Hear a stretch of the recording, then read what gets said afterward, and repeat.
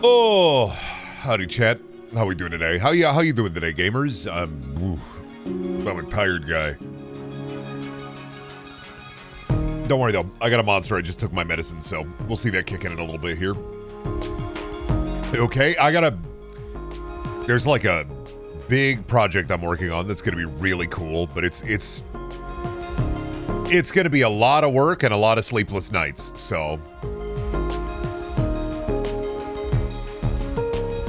I can't talk about it, but it will be cool, and I will talk about it when I can. Is it bean related? God, I wish it is. Is it abiotic factor tomorrow? Oh, is that tomorrow? I could have slept in. I thought it was today. Fuck. I could have slept in. I thought today was Friday. God damn it. I could have slept in. Fuck. Anyway, well, I'm already here, so... It's, you know what? It'll just mean that when I'm tired later today, I'll be able to sleep at a normal time. So, thank you, Kyle, for the Prime sub.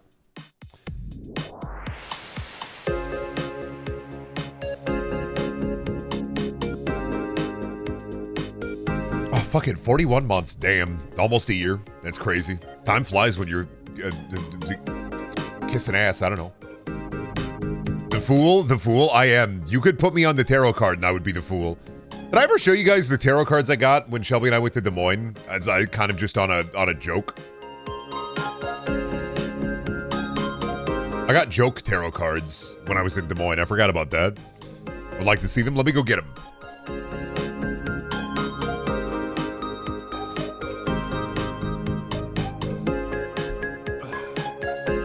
So, these are really stupid tarot cards. They're a Your Feelings Are Valid Oracle deck. So let me hit you with it. All right, let's do a reading. Tournament guy, you said what? So we're gonna do a reading for you for tomorrow. Let me shuffle my cards. I'm gonna do a Your Feelings Are Valid Oracle deck. It's not a tarot card deck. It's called a Your Feelings Are Valid Oracle deck. So this is gonna be a reading of what your day is going to be. I have to blow on the deck. And then I have to play the cards. All right, let's see what comes up. Your first card, Tuna Man guy. Let go. Let go. That's the first card the deck gave me. Your second card, forgive. You must forgive. Your third card, gratitude. See the eye pussy on the praying hands? Yeah, this is like a really spiritual, but not like, I'm spiritual, but I'm not like a witch kind of tarot cards. Some really good choices in here. I'm trying to remember what was there were like two kind of funny cards in here. Oh yeah, here is one. Imagine you're trying to figure out what your day is going to be via the Oracle deck, and it gives you the fucking, oh no, Fear of Abundance card. Woke Tarot. I think there was another one in here. Oh no, but what if you pull Fear of Abundance? Oh no. Like, here's the thing, is like, hopefully you have a good day tomorrow, but I'm so fucking sorry, I've pulled Shadow Work. No matter what you do, unfortunately for you, I have pulled Shadow Work.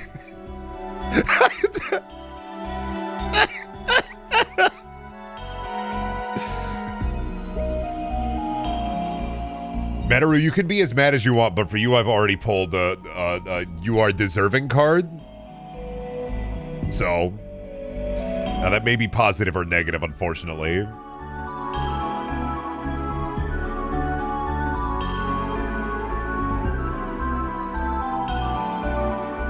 Yeah, these, Shadow Work. Oh, dude. I forgot I had a Brendan card. They put a Brendan card in here for me. Actually, there were like 3 Brendan cards, but I'm gonna have to say this, chat. I'm gonna have to pull this one for you. You're gonna have to protect your feelings. I've pulled the Protect Your Feelings card. You're gonna have to protect your feelings. It's already over for you, buddy. I've already pulled the Protect Your Feelings card and dealt 3,000 damage directly to your life points. Wait, what are those? I was showing them off. They're an Oracle deck. MHL, Hal, do you want a reading? I got them in Des Moines. Do you want a reading? Sure, all right. Let me see here. This is going to be the rest of your day today. Let me shuffle them. I got to blow on them. In the instructions, it explicitly says to blow on them. So I'm going to pull 3 cards here. And that's going to be your beginning, middle, and end of your day. Now let's take a peek here. First, beginning of your day, self-confidence. Self-confidence. The middle of your day, ooh. You pulled bottled up. Ooh. End of your day, this one's gonna be good. Inner awareness. Coming right back to it. Coming right back to it with inner awareness. Wow. Look at that. I don't know what any of that means. Now do a reading for this stream? Yeah, sure. Let me, I'm gonna do a reading for this stream. Do a reading for this stream. Let me peep it. No, I got you.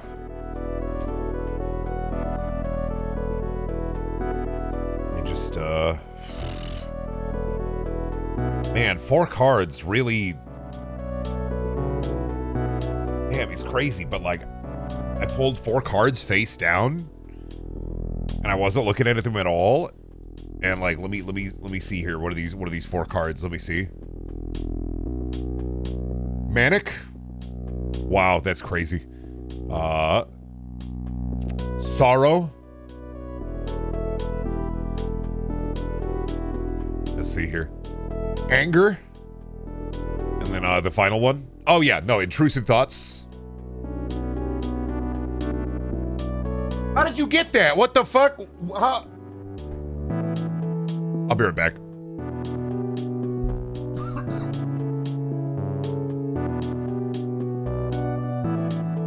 Ow! No! You're gonna eat this.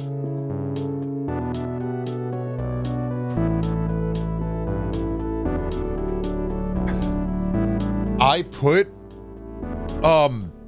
holy shit, apparently behind me, no, Truck, found a way to open up my drawer back there. I put, like, one of his toys back there. Look at him. That top drawer, I put his toy in there because he eats them, and I don't want him eating it.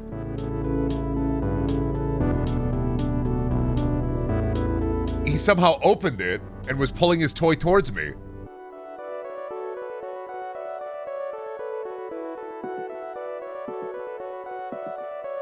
I'm trying to see if I can get him to do it. What did he do? How do you open it? Hi. Hi. Hi.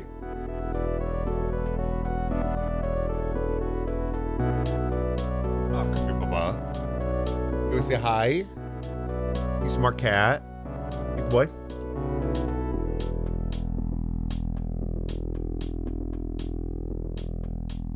All right, go. Oh, you know what? Maybe I left it open when I got my cool cards. You're right. You're right. I was thinking he opened it. No, that's silly. That's spuberous. Truck stream now? Kinda, yeah. That's why he can be in the background. You see him? You see him over there? Hi, Truck. Hi, Bubba. Love you. What was the exciting news from a day or two ago? Not allowed to tell you about it, so...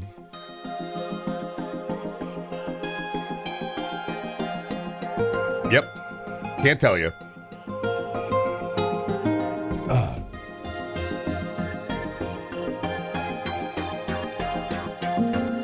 The secret full news haver be like, nope. It's a lot of work. It's very cool. He's performing open heart surgery on somebody? Yes. I'm going to be eating lima beans directly out of the can. On stream, full gallon. All right, let me pop Oh, let me whip a shitty real quick. Let's see where we are. I think we did. We have. Let me peep what we have so far. Let me see. I think we have Alice's Adventures, SpongeBob, and Warhammer. I think I'm gonna get Alice's Adventures maybe done today. We'll see. Yes, I'm going to be at HB Glow. I'm going to be on HB Glow. They're putting me on HB Glow. They're calling it Brendaniel Funny. They're putting me directly in there. It's going to be freaking epic. It's going to be just a show, 8 seasons confirmed, called Brendaniel Funny, where they put me in a white room and pelt me with rotten fruit. Every day, 20 episode seasons. I get 5 hot dogs per season as payment. I will be getting more hot dogs as time progresses. Depending on viewing numbers, I may get less or even more hot dogs, depending on like how good I do. What happens when HBO Max gets canned? Fuck, their library is just going to be petitioned and parceled out to the other streamers, and the other streamers are going to eat them. You know, like when you go to a furry convention and somebody glomps you? Kind of like that, not going to lie. Paramount Plus, glomp. Netflix, glomp. HBO Max, glomp. Let me see, fucking Apple TV, well, that's a glomping. It's going to be a lot like that. The smell's going to be a bit different, but it's going to be a lot like that. Hi, Truck, you sneeze? Why you sneeze? Hi. Oh, maybe he just... Oh, he's licking himself. How many furry conventions do you go to? None. How many do you go to? That sounds like projection. Sounds like you're trying to project the perfect version of Brendan onto me. Are you talking about glomping? I don't know, man. Why are you talking about glomping now? Why are you incentivizing me to talk about glomping by asking me about it? You know the rules. What the hell? There we go. I'm gonna start streaming on YouTube when the Twitch-pocalypse comes. The Twitch-pocalypse? Oh, fuck off, Google Drive. No. What is the Twitch-pocalypse? Sorry, I'm out of the loop on the Twapshire, the Twitch-pocalypse.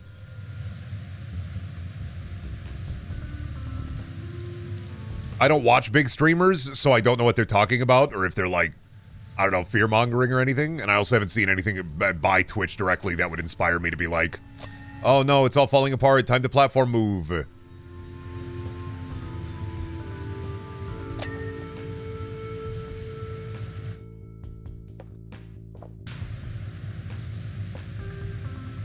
Are you a big streamer? Yeah, physically, I'm 6'5". But not like in terms of like spirit or aura or girl bossing. No, what do you mean? What do you mean Twitch-pocalypse? Buddy, Twitch is always literally falling apart at the fucking seams.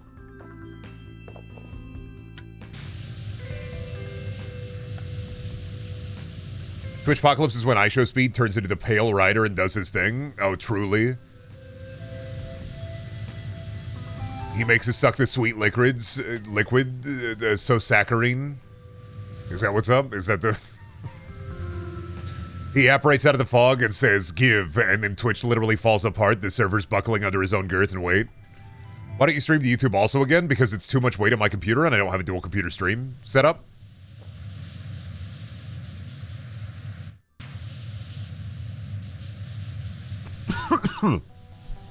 You're gonna carry that weight, and it's more resources that I don't have to give in my computer.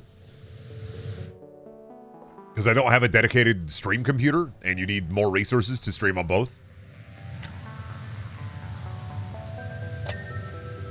People are worried about Twitch getting under fire from recent CNN attacks. Oh, from like, politics, torture necks and shit. Yeah,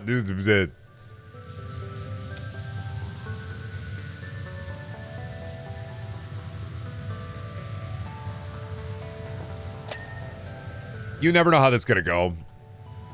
A lot of people, who the fuck watches old media? Who watches old media that watches Twitch streams aside from like advertisers? And even then, like, Twitch is akin to Amazon, and how much do you want to divest yourself from Amazon and Twitch?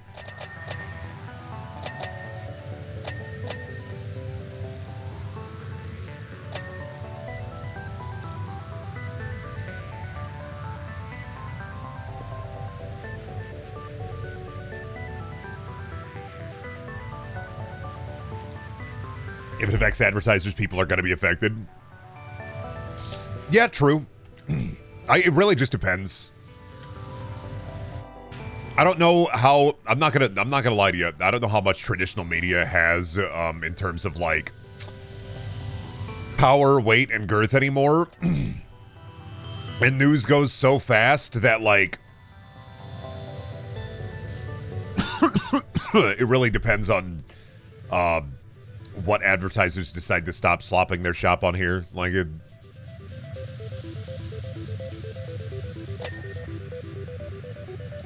Oh, man. I may have to go grab some cold medicine. I may have just woken up a little ucky today. I'm ungulating a little bit. But yeah, I don't know, man. I survived the Twitch apocalypse. I survived the YouTube ad apocalypse. If there's a Twitch ad apocalypse, I already don't make that much money from ads. I'm pretty much mostly chat funded. Like, ads help, but like I do not make enough for it to make like a significant difference in my life. I don't know, go work a real job. Go work a warehouse job for a bit. Do that for the rest of my life until I die. That's life, babe. Like, I'm not a big enough streamer to where I do not kid myself on, I am lucky that I get to do what I do. It could all fall apart at a moment, and my backup plan is I will go work at a warehouse. That is fine with me. That is real life. Regardless of whatever happens, I got to live my dream for a little bit, and that's cool. I worked retail 7 years. I would probably still stream, but just less. Yeah, I'd still stream. I mean, dude, I worked retail for 7 years and streamed into YouTube content for all of that time working 40-hour weeks. I would still do it. You'd be quite good at reaching high shelves in the warehouse. True. I'd make more money and have healthcare too, which would be definitely a boon.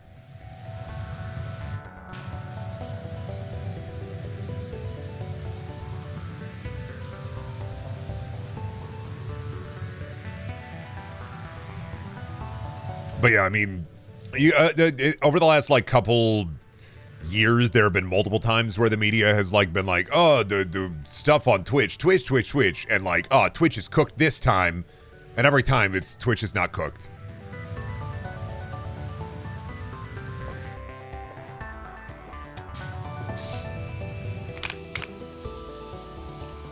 Worst that may come to pass is they may pass stricter content regulations, but it really depends on how much money they end up losing, and that's.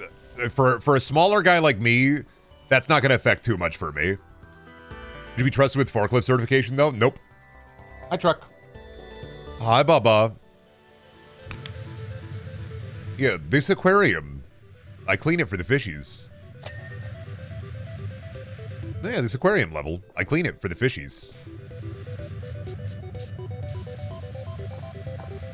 I do what I gotta do for the fishies. Forklifting is terrifying, true. But also, have you played Shenmue? Have you seen any sailors? Hi, Baba. Where the fish? They're dead. They ate them all.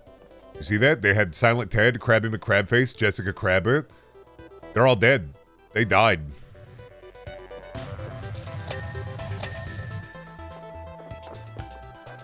Why is the forklift scary? Because what if you start multi-track drifting? You ever play Halo Reach?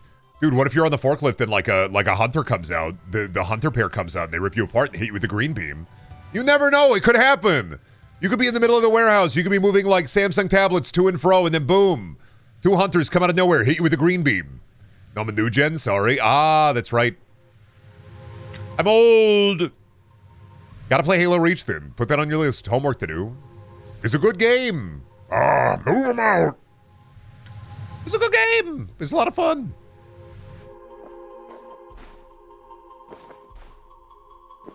You can play Halo 1, 2, 3, ODST, and then Reach, and then stop at Reach. And then you don't have to play anymore.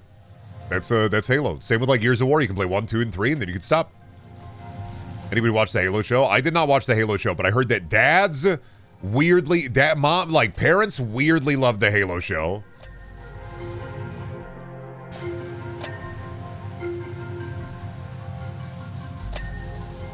I heard the parents freaking loved the Halo show. It was like Yellowstone. It was like crack for old people, says the old man. I mean, there's different kinds of old. Crack for this old guy is if you do anything X-Files related or Monster of the Week related. Give me that slime, dude. Show me the weird shit. I want to see that nasty nightmare. Crack for me is crack. True! Hey, Peter, what are you doing there? Crack?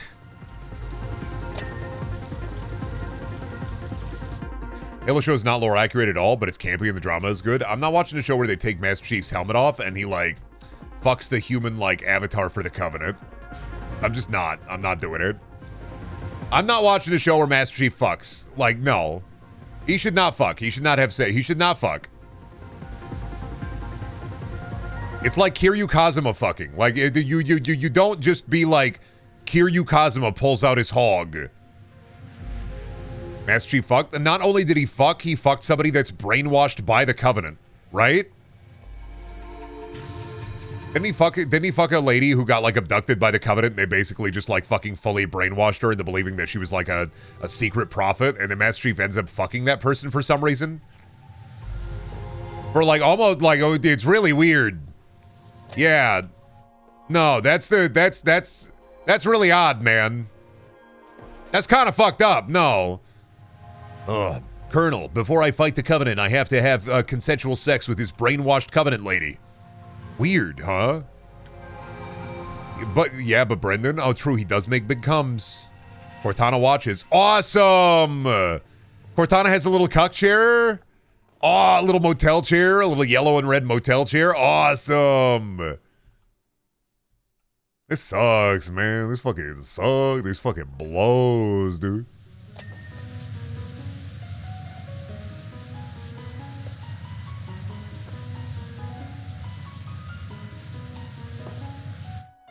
One sec, Undertale music is a no-no.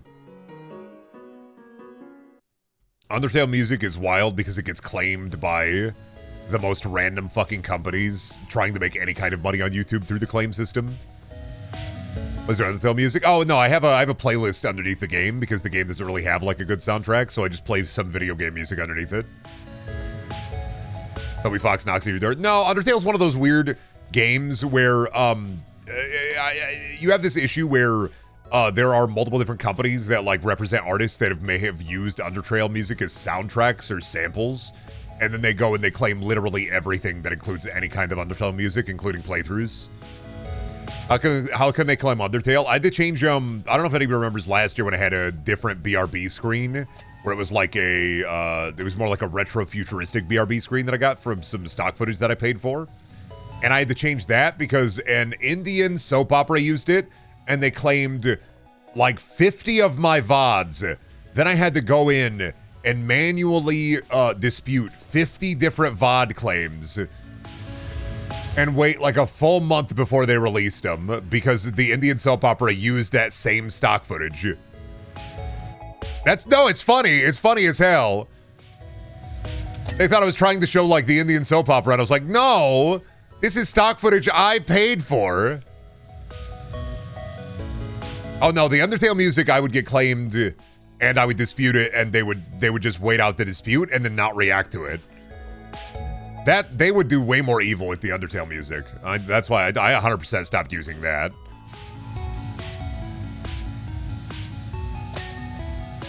They'd lock you up and start ripping your fucking head apart. And it's like, oh god, now I gotta fucking go fully re-edit a video, sit there fucking another 30 minutes to an hour of just reworking a goddamn Thangus just to get this fucking soundtrack out.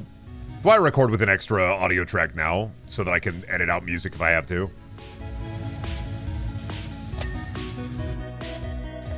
And then have you seen that Major League Bullies video? No. MOB? What is it, like talking about how baseball evil?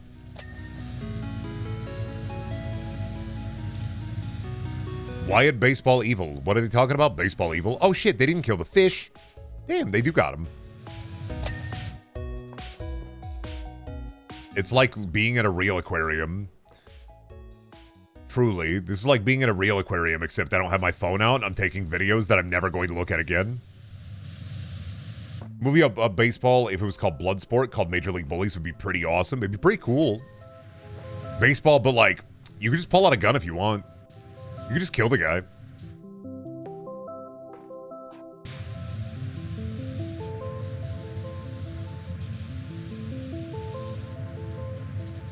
That's basically what hockey is.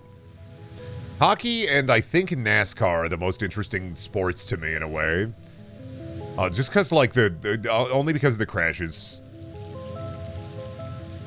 I don't really care about the athleticism or the, like, driving ability. I just care about the crashes.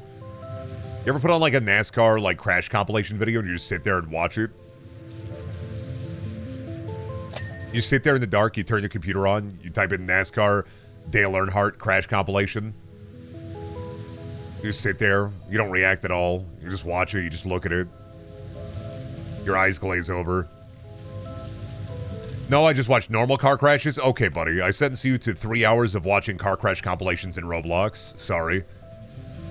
You're going to be watching Roblox car crash compilations for the next, I don't know, 2.5 hours? Sorry.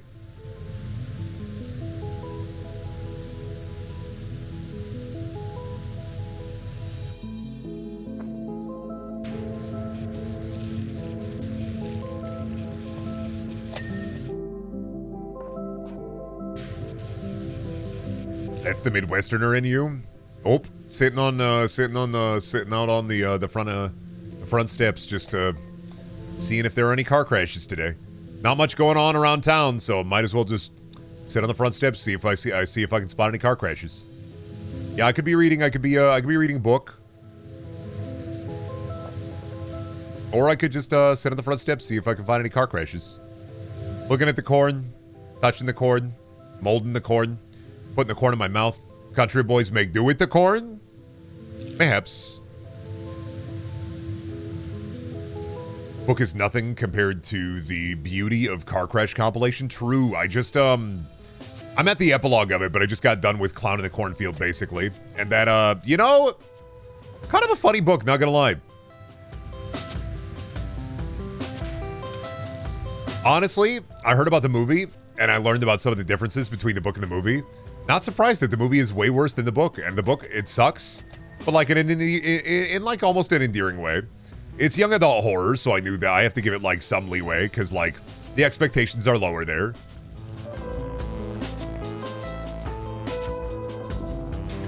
Is the Clown in the Cornfield the entire time though? For a good amount, yeah.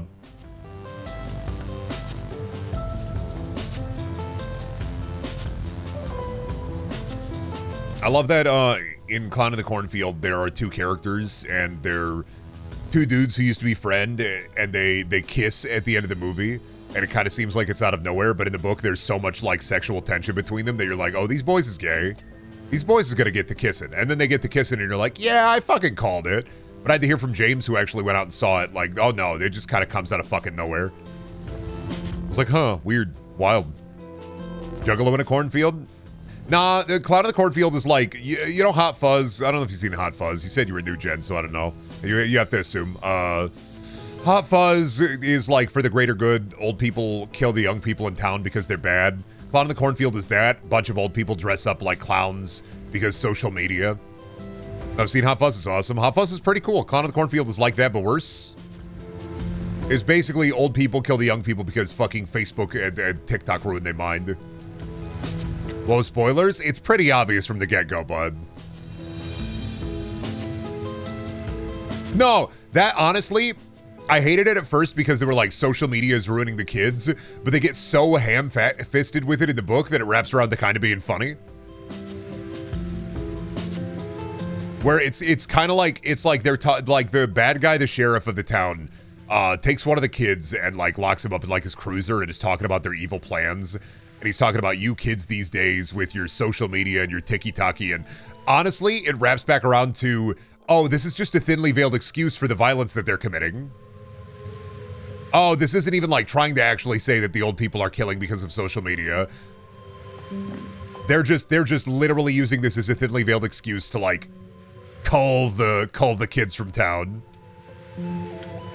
Definitely slop, but you know, I had a better vibe about it once I got all the way to the epilogue than I did from like my first initial like couple of chapters.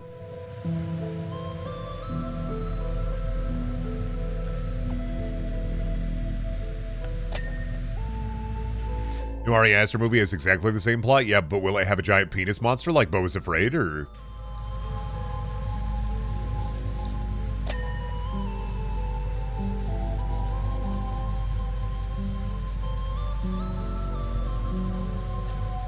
Is there a pair of siblings that sound like siblings and instead they fuck each other? Instead sound like they fuck each other? No. There is like a couple of these two of the teens are like dating, but they turn out to be evil working with the adults anyway. And they're weird about it, and they kind of get a good comeuppance. One of them gets a cleaver to the brain, gets partially like her head fucking opened up, her brain like spurting goo, and then starts singing the clown song as she dies, her skull cavity fucking open.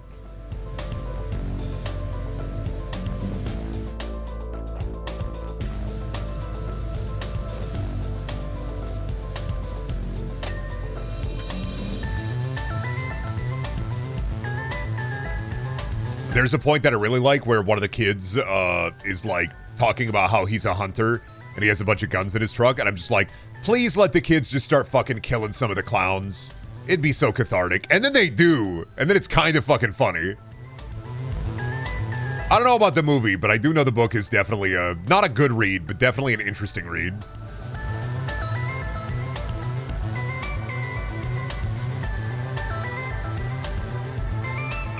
And there are two more. Somehow, I'm gonna have to finish the epilogue and get to like the second book, because if there are two more Clown in the Cornfield books, there are three right now. Does anyone in the movie use the phrase "shuck you" at any point? No, because I haven't seen the movie. I only know about the movie from third-hand knowledge from my roommate who went and saw the movie.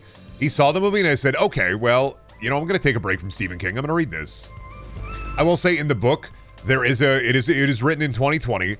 There is a point where a teenager says lit. There's a point where a teenager says world star, and there's a point where the author narrated with so-and-so used his YouTuber voice. That is probably, it's one of the worst parts of the book is the teenager lingo in the first half. Not gonna lie. Had me hating it in the first half. And so-and-so did his iconic YouTuber scream. Pretty much, yeah.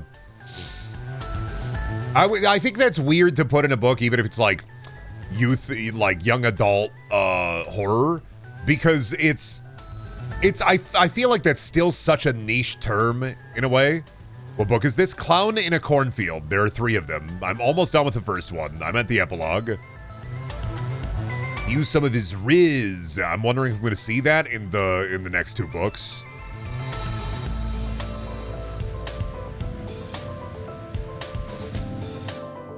Can't wait for it.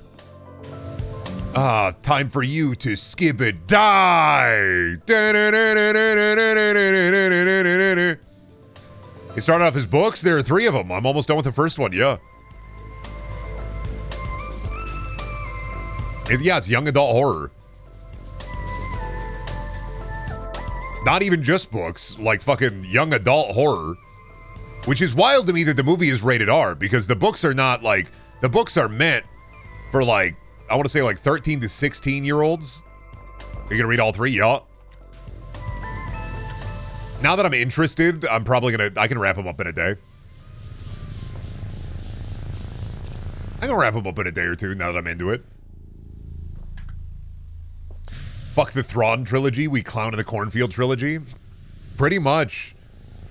It is interesting, Slop. Like I said, if the author didn't use... It's better than Grady Hendrix. I'm not gonna lie to you. I read a couple of Grady Hendrix books. I read them because I hate Grady Hendrix books.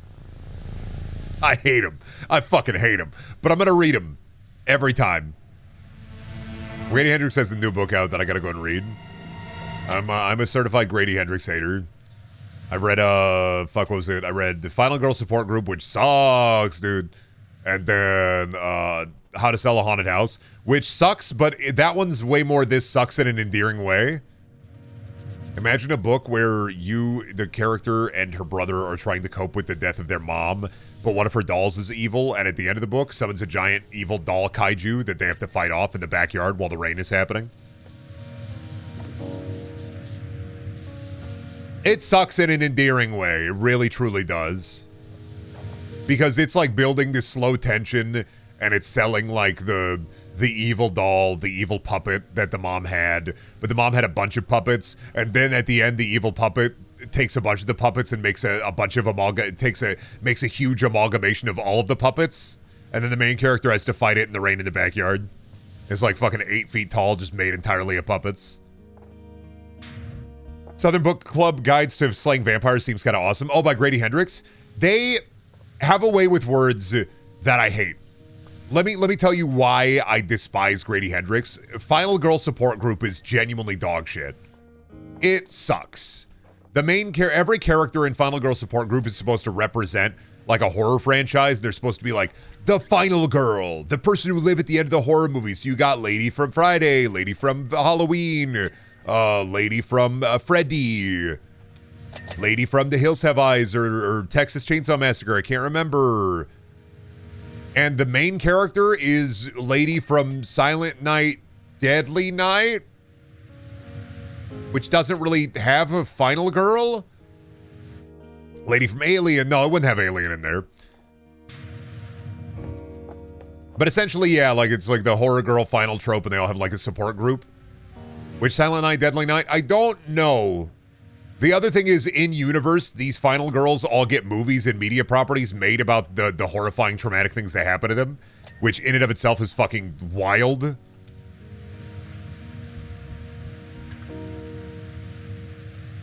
There's a point in the book, though, where the main character, who is like final girl from one of the Silent Night, Deadly Nights, the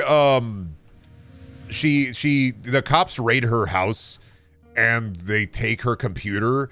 And at one point, this is what really locked me into despising Grady Hendrix. At one point, Grady Hendrix wrote, don't worry, I have a backup processor in my wall. And then she busts her wall open and has a backup processor so she can get the data off her computer. And the distinction between hard drive and processor is so mind-numbingly wrong that it filled me with rage. It sucks. Plus, the bad guys end up just being 2 teenagers wearing SWAT gear trying to kill the final girls. Not even anything cool. They even, like, hint at, like, the Freddy final girl actually dealing with a magical entity.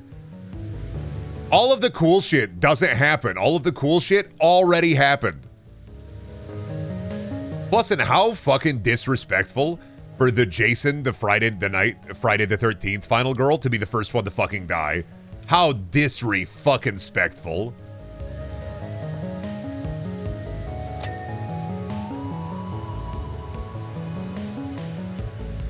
Yeah, How to Sell a Haunted House. I found at like an airport when I was flying back from Montreal. I bought it so I'd have something to read when I got home. And it, yeah, it sucks, but it's kind of peak suck.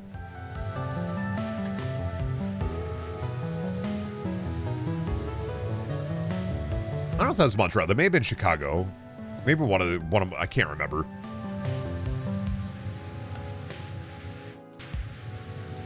One of them. Oh, Jason.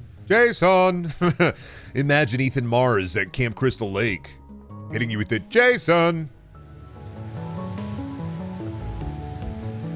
Yeah, Grady Hendrix. I'm a Grady Hendrix hater. T. Kingfisher good, though. If you want to read T. Kingfisher. I was going back through my library, my digital library, to see, like, I was talking to my roommate about books yesterday, and I was looking through my digital library, and T. Kingfisher has got a couple of bangers. I like The Hollow Places a lot. That one's fun.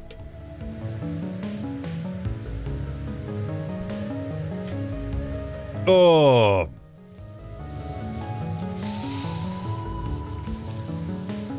A T. Kingfisher or TK Baja? Oh, dude, TK Baja. He give you the funny gun. The wave gun? Aren't you you're a real fan, right? You're gonna pay $80 for...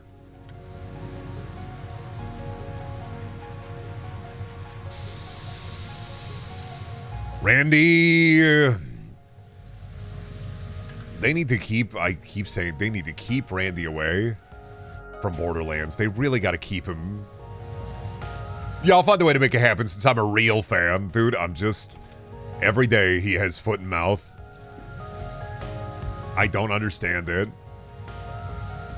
He just, it's so, you know what's, it's crazy that I have to say this as somebody who never shuts up, but like, you know, shutting up is free. It's simple, it's easy, and free.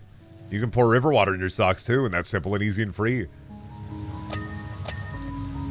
Shutting up and just saying, we're really excited about our game is like all you have to do. It's literally it. Like, you don't have to do anything else. You just have to shut up and say, we're really excited about our game. We hope you enjoy it. Like, you don't have to say anything. Now you're going to sell less copies just because people aren't going to buy it out of spite. I mean, I'm still going to buy it because I'm a fucking real fan, but like...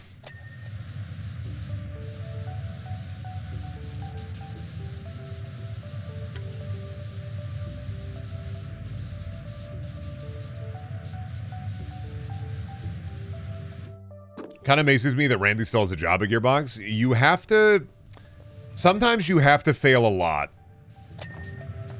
And even then, that might not be enough.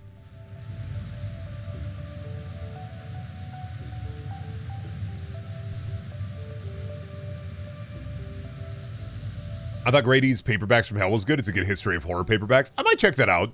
I really just hate Final Girl Support Group. I did like parts of How to Sell a Haunted House.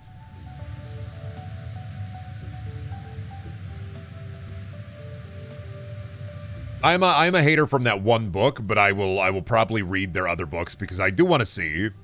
I like bits of How to Sell a Haunted House, so I kind of want to see like what else is there, you know? Because maybe I just read like a bad book or something from them. Because I do love Josh Mallerman a lot, who wrote Bird Box, but I'm not reading fucking Bird Box, but I like their other stuff. Where it's just like, oh yeah, like fucking, I'm not reading fucking Bird Box, Netflix movie. I mean, I know the adaptation is an adaptation, but also, I'm not reading fucking Bird Box, dude. But I like Incidents Around the House. I like Pearl. I like Goblin.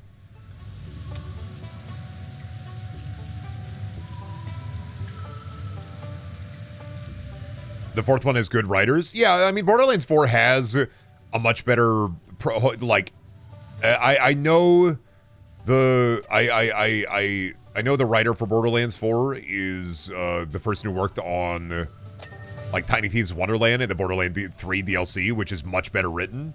I'm not worried about the writing. I'm more worried about like the randification. Like the writing for Borderlands 4 will be better than 3. That's all it has to be. Borderlands is also kind of like a podcast game where you're kind of just going and playing it to get gun. I'm not worried about the writers. I worry for the developers, the writers, and the people working on the game due to Randy just shooting himself in the mouth constantly and being like, real fans will find a way to afford it, which is about as out of touch as when Blizzard had somebody say, everybody has phones. Y'all got phones, right? It's not a high bar to clear. No, true, but...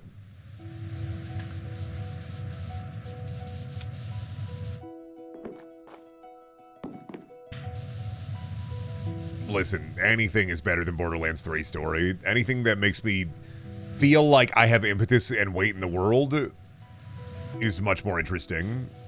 Because, like, I don't know, man. People bitch about the Borderlands 3 story, and they'll bitch about Ava, and they'll bitch about, like, different character they hate. They'll say, like, oh, this character butchered. They killed this character I like. But also, my problem has been and always will be in Borderlands 3... Lilith feels like she is the hero and you are just an extension of Lilith, and it feels like everything you do is just in effort to help Lilith, and nothing you do is more than being a everything you do is you are a glorified weapon.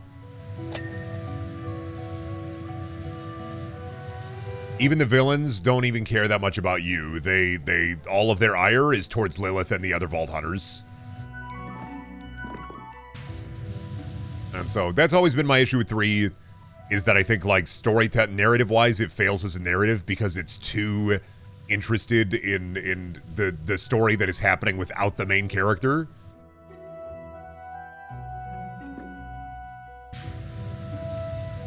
Your glorp shit weapon, yes. No, the game is too interested in making you Lilith's, like, arbiter, basically, or the executor of Lilith's will. Because all of the cool shit happens with Lilith, with Tannis, with everybody else. It doesn't feel like the cool shit happens with you. It feels like the cool shit happens, and then you're just like, they're like, okay, well, we did the cool shit. Go and fight that health bar.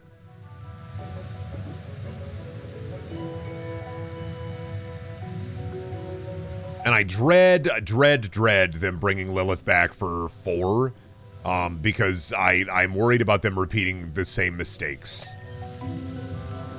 But I do know that with a narrative director that has Wonderlands and the DLC under their belt, the DLC for 3 is much, much better than the main story. It's palatable. And the villains actually talk directly to you instead of, like, A, being like YouTuber analogs, and B, just fucking mocking Lilith the entire time. Bro, she's a phoenix. I know she rises from the ashes, but, like, they played This Girl Is on Fire at the end of Borderlands 3. Just let her stay dead. If you think about it, Borderlands 3 is kind of like Haze before you turn against Mantel.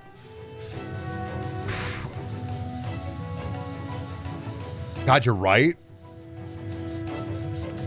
Well, you're just doing everything. You're being told what to do, and you have to fight Skin Coat. True. You're kind of just hazing out. Boosh. True. Did you spoil the ending of Borderlands 3? Metaroot, stop it. You don't care. Don't even.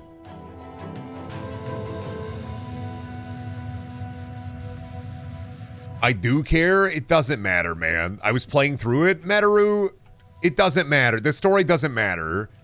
The guns matter. I'm sorry.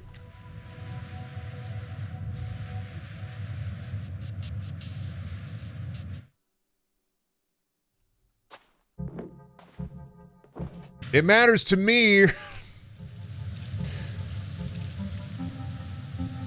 Nothing interesting happens, and everything that does happen in the Borderlands 3 story will get incredibly reworked in the Borderlands 4 story, so.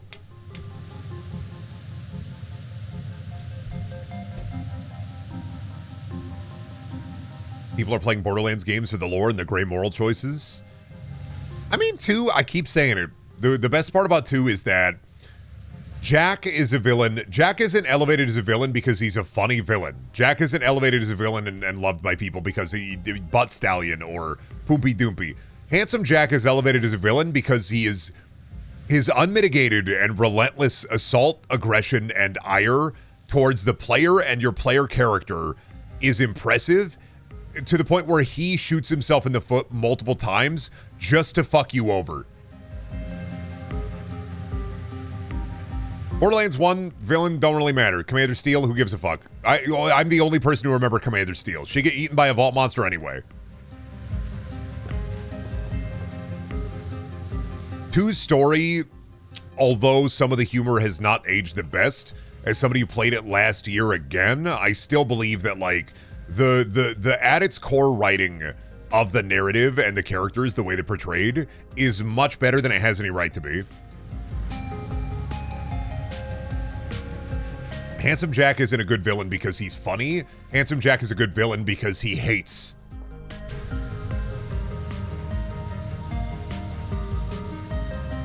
I didn't know Borderlands 1 had a villain. Nobody talks about him. Oh, Commander Steel. Yeah, because it's Commander Steel from Borderlands 1. Like it.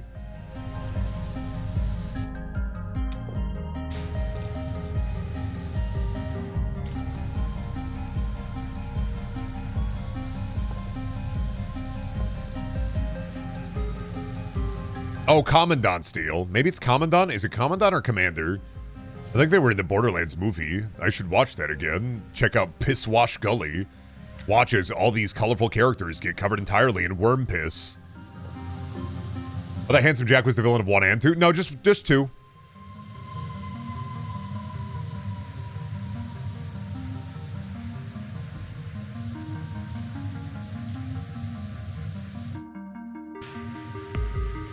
Dr. Ned is better than Handsome Jack, I heard. Dr. Ned? Not really. He's just a doctor guy. He's just a guy. There's the Dr. Zed DLC for Borderlands 1. But yeah, he's just a guy. Oh, is Ned the villain of Tales? Or Jack? I was like, what? Ned is the evil doctor? Oh, Zed is the good doctor. Ned is the zombie doctor. Right. I got him confused. Right. Because Zed makes more sense as the zombie doctor, but they call him Ned. And it's just Zed with a mustache.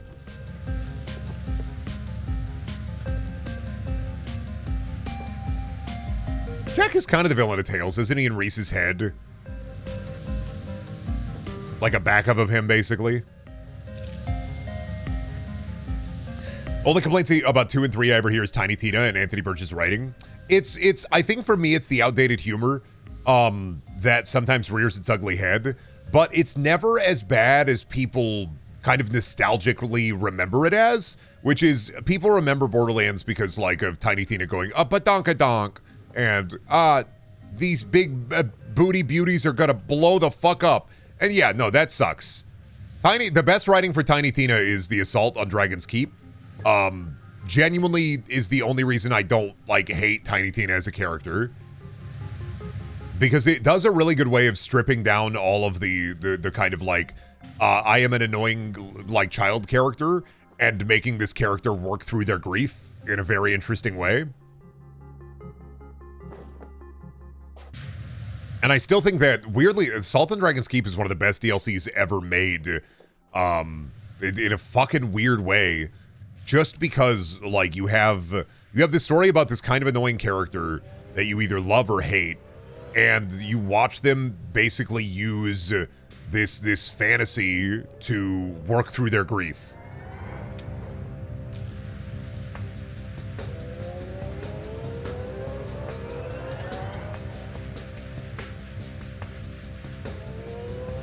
Like, oh, look, annoying child character. Oh, they have to process their trauma. Oh. Huh. I feel weird. And then Butt Stallion appears. Yeah, and then Butt Stallion appears and drops fucking sweet loot. That's why I didn't really care too much for Wonderlands, because, like, Assault on Dragon's Keep worked because the story, the narrative, and the surrounding, like, weight of the narrative itself was what kept me going through it for Assault on Dragon's Keep. Whereas with Wonderlands, you're Tiny Tina playing a game of Dungeons & Dragons with Andy Samberg and Wanda Sykes. And parts of it are good, but Wonderlands does some interesting meta-narrative with, like, the tabletop villain kind of becoming, like, self-aware of what they are and who they are and growing and changing as a person. But, like, Will Arnett villain, you know, growing and changing as a person, but I liked Wonderlands more than I thought I would. I think Wonderlands, my biggest issue with it is the create-a-character aspect of it. Because once again, you are, like in Borderlands 3, same problem. You are just an avatar of the story. It does it in a bit more palatable way. It doesn't pretend that it's not that, so you know right from the get-go. But you don't feel like anything that goes against you is directed towards you. It's directed towards the people playing the tabletop. Will we be fine without more litter until tomorrow? Yes, but we need more litter.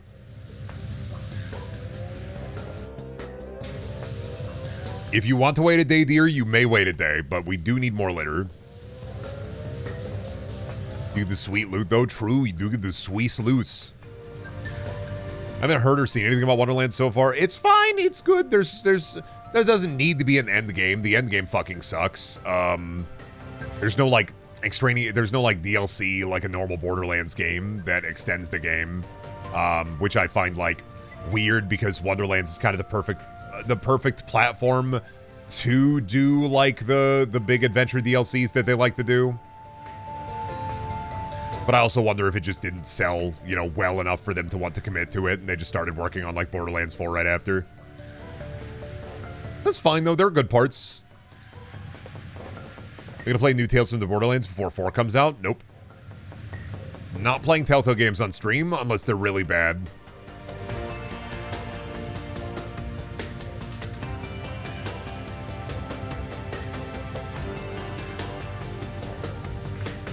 The DLC Wonderlands has. New Tales isn't a Telltale game. Well, good news about that, Brendan. I've heard New Tales isn't that good. Did pre-sequel have DLC? Yes. Didn't like it. But Brendan, that only leaves you with Minecraft story mode. Me when I see the pig die and the pork chop fucking floating on the ground, and I go, whoa! Whoa! Whoa! Whoa! Whoa! and I lose my fucking mind. Borderlands felt weird compared to the other games. Well, yeah, because of because here's the thing. Doing a story within a story leaves you with a disconnect. Assassin's Creed does this. And I'm not saying that you can't tell a story within a story, or like you can't have 2 degrees of separation within a story, but it does leave a disconnect from the player, the reader, the watcher, the viewer, the consumer of the content. If you have one extra level of disconnect from it, it doesn't feel as important. The weight is gone. I.e. in Assassin's Creed, when you go into the Abstergo pod, the story that you are experiencing has, in the game, already happened. You're just experiencing it. So no matter what you do, it will always end the same way, no matter what. And so, yeah, you do cool jumpy, you do cool runny, but you know what's going to happen, because no matter what you do, it does not change. The essence of the universe does not change. It is history that you're reliving. And the weight of what you're doing in those games doesn't end up mattering to the modern day either. So there's almost 3 degrees of separation, meaning that Assassin's Creed is like the perfect apathy game series. Borderlands Wonderlands, Tiny Tina's Wonderlands has the same problem, where because you are playing through a fantasy in a world that is already not real, you are adding another layer. You are ripping and stripping away another layer of immersion and adding another layer of abstraction to it, making it feel less important. Which, like I said, that's not a problem usually. Like, because I don't mind it in Assault on Dragon's Keep. I do mind it in Wonderlands a bit because it's the entire game. I am already playing a game. I don't want it to be another level of abstraction because the actual world of the game isn't being affected by what I'm doing. You know?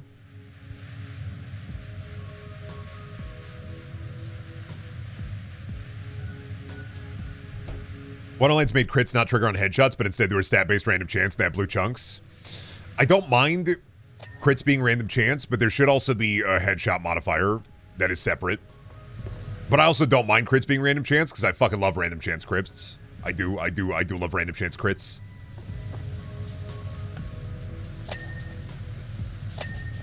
That way, in an RPG that has random chance crits, you can build into luck, and then you could be a god on the battlefield. I love random crits. But only because I like doing luck builds, which means that I feel like God whenever my luck is so high that every shot is a crit. I have the power of God.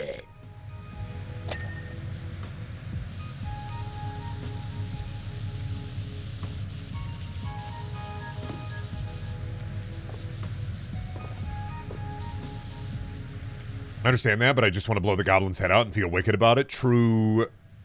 True. True. This is fair.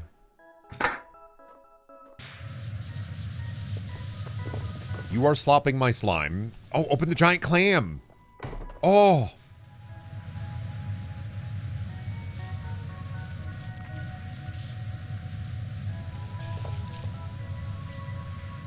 Clean you, you dumb son of a bitch. You're not a real clam. If you were a real clam, you'd be wet and goopy and full of boogers. That's how I know you're not a real clam, because you ain't got boogers.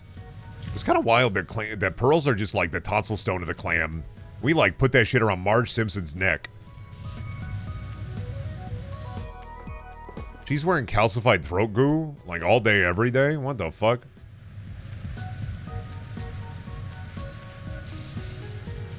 If you were a real clam, you would be in Quahog. No, sorry, there is a drunken clam bar in real life, but it's in Japan, so. It's a Family Guy themed bar in Japan. I don't think we have one in the US, which is honestly wild to me. So yeah, if you want to go to the Drunken Clam, you're going to have to get an airline ticket. Hope they get whoever thought up that blunder.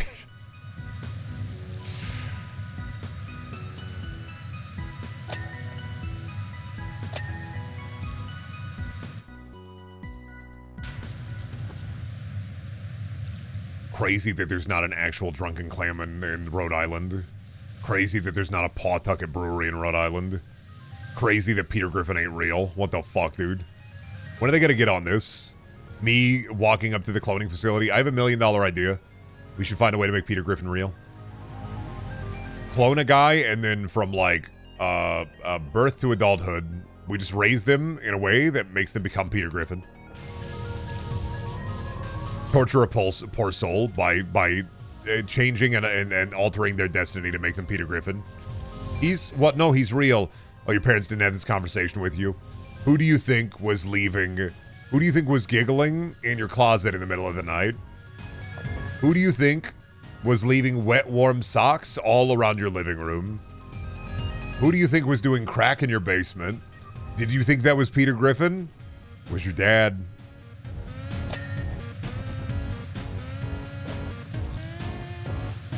Yeah. Oh, thank you. Yeah, Undertale OST. I gotta skip this one. Oh, what a blunder tale.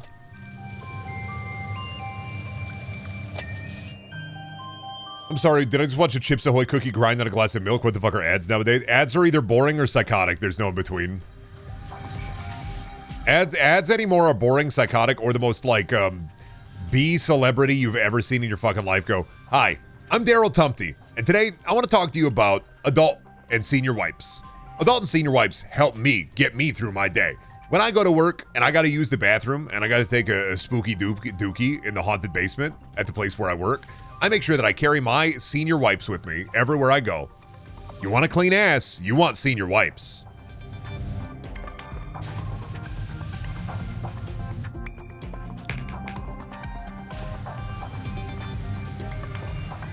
Like, if I have to see Limu Emu one more time,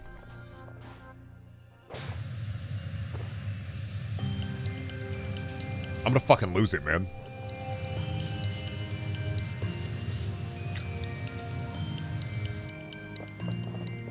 What are your favorite US ads from the 2000s and 90s? I really like the Nutri-Grain 1 million babies ad. Yeah, 1 million babies.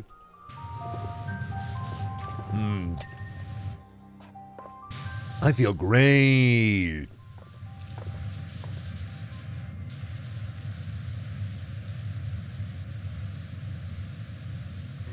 Do you think Limu, Emu, and Doug have ever explored each other's bodies? 100%. That'll be the next ad, actually.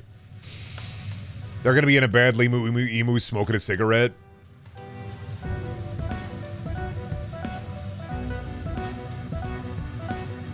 Axe Super Bowl commercials. I think about the chocolate Axe commercial probably more than I should, only because it horrified me as a kid. There was an ad for Axe. They had a chocolate body spray that smelled like chocolate, right? And this guy used it, and he turned into a chocolate homunculus, and he walked around town, and women were following him, and then the women started eating him. And, like, it horrified me, because it was like Saturn devouring his son. I was like, what the fuck? They're just eating this guy. So they're just gonna eat him. Only because he's like, now he's made of chocolate, and so now they're gonna eat him.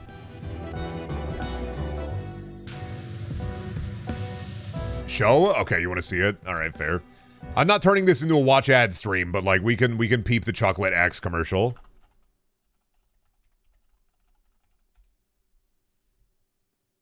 Because this one definitely did like horrify me. 1 second. Male presenting nipples. There we go.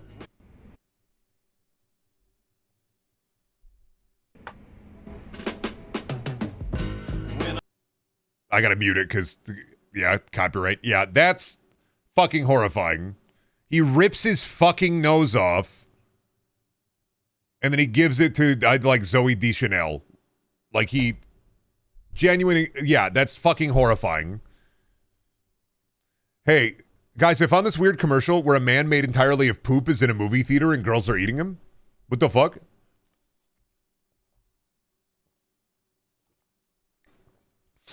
Yeah, no, it sucks. I hate this. It's softcore porn body horror. Like, I genuinely hate this commercial. I wonder if that's somebody's fetish. You're so close. No. Let me pull up the Nutrigrain 1 million babies commercial.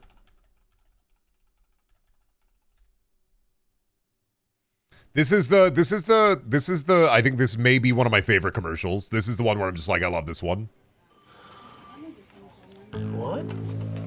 Oh, yeah. Oh, yeah. I feel great. Larry, I'm quitting the company and starting my own. And by the way, I feel great. Steve, you're a great guy with great skills. You're gonna do great. What the hell? I'm coming with you. Hey, you're hot and I feel great. Let's get married. All right, but I want lots of kids. Me too. 500 of them. Yeah. Babies everywhere. Yeah. Babies everywhere. What's up? Me, I'm up and I feel great. You feel great? Yeah, really great. Go ahead and hit me. You do feel great. I just shattered my hand. Oh, yeah!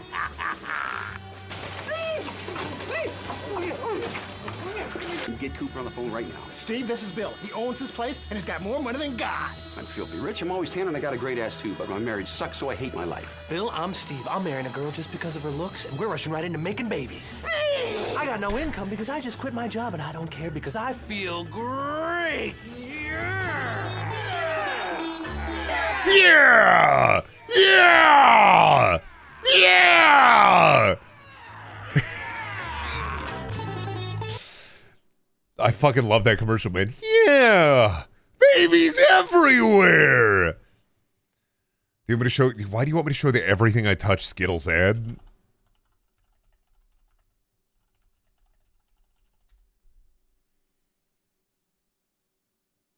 Hey. Why do you like Skittles? You like Skittles Midas? Show Joel how everything you touch turns into Skittles.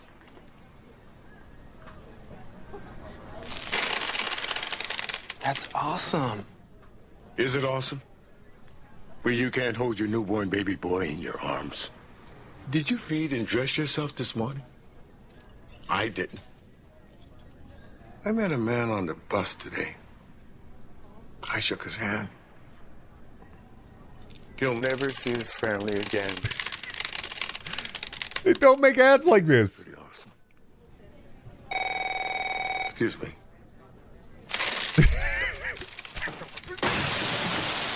Touch the... They don't make... I killed a man today. I met a man on the bus today. I shook his hand. He'll never see his family again. Oh, God, what was it?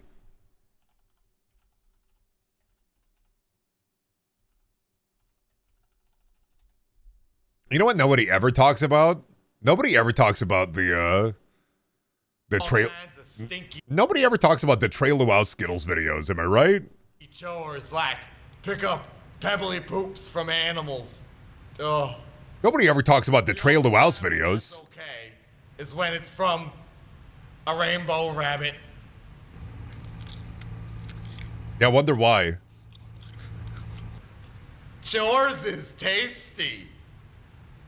Skittles is really good. You don't remember this? You don't remember Skittles is really good? Isn't that the guy who calls himself Dad? Yeah, no, that's what I know him from, is the Trail Luau Skittles video. The multiple different Skittles ads with Trail Luau. Where's just, Skittles is the taste. Is that your dad? I think that's Dad. I think that's Nate Barnett, right? That's, I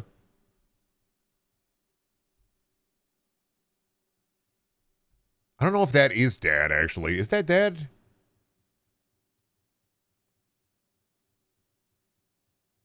Might be a different guy.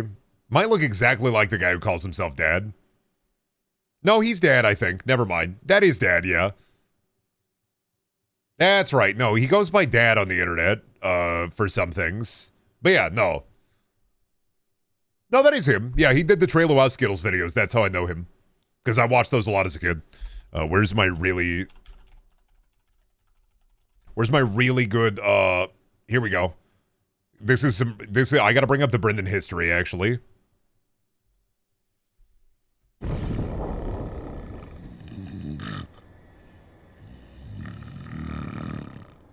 Kimberly, You've got the tools to fix this.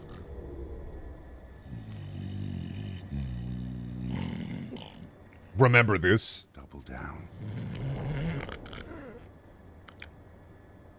Rock-a-bye, baby, in the treetop. When the wind... Yeah, this was the Orange Underground series of ads. This is when I was one of the first 100 people to subscribe to their YouTube channel, and I got a year supply of Cheetos, and I got a bowl. Yeah, I still have the bowl. It's my oldest possession. You want me to get the bowl? Show the bowl. I gotta go get the bowl. Give me a second. Let me go get the bowl.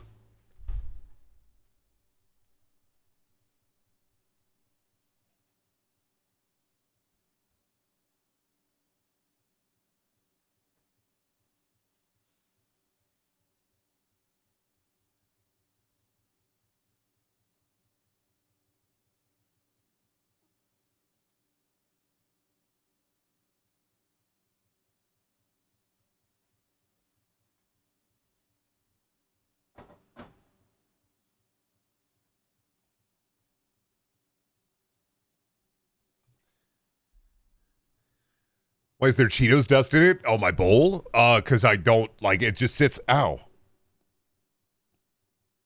Damn it, I got, like, weirdly stabbed.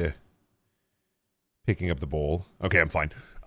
Because it just sits in my closet, and some bugs died in it, apparently. I don't use the bowl. It just sits in my closet as, like, a relic. So it had some dead bugs in there. Now put beans in the bowl. Yeah, it just got some dead bugs in there. You were infected by Cheetos now? I was already infected by Cheetos. I was one of the first 100 people to subscribe to the Cheetos YouTube channel. Pretty cool. I wasn't even technically allowed to do it. I was a child. I lied about my age, and they still sent me the manufacturer coupon and everything.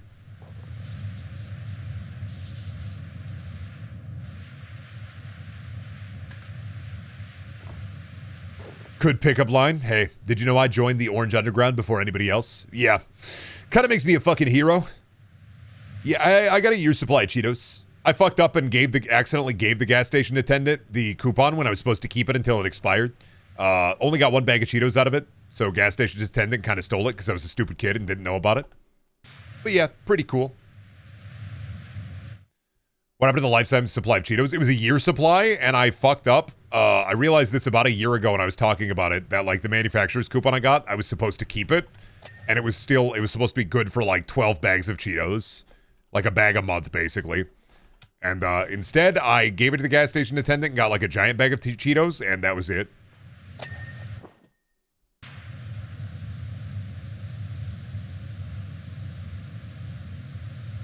Did Orange Underground have any gaming benefits? I don't know. I don't think so. They basically were trying to run like an ad campaign, and it failed spectacularly.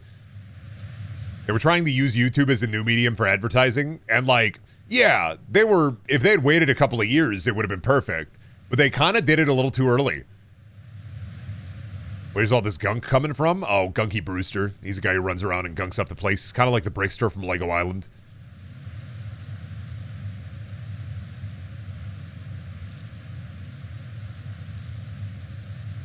Yeah, it was like 2006, 2007.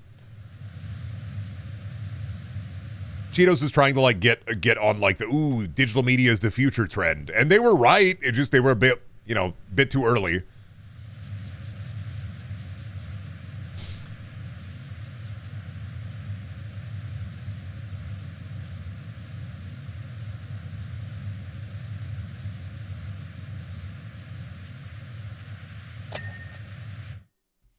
Chester's he cheetah. Is the arch enemies with the washer, or are they in cahoots? He gunks stuff up so people pay for the power washing. I like to assume they're the same person. I'm waiting for the Gangster Reborn prequel game where you go through all the old power washing levels while they're clean and then you gunk them up. Takes a special kind of gunking to get these things as nasty as they is. Special kind of gunking to fuck this place up and slime it up the way you're supposed to. Fight Club plot twist, same guy. They didn't care who I was until I put on the power washing suit. YouTube wasn't everywhere until 2015 when it came to the everyday culture IMO. 2014, 2013, I feel like.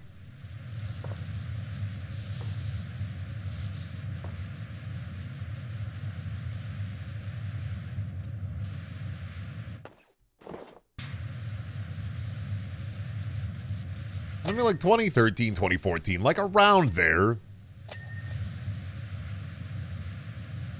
Because I started doing YouTube content in 2012, 2011.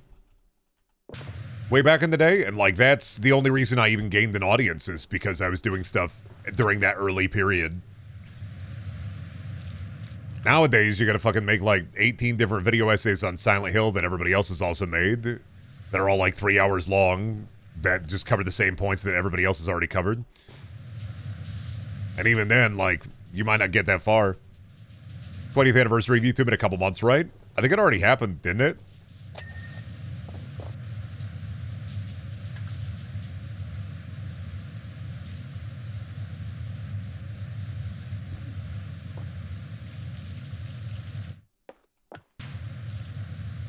Yeah, we old. Repackaged the Silent Hill circumcision theory into a video essay. Googling, watch this. Silent Hill circumcision. Let's see. One video essay.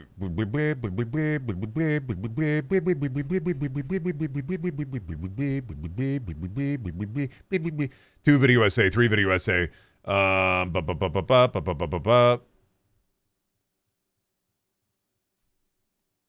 Four video essay. Five video essay. This one's in French. Yeah.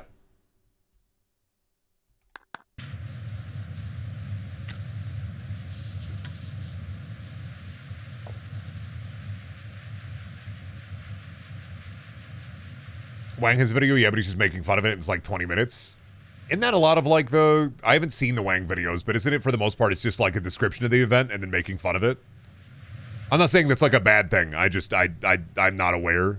I don't watch a lot of YouTube aside from what I currently watch, which is I am a millennial. I watch Dropout and I clap and squeal my pants whenever they do improv comedy because I'm like, improv comedy. But yeah, it's hard to get your first 1,000 subscribers in general. The best time to start YouTube was 15 years ago. The second best time, there isn't one. Don't do it. It's the...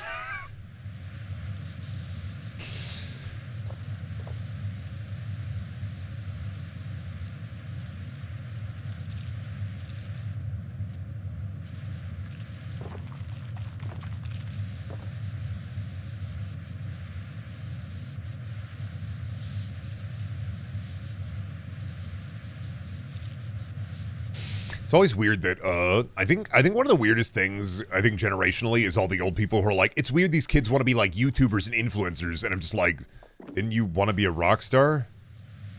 Didn't you want to be an actor?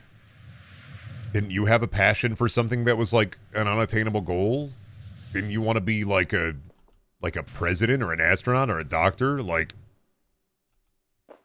why are you surprised?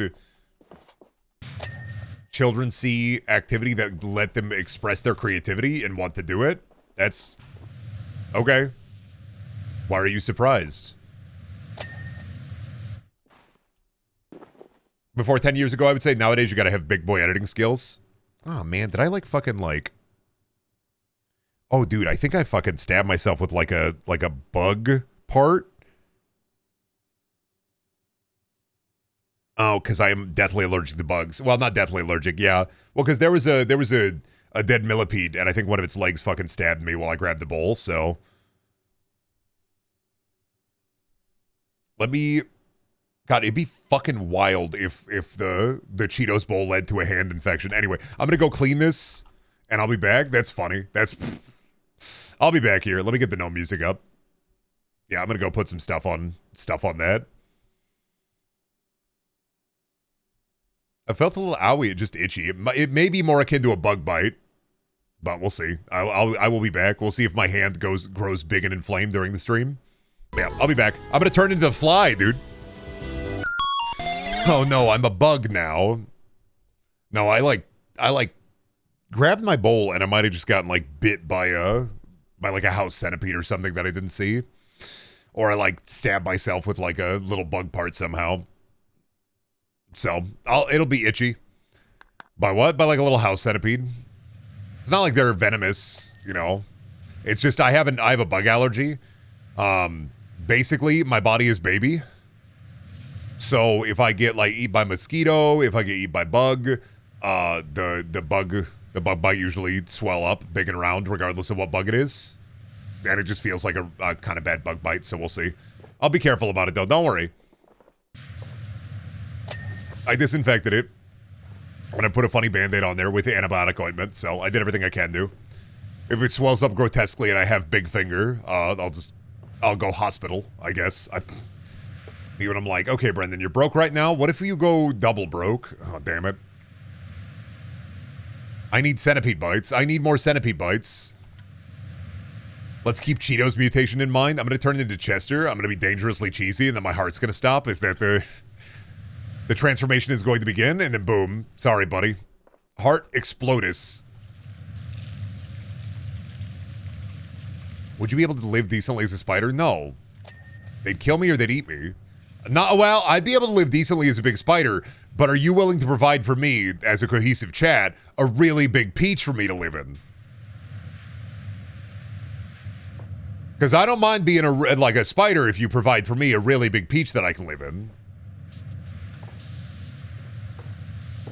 Hell no. See, that's what I fucking thought. You want me spider fight, but you don't want me to live in a big peach? Then I don't want to be a spider. How big? Like a house-sized peach. Like James and the Giant Peach. What kind of spider, though? I don't know, man. Cool spider? Is that a taxonomic code?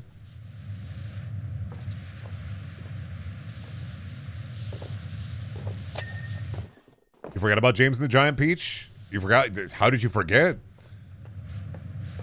Thousands of people all over the world are attracted to spiders because of James and the Giant Peach.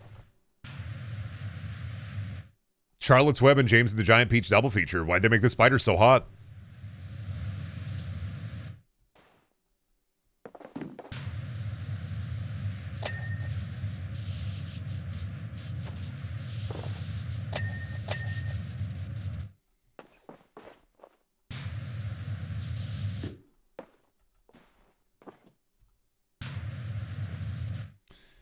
Oh, where's the ladder? Right there it is. I need you, because I need to get up here.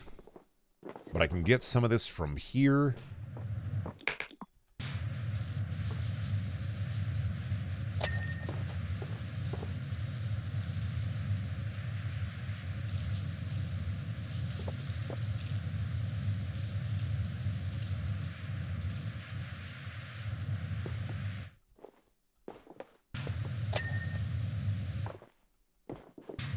Hot spiders in media, 2-hour YouTube analysis.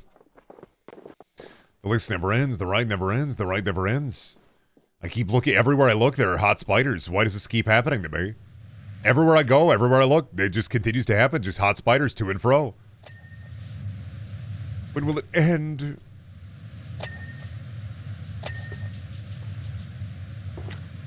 When will they stop making the fucking spiders hot, dude? Please let it end. Nope, sorry. Got a delivery, pal. What is it? It's about 1,200 pounds of hot spider ass. Oh no! Stop it! Fuck!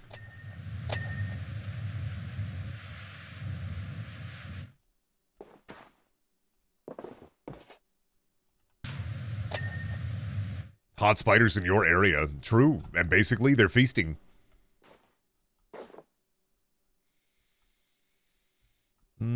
Let me, see here. What do I gotta get still?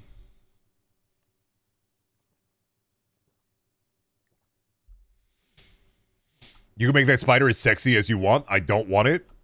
I'm so sorry, but you will be provided a government spider's girlfriend or boyfriend. I don't make the rules. I just, I call them like I see them. Your government-provided spider's partner. Sorry, with the new spider government, you're gonna just have to deal with them, sorry. Good thing is they make delicious spider loaf, so if you really like that, you're gonna love that. The bug fuckers coming out of the woodworks because that's where they fuck the bugs. True! Anything else in here? No.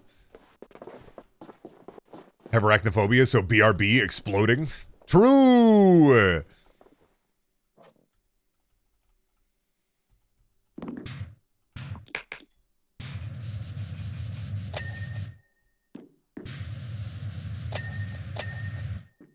Oh, yeah, United States of Spiders. You know, I'd be interested in it. I'm not scared of spiders anymore. I'd live in a basement for a while in college, and that kind of got rid of my spiders fear. So, I'm not afraid of spiders. Well, let's see how it works out.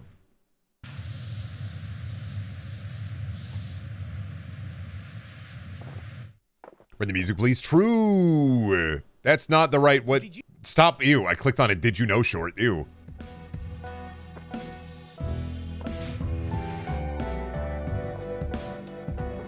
I still have the Silent Hill circumcision window open. Did you know? Nothing makes me click faster off of a video than somebody saying, did you know? Were you aware that? Nope. Are you aware? Did you know? Does he know?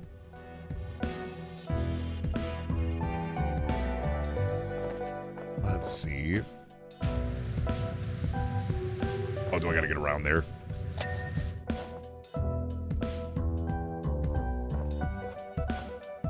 Now the hard part, figuring out what I have missed. I don't feel like I missed anything in here. Fair.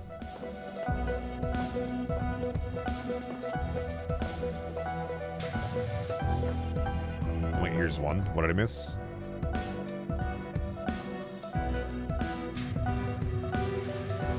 Oh, the vent.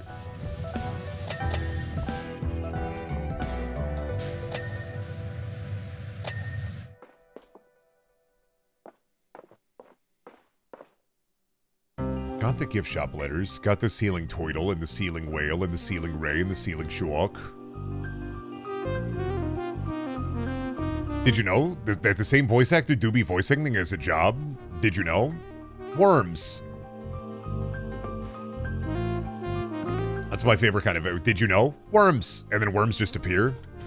Worms. They just keep appearing. Did you know? Worms. And then there's more. Were you aware that worms? And then there's more. And then it's an unstopping, endless mass of worms. That's my favorite Did You Know. Imagine watching a Did You Know gaming video and they just say that and then worms start crawling out of your computer screen. Did you know? Worms. I didn't. Oh shit. Oh fuck. Oh fuck. Oh shit. Oh shit. Oh fuck. Oh fuck. Oh shit. Alright, what do I gotta do still? Maintenance door wheel handle, huh?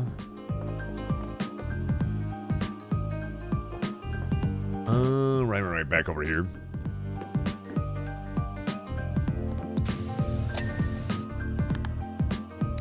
Ocean tank floor lights.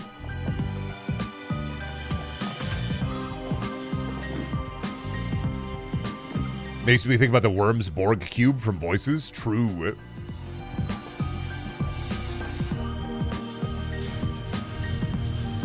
Because, yeah, in fact, worms. Oh, let's see. There's another light in here that I have missed. There's maintenance door portholes, diving helmet eyelets. What is an eyelet? Like this?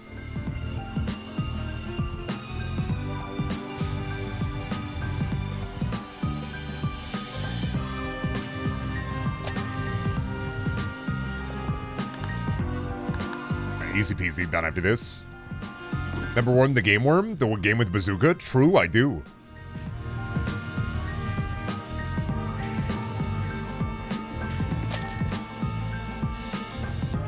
Beautiful, look at that. I like the camera angle. Only showing me this area, pretty good. Fucking easy, dude. Submarine, easy. Yeah, so this billionaire, he called me up, and he's got a cool new submarine venture, and yeah, it looks a little rough shot, but I'm not gonna lie, it's pretty cool. They're using a Logitech controller for it. Hope nobody succumbs to the pressure and gets immediately depressurized upon entering the ocean. Gotta be crazy.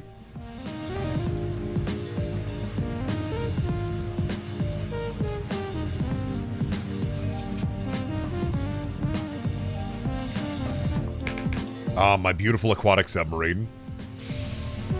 I like a submarine with the little arms. It's like it's gonna pick stuff up and use stuff. It's like it's gonna use simple tools. Look at this guy. This guy looks like he's about to pick up a fork and spoon and eat a big fucking submarine meal. What does submarine eat? Sub sandwiches. Subway? No. Spaghetti? I don't know. I really don't know. I'm like thinking, what would a submarine eat? Nothing. It's a machine. Gas, oil, batteries. So that's why people want to throw lithium batteries into the ocean. To feed the submarines.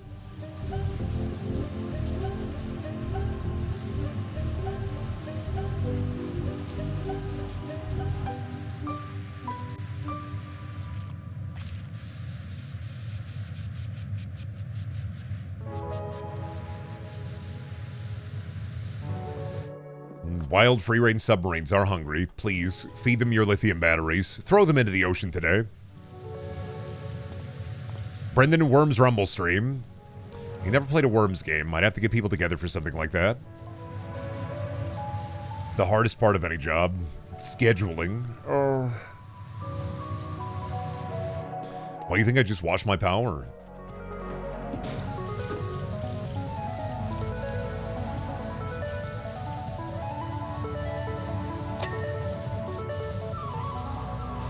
Dad, I picked up the submarine. Can we have it? Son, we live in a landlocked state. No. You won't be able to take care of it. You won't be able to feed it the precious batteries it needs.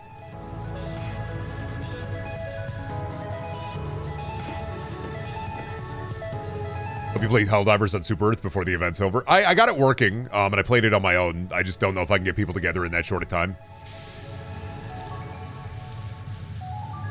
I had fun with it. I just, like I said, it's just genuinely, I don't know if I can get people together for it. But all the other kids have submarines. Yeah, and all the other kids have parents who have summer houses, so. You think we have summer house money? They take their submarine down to the summer house. Play in the fucking ocean, play in the water. We do not have a summer house. I work at the cracker factory. Now, I make a tight salary. I make a tight salary. And I'm able to afford what I need to for you and your mother. But I you know, at the cracker factory, you can't really afford a submarine on a cracker factory salesman's salary. I try my best though. That's right. In this scenario, you're Millhouse. You get a submarine, would you hunt for underwater freaks? No, I would sell it. I am not getting thalassophobia.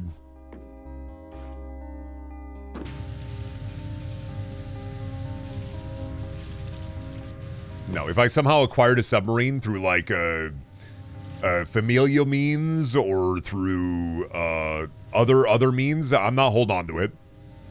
You sound like Millhouse's dad. Yeah, and you sound like somebody who doesn't understand what it means to work in the cracker factory day in, day out. Now listen here, you little shit. Can I borrow a feeling?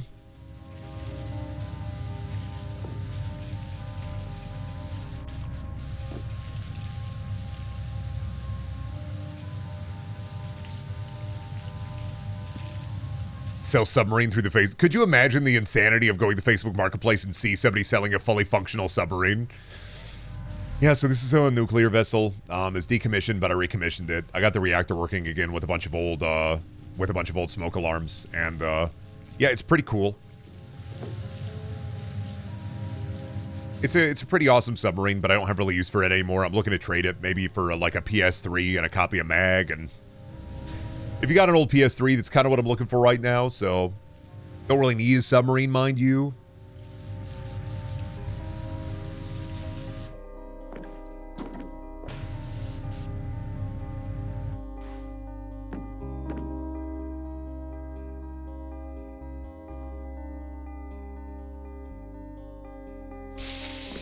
Oh, all you got is PS3 and a copy of Hawks? Do you mean Hawken? Starhawk? We negotiate the price? No, gonna need a PS3 and a copy of Mag. Only thing that I'm selling the submarine for, sorry. Can't get you the submarine for anything lower. This is my price, I am firm.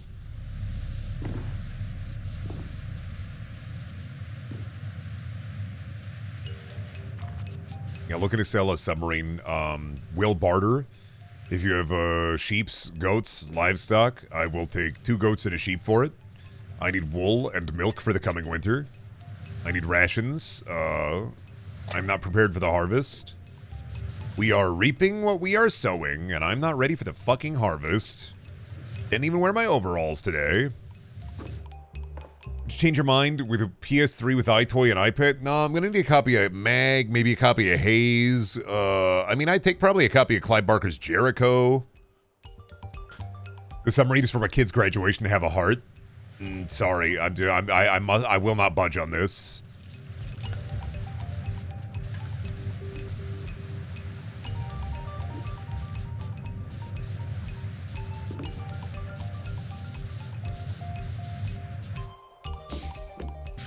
Looking for trade, we'll sell PS4 for mint condition copy of Chaucer's Canterbury Tales.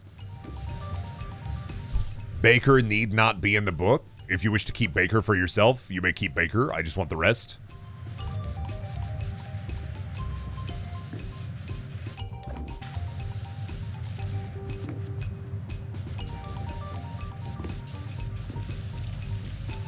Baby sub for sale, never dived. 2-sentence horror story. I love, God, 2-sentence horror story on Reddit continues to be the funniest shit ever. Where it's just like, I asked her to give me my camera back, stomping on the ground, stepping my feet together, squishing my toes into my shoes and screaming.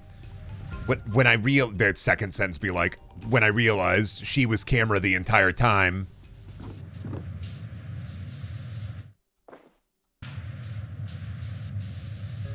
I love how dog shit they are. It's really good. The way that people will, like, do a really large sentence. Slowly but surely, I took off my shoes, walking into the front door of my beautiful house, colon.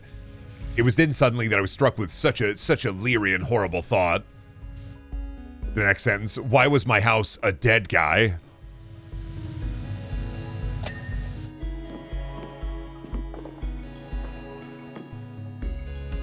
Time to go to bed. I hope there isn't a scary man in the dark. Hello, said the scary woman.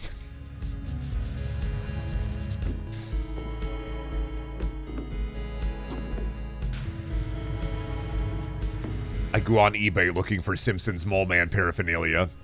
Suddenly I realize my computer is blood.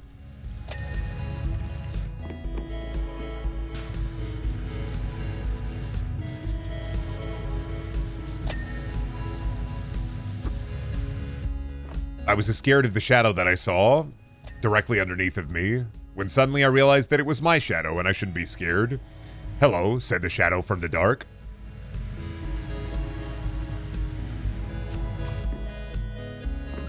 I went to Subway and ordered a big milk tuna, provolone cheese, Italian herbs and cheese, and toasted.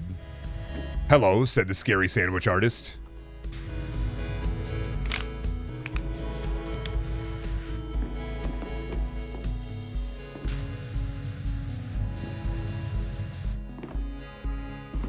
Freddy Fazbear Slenderman. I nodded to my 2 cats, named Freddy Fazbear and Slenderman. Suddenly and without warning, I look outside. God here.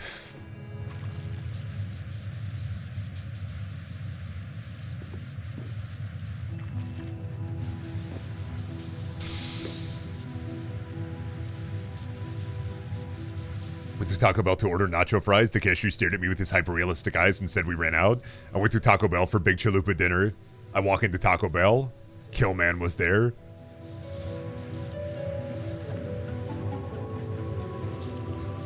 It's really good. It's a really good subreddit. Cause like the well has been dry on short horror, so it's really just a creative way of figuring out how long can we make this for it to still be 2 sentences.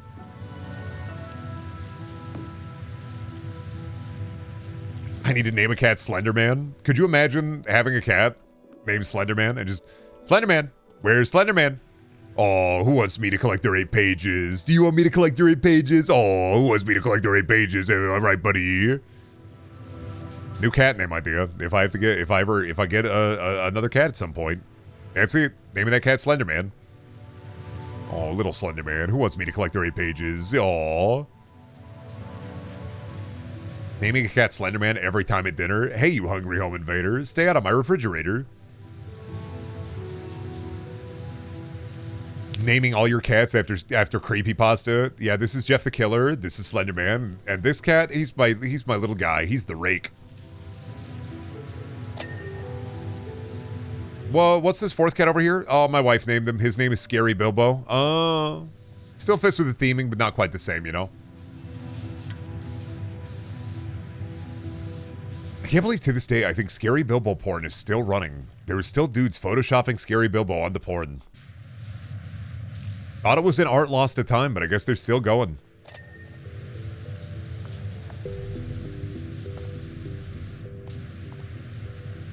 What? Oh, in Lord of the Rings, there's the Bilbo jump scare, and for a while there was a community dedicated to just taking the Bilbo face from the jump scare and then photoshopping it onto porn. So there's an entire subgenre of photoshopping Scary Bilbo's face to porn. Are you sure? I think they're still going. Has Scary Bilbo porn been lost to time? What a sad state of affairs the world is today. That we've lost something as beautiful as Scary Bilbo porn.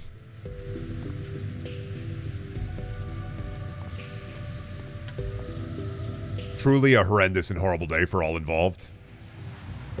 We gotta get back what we've lost.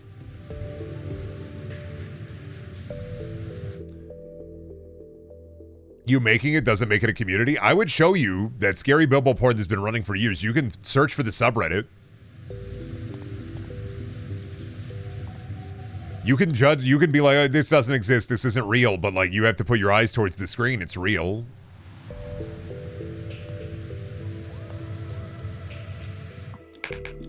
I mean, if you want to, you can live in the world where Scary Bilbo porn doesn't exist. I live in the world where it does exist, so. Just like when Santa Claus sees the M&Ms on Christmas, he says they do exist, and they say he does exist.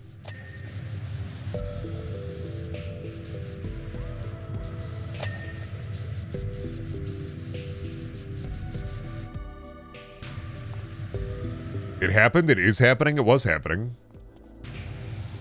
Oh, there's only one guy doing it at this point? Damn it. The art has been lost. We've lost our way. Society has fallen. The first sign of the fall of Western civilization. Thought it was the Dollar Tree changing prices from $1 to more. Actually, it's the complete and utter lack of Scary Bilbo porn. Once that man stops posting, it's all over for us.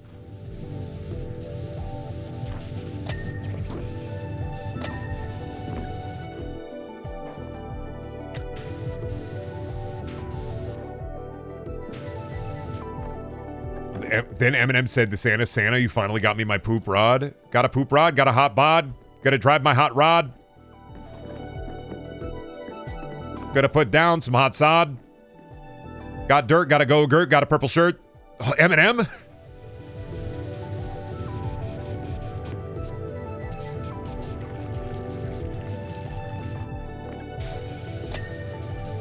Holy shit, Slim Shady is back. Sipping beer with Gorilla Grodd. Oh. The M&M's Protestants or Catholics or Orthodox? Buddy, the M&M's are Mormons. Not only are the M&M's, not only are they Mormon, they also are literally the prophets from Joseph Smith's tablets. You don't know this, but atheist scientists keep the M&M's in a lab.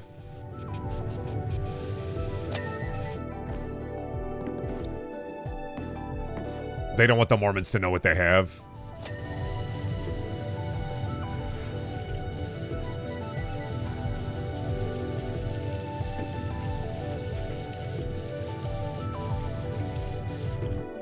Even the green one, especially the green one. The scientists that have contained the green M&M keep trying to make her less hot, and their effects only continue to make her even more hot. She knocks on the glass while she's locked up in like the research station. She's like, "You will do this for me, young man. You will open the door. You will open the door and you will do my bidding. You will go to the GameStop and ask the bastard behind the counter for a copy of Bambi on PS2."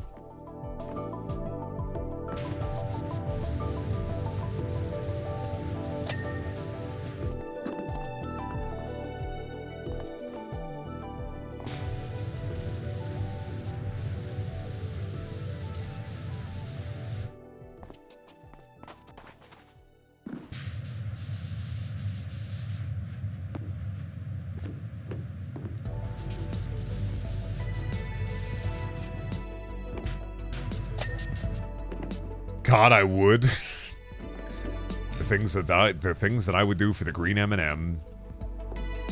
Kill a man. Get a copy of Bambi on PS2. Kill another man. The possibilities are endless.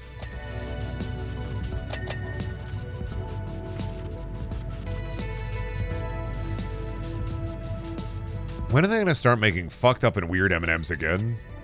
I feel like it's been a while since we've seen a fucked up M&M. Ooh, you know what? Thought about it. Horrible M&M flavors. Cheese M&M. When are we gonna get to cheese M&M?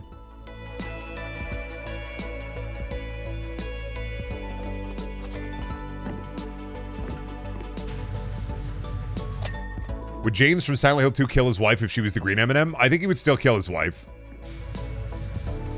Silent Hill 2 would be a little bit more different. Like thinking about how, God, what is it? Eddie would be the yellow M&M. James would then be the red M&M. Oh boy, the Cycle of Guilt candy, my favorite.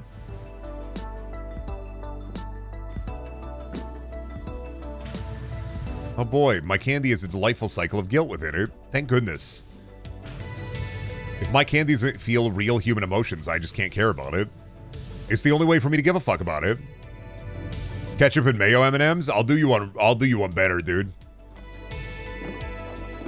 Wastewater treatment plant M&Ms. Actually, no, fuck you. Pepperoni M&Ms. I was like, you know, no, let's keep it within realism. Let's keep it within food. Horseradish and pepperoni M&Ms. Poop M&M. That's always the, hey, imagine this, what's the most fucked up thing to put in, like, a Hot Pocket? People are like, poop, spew, earwax. And it's like, no, but like real food.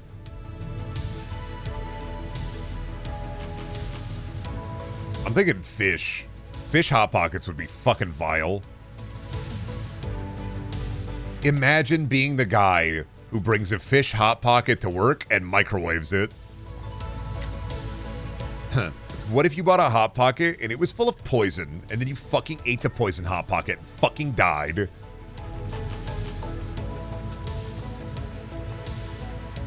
Now, we have to think within the boundaries. The fish Hot Pocket is the most terrifying Hot Pocket, I think.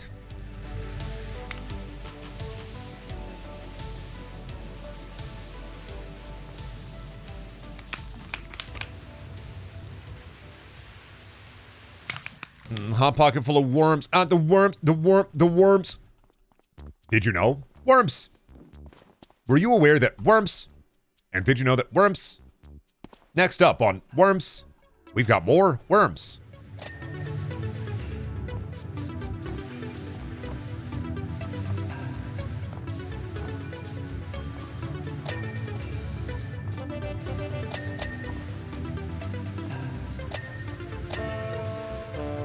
Oh, that's what fried fish is anyway. True. Fried fish is kind of just microwaved. The breading is kind of the Hot Pocket crust, but imagine microwaving it.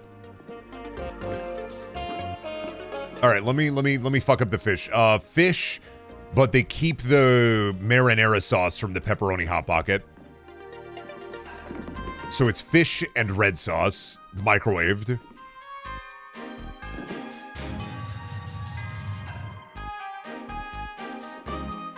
Would you love chat if we were a fish Hot Pocket? That depends. Are you able to type anything other than fish Hot Pocket? That'd be a scary sight to walk into. No, don't start. No, don't start.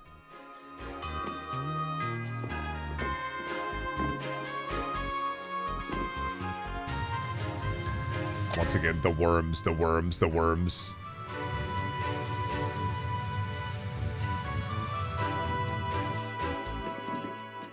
Hot Pocket. God damn it, son of a bitch. It's like the worst Pokemon. It's like naming a Pokemon fish Hot Pocket. They can only say, oh, dude, weed Hot Pocket? That'd be fucking epic. One second, actually. Let me fucking... Curious.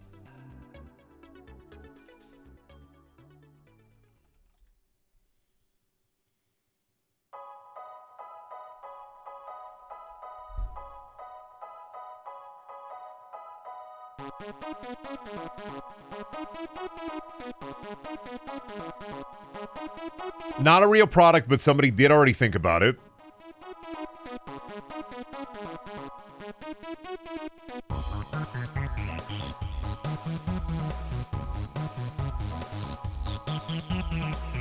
Also, Hot Pocket ran an invitation. Oh no, is this fake advertising or is this real advertising? I'm sorry, one second. I found an insane website. Give me a second. We have to look upon this.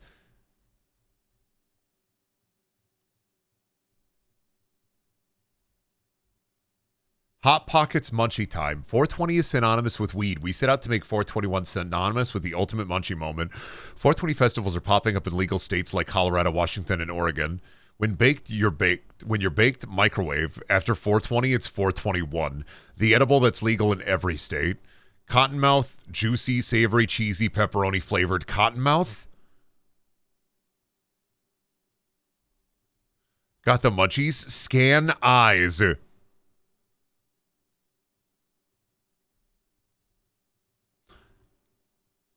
The Hot Pocket Munchie Machine.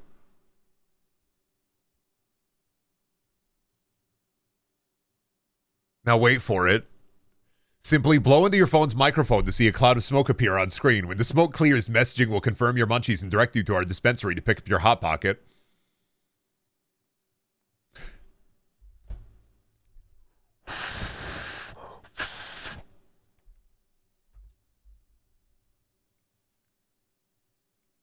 The Hot Pocket Mobile. The Pepperoni Thunderdome.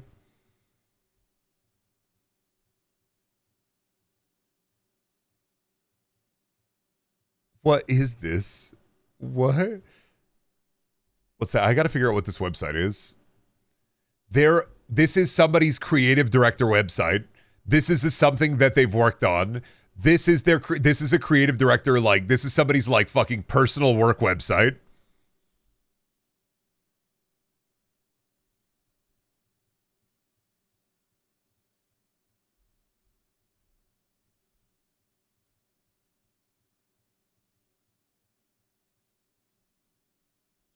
Hot Pocket VR. They're the person behind. One second. They're the person behind Hot Pocket VR. Oh no! So the Hot Pocket Munchie Time was a real ad campaign. Hot Pocket. We're creating a fully immersive VR snacking game that users can experience with their Hot Pocket cardboard glasses. Imagine a world where snacking has become illegal and only you can save the civilization from the tyrannical hunger bot. Overlords keeping everyone hungry. You join a group of rebels working against the snack prohibition, a near-future apocalyptic crusade made of gamers and professional snackers who fight back and save the Nestle factory from demise. However, before Hot Pockets can be redistributed to the general populace, you must first find the secret stash hidden amongst the city's rubble.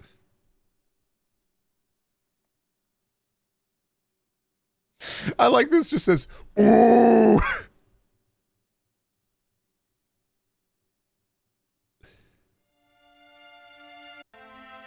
Except I remember it like it was yesterday.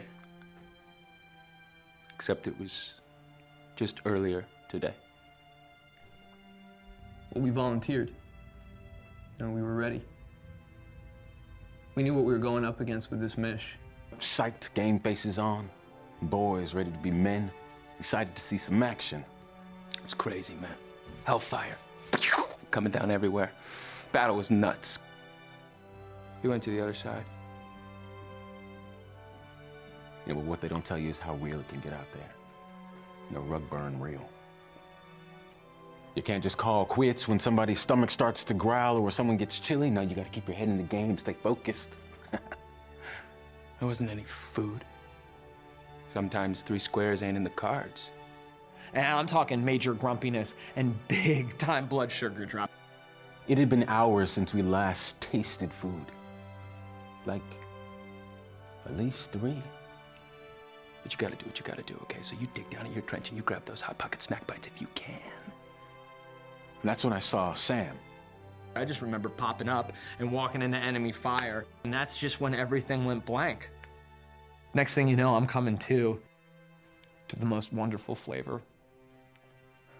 What a hero. Respect to my veterans. Respect to my Hot Pocket warriors fighting against the tyrannical hunger bot. And I'll never forget it. Respect to my fucking heroes. They did what they had to do to stop hunger bot.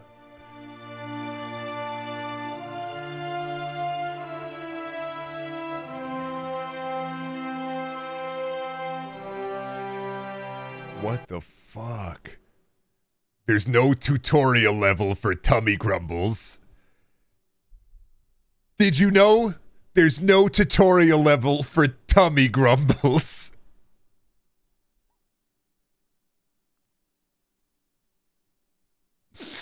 That's their go-to.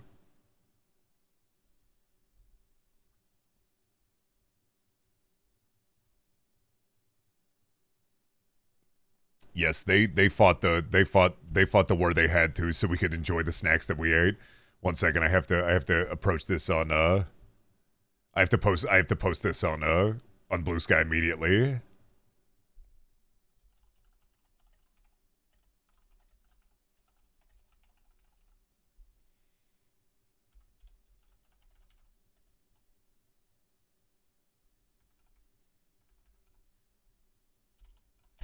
Sorry, I have to make sure that I have to post that. That design document is insane.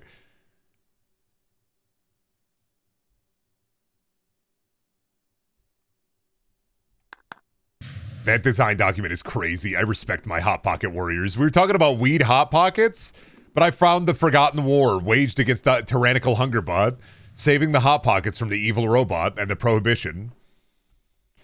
Watch it disappear tomorrow. I respect Hungerbot. Do you respect Hungerbot? I don't know how I keep finding these things.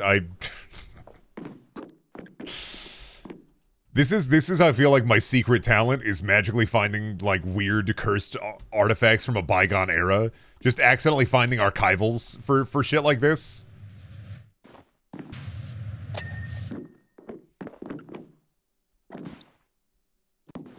Like, just God bless our troops. It gets better. I'm not watching the Who Knows verse.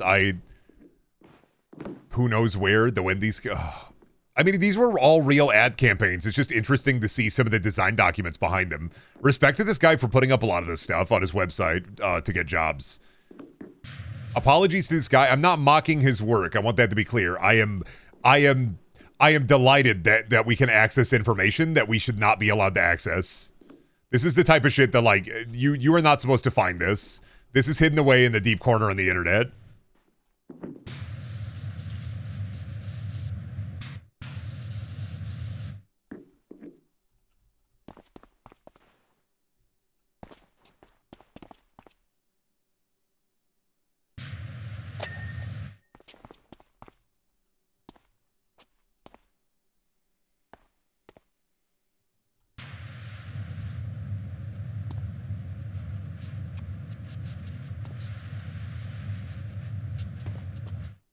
Imagine presenting this project to the PR team and investors.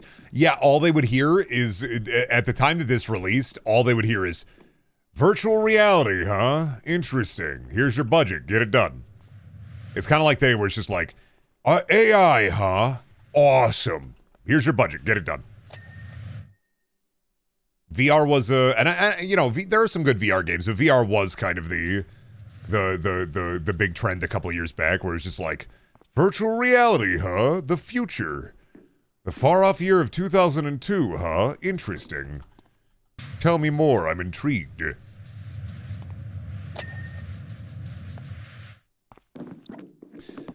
VR infinitely more fun and interesting, though? Yeah, true, but they also, more money has been invested into AI, I feel, to a degree. To the point where, like, you know, every company that is invested in AI is constantly scrambling for a reason to put it in all their shit. That way they can justify the expenditure. Wish AI was nearly as harmless as VR. Yeah, true. Well, the fact of the matter is, a lot of AI, the biggest problem is going to be it's just going to Ouroboros itself. I mean, I'm not an AI doomer. I'm an AI optimist. I think a lot of the LLM AI is going to reach a point where it just can't. It's going to just get recursive with the amount of data that it feeds upon itself. That is its own data. I saw there was a really good art LLM that like started feeding upon itself. People kept feeding it fucking its own art, and then it started hallucinating tumors. And because AI isn't really AI, and because of the way that it's made, it's kind of an impossibility and a statistical, like, fact that inevitably AI will consume itself. The only way for AI not to consume itself is if it is heavily curated, and dudes, tech bros who work in AI will not take the expenditure to heavily curate it, because that, you know, progress is made by hitting things over and over again with a hammer, obviously. Sure, but a lot of people aren't going to be able to tell. I'm more worried about misinfo. We already have misinfo. We had misinfo before AI. Misinformation will always be a problem with or without AI.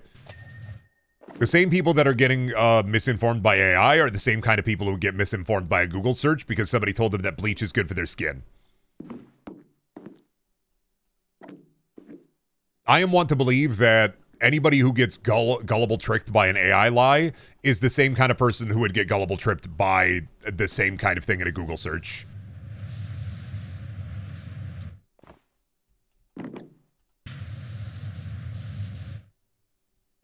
We had misinfo before AI, but AI just made it infinitely easier, which is pretty bad. Yeah, but I don't know, man. I personally believe it's the same people that are falling for it.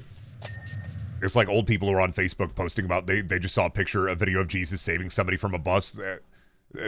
Jesus saved the person made entirely out of spaghetti from a bus. It was so cool. It was wow, praise the Lord. The music, Brendan, thank you for reminding me. Let me pop this one up. We got people spreading misinfo over the Discord AI thing too. Yeah, but like I said, I am want to believe that it is the same people that would always fall for it. It's just a different flavor and they have easier access to it, which you can't do anything about. Photoshop misinformation, this has always been a thing. People have always been, you are not immune to propaganda.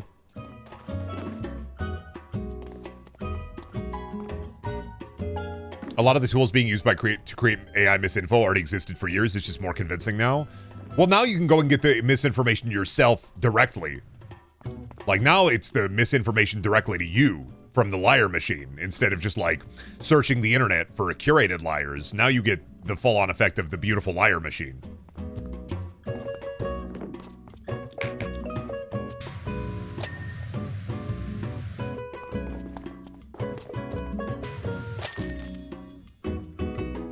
I do not give Facebook permission to use my profile and images. I mean, yeah, it still sucks. People are still going to lose their jobs from it. I'm not trying to downplay that AI will still have a horrible effect on, like, the tech industry in general. But I think it's more just they're going to invest too much into it and then realize it's not going to be able to do anything. Like, getting AI to code shit for you is cool, but then enjoy rehiring all those coders on top of all the expenditure for AI and then paying even more money to them to fix the problems in the code the AI just did. Enjoy that, buddy. Like, it's the... And the AI is the hip new in town thing.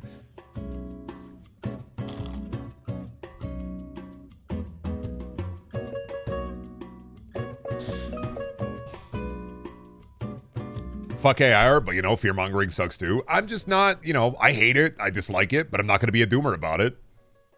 Because I know how dumb tech bros are, and I've seen, like, failure after failure after failure. And I could be wrong. Like, I don't know, fuck, maybe they figure out a way to make the perfect LLM, and then it makes us all work in the fucking coal mines, extracting, like, peat moss for the fucking big coal factories. But if there's one thing I can count on, it's tech bros shooting themselves in the foot over and over again. Because tech bros, at the end of the day, are nothing more than glorified hype men that exist to get money from mega millionaires and billionaires by tricking them into thinking the hip new thing is way more impressive than it actually is. And it's been this way for years. It's been this way since the 90s. There are two genuine technological marvels that over the last 20 to 30 years that I fully believe in. The internet and the phone.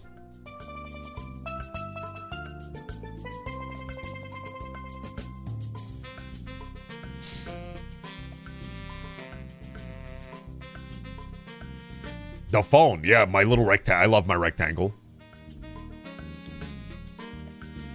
Me when I see my rectangle and I clap and giggle and I clap my hands and I giggle and I shit my pants. All right, I'm going to go to the bathroom. So I'm going to get the no music up for a little bit, and I'll be back. I have returned. Oh, let's see.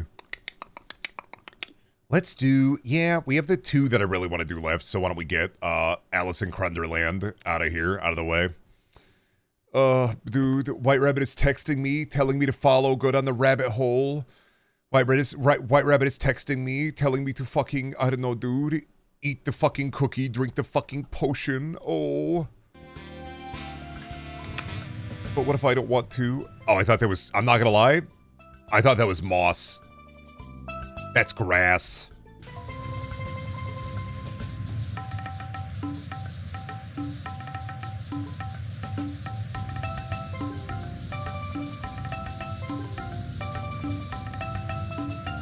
You guys ever hear about loamy soil? Oh. You fight that one juggling bastard in here? Yeah? Oh yeah, fucking Kingdom Guards. Ah shit, I gotta go tiny. Oh, what the fuck? Hello. What the fuck?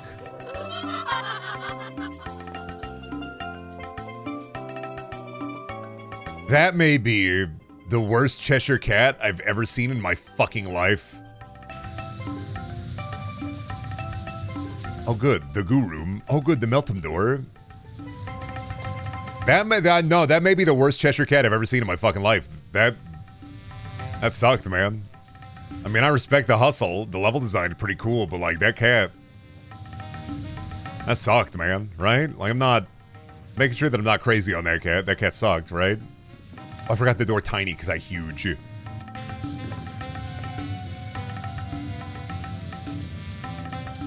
can't be saying that, monochromatic baby.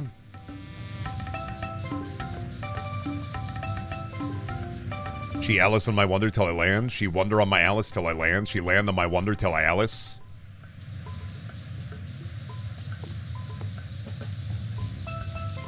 Kind of low effort, just have him sitting in a chair. Need the White Rabbit though. What else he do? Fuck with you? He sit on the chair. I don't know. In my version of Alice in Wonderland has a bolter and a chainsword, so it's way more fucking epic. I'm riding the epic Alice in Wonderland where she has a fucking 9mm pistol and she has a long monologue to her dad. You're not putting me back in there. I'm not going back. And no matter what you do, I'm not falling for it. I refuse to be a part of this. I will no longer wander in this land. Alice Payne. I woke up with a cold sweat this morning. I looked outside my dismal room, covered entirely in crust and dust. Looking outside, I saw a rabbit wearing a shirt. I said, what the fuck? Rabbits don't wear shirts. I ran to the door, grasping the brass doorknob with my hand. I ripped it asunder, running down the stairs, through my kitchen, throwing open the screen door and looking outside on a cold spring day.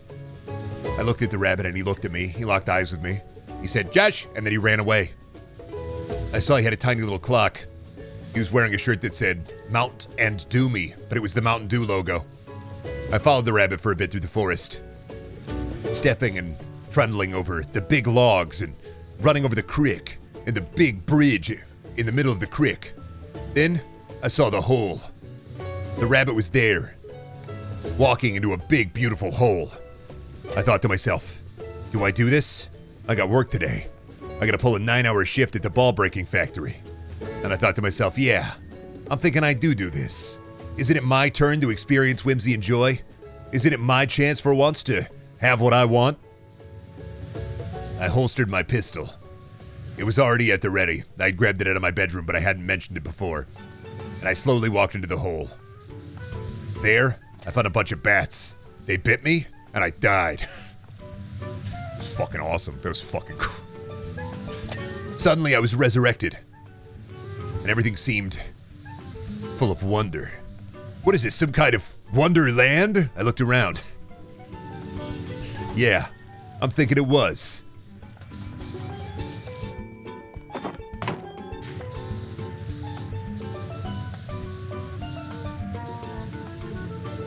Yeah, so anyway, Rock, were you here when I showed up the Hot Pocket Warriors, or... I'd feel really bad if Rock wasn't here doing the Hot Pocket Warriors. Like, I I'm gonna be so sad. The what, Crow? You weren't here for the Hot Pocket Warriors? No, I'm still at work. Damn it. This is so sad. I found the entire design documents for the Hot Pocket VR campaign, including Hot Pocket Warrior. I posted one of the bits on Blue Sky. The fucking what? Oh, you weren't here either? Dude, yeah. No, earlier before I went to the bathroom, I found the Hot Pocket Warrior, the design documents for the ad campaign surrounding the Hot Pocket Warriors.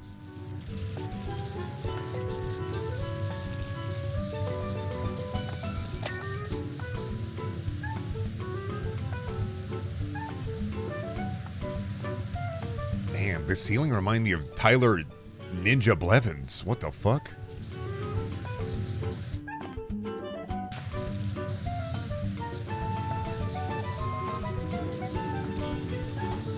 What is this, some kind of Wonderland? Yeah, the Tyrannical Hunger Bod. They were planning on making, they did some ads for Hot Pocket, and they were planning on making a VR game surrounding it, and it was going to be like a, imagine Spec Ops The Line in VR, but it's about Hot Pocket. Imagine like Hot Pocket Phosphorus stripping people of their skin and flesh, and you, the soldiers, you have to do what you have to do to save the meaty goodness. Only the utmost respect to my Hot Pocket Warriors. Only the utmost respect to my Hot Pocket Troopers.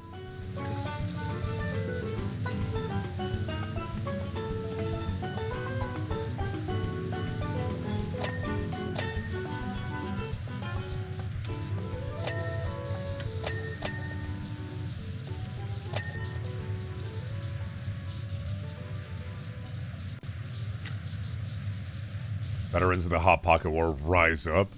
Your meat, your cheese, your grease, we need it.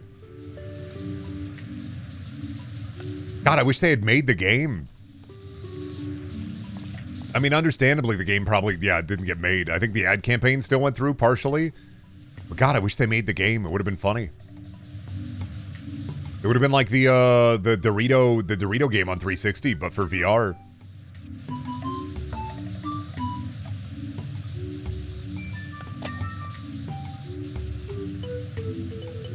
Crazy that companies will hire an advertising agent to like figure out like a cool thing for them to do, and then they don't want to do the cool thing, and then we get the fucking Walmart Roblox experience instead.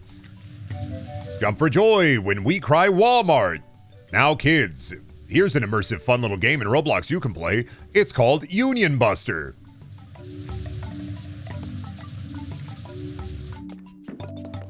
Grab your billy club and start busting this strike. Help out the scabs. Great.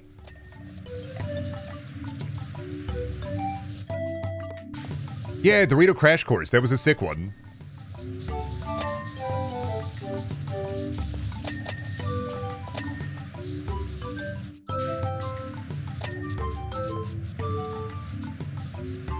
I love that game. It had dinosaurs and cars. Kinda just two things you need for a video game. Hot Pocket down. We need exfil. Yeah, sir, we got a ham and cheese Hot Pocket. They're bleeding profusely. We're gonna need a Stimpack stat. I'm gonna need 50 cc's of cheese for this big boy. Big boy down, big boy down. Gonna need 50 cc's of cheese. I need a tight breading. I need a breading bandage. I need wheat gauze. I need wheat gauze. Does anybody have any wheat gauze? Buddy, you don't get it. This isn't going to work. We're not going to be able to save his life without the wheat gauze. His shell is broken. He's cracked. And not in the cool way either. The gamer way. Hot Pocket extraction shooter would go crazy. It's all fun and games until you find the one Hot Pocket. It's all fun and games until they add the dessert pocket update. People do work role plays on there all the time, but why Roblox? Walmart has an official Roblox. I think Whataburger has an official Fortnite map. There are a lot of stores that have official Roblox and Fortnite maps.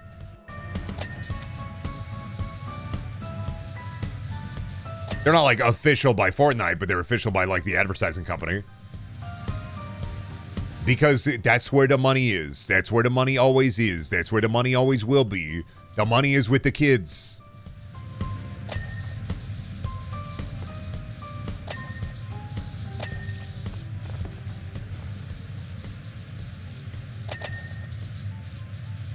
You gotta get those kids playing the Walmart awesome theme park experience.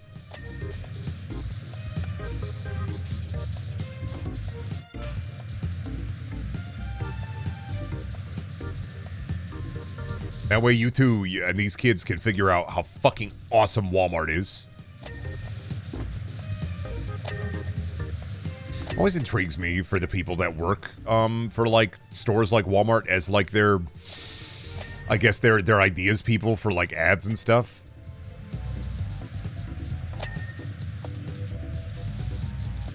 Cause like I know why my ass is going to the Walmart. It's like 10 p.m. and I want a gallon of chocolate milk. I'm tired and I want it, and that's why I go there. Yeah, interesting to see the inner machinations of PR agencies. In the 80s, lots of cocaine. Now, it's all Adderall and ketamine.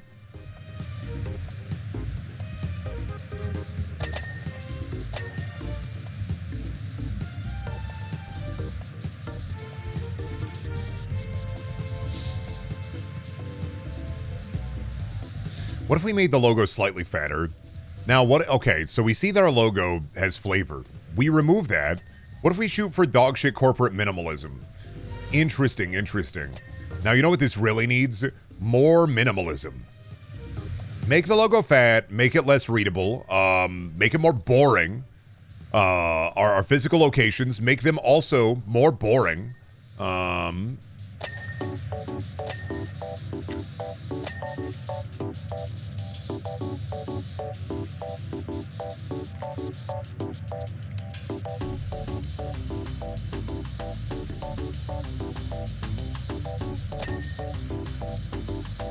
Make the logo a single dot. Yeah. Make a logo that just says product. What company is this? Oh, Lockheed Martin. What did I just buy? Oh, you bought a Scud missile. Oh, why was it so cheap? Military surplus? Oh. What am I gonna do with a full Scud, bud? I don't...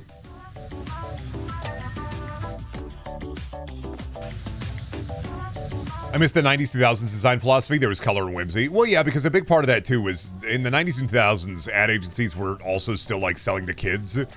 Like, kids would see a McDonald's and go, yeah, McDonald's. Now they're trying to sell it to, you know, older people. So it's like, oh, look, McDonald's looks like a bank. Isn't that awesome? That every McDonald's looks like a bank? Doesn't that make you want to eat at McDonald's more? And I'm sitting here like, if you had a gorilla out front and your place is a little more, if your place looked like it was in Foogly Land, if your McDonald's looked like maybe you could like have a thumb in there, I'd check it out. But sorry, man, I'm in peak Foogly territory for aesthetics. I want shit to be looking like this. I'm sick and tired of stark minimalism. I'm so fucking tired of it. I'm done with it. I'm dead to tired of it. I want maximalism. I want everything to look fucking like over. I want to be overstimulated at all times throughout all days.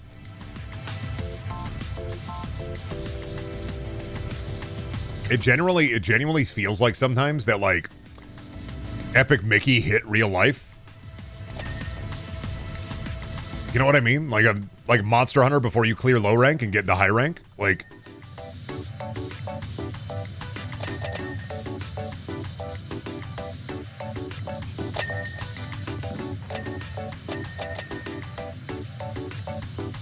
get cocaine back into these boardrooms. I've been saying it, man. Nobody wants to hear it from me.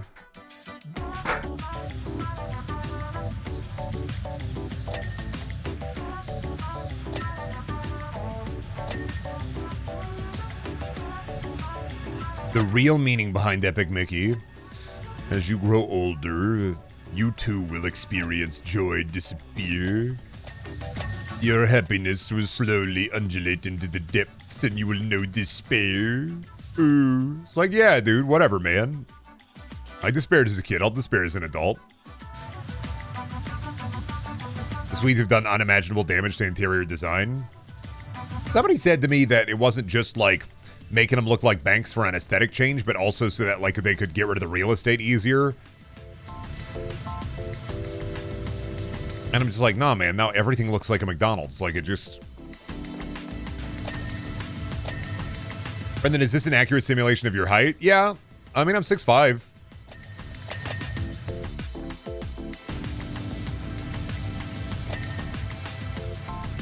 Back down to, weighed myself today, back down to 263. Gonna get back down to 250 soon, I think. I'm working on it. I had a Nutri-Grain bar and a tuna sandwich today, and that'll be my lunch. And then dinner, fuck, I don't know, probably 2 peanut butter jelly sandwiches. Like,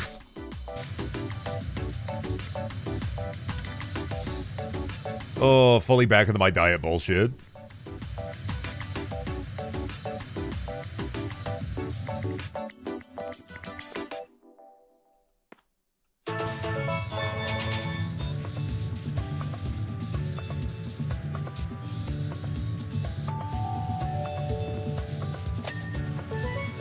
Here we go. Look at that. Nice and clean. With marimba. Nutri-Grain, you feeling good? I feel great. Yeah. Babies everywhere.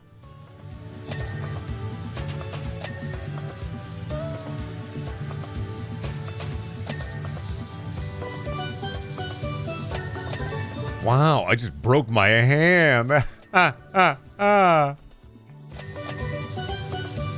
Only the finest for my Nutri-Grain soldiers. Only the finest of nutritionist grain.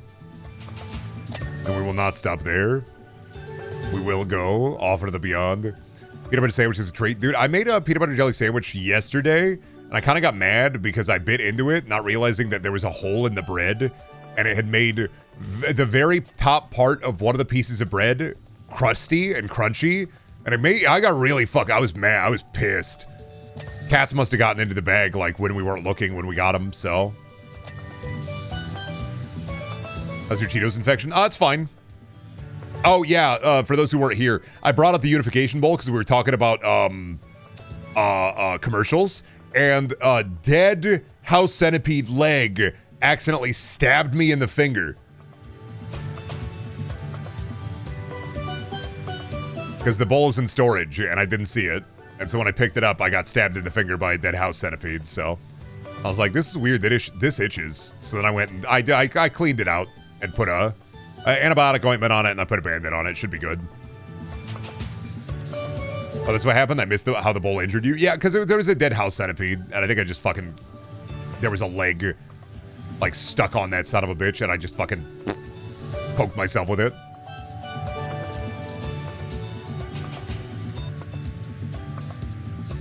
I am stupid sometimes.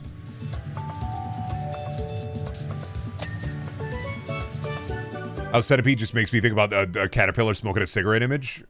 What about a drum and bass centipede? That's what I'm talking about. What about a noise core centipede? What about Venetian snares centipede? What a glitch core?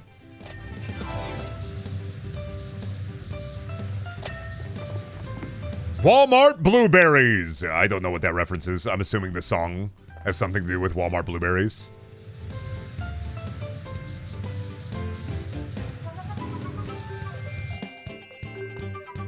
Me when I don't know. I don't know what Walmart blueberries. I don't know what you mean. Oh, if only I had the relevant knowledge. It's fine though. I'll live without it.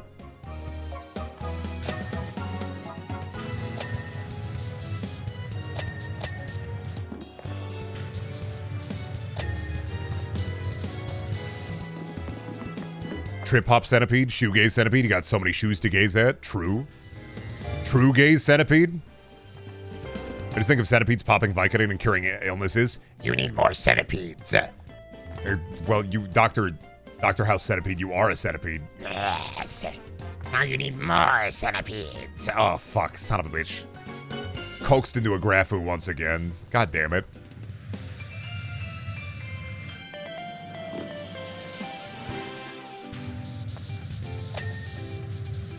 What theme is this house? Alice in Wonderland? You know where she eat the cookie and drink the potion? She go really, really big. She get really, really small. You remember?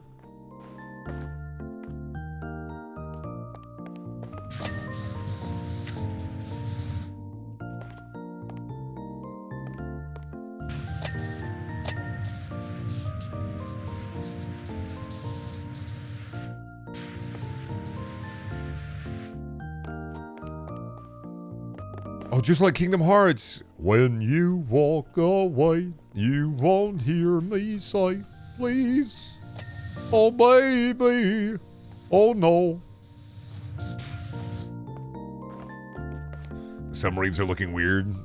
Are you afflicted with a curse where you believe that everything is a submarine, or are you just Ken Bone?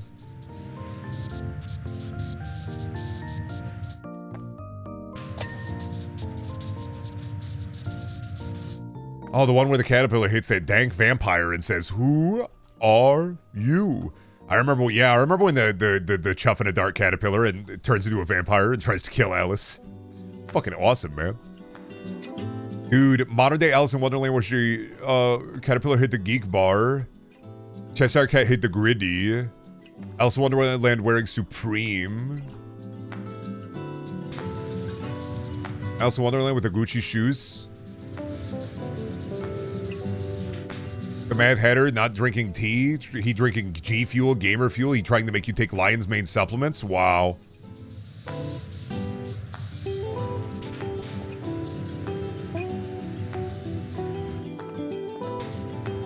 That'd be crazy.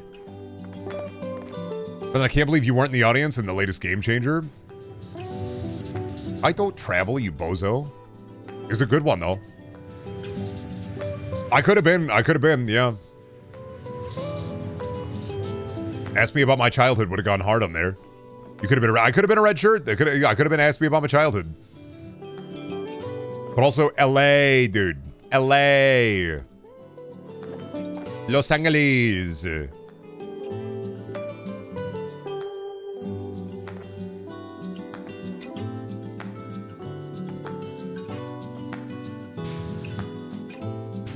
He'll be at the next Live Moss Expo. They're finally doing it. They're hiring me out for the next Live Moss Expo. True. It's going to be me talking about they're adding new kinds of cheese to the cheese. That's right. We've doubled the cheese, tripled the cheese, quadrupled the cheese, quintupled the cheese, septupled the cheese. There'll be more cheese than you know what to do with. We're calling this one the Constipation Chalupa. And yeah, it's going to fuck your gut up. What are you going to do about it, coward? What are you going to do? You're going to buy it? You're going to eat it? Yeah, that's what I fucking thought. Thought you were going to fucking eat it. Huh? 2 for flinching. Need to enter in a toxic relationship with the personification of the Taco Bell. You gonna eat your chalupa? Huh? Yeah, fucking thought so. You gonna shit? You gonna cry about it? You gonna cry about shitting? Huh? Yeah, fucking thought so. That's what I fucking thought, bud. Oh, what? Oh, wah. You want a quesadilla? Wah. Okay, whatever, bud. I'll get you a quesadilla. It's gonna be shit. I'm barely gonna use any meat, though, so fuck you. Actually, yeah, fuck you. Toxic Taco Bell Yowie. Buddy, I know you're what? I know you're gonna be back. You're saying you're leaving, you're walking out that door forever. I know you're gonna fucking be back. Guaranteed you're gonna be back. You know how I fucking know? Because next week, I got it. The 7-layer burrito. I know you're a simple bitch who's hungry. Oh no, I can feel the festering need to feed inside of you. Yeah, you're gonna come back. You're gonna get that 7-layer burrito. You're gonna fucking like it, aren't you? Taco Bell doomed Yowie be like, oh, so you're gonna leave? You're not even gonna have your Doritos Locos Taco? And you're gonna leave without your Doritos Locos Taco? You're fucking kidding, right? You think this is a fucking joke? You think this is a fucking game? No. I locked the fucking door. You're gonna sit there, you're gonna eat your Doritos Locos Taco. You're gonna fucking like it too. You're gonna compliment my fucking cooking. Then, we're gonna sit down on the couch and watch 3 seasons of Dexter. I am the one in control here, not you.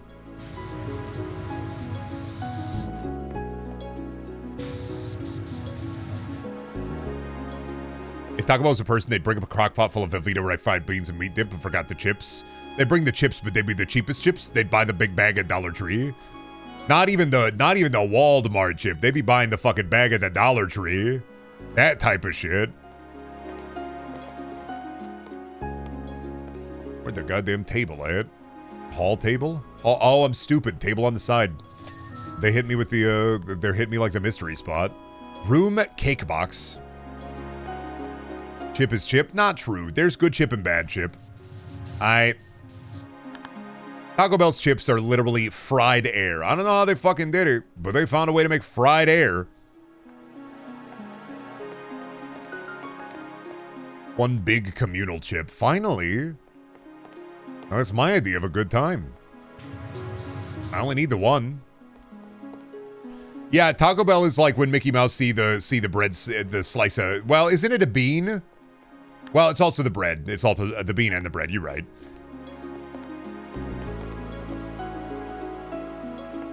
You slice it through real thin. Hey, Blueberry, how do you feel about the do you real quick, do you respect our wonderful Hot Pocket soldiers fighting against the evil and mysterious hunger bot, or are you a Hot Pocket soldier hater? I have to know.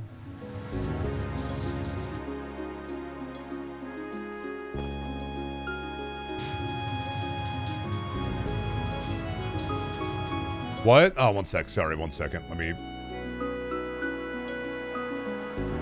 Imagine a world where snacking has become illegal, and only you can save the civilization from the tyrannical hunger bot overlords keeping everyone hungry.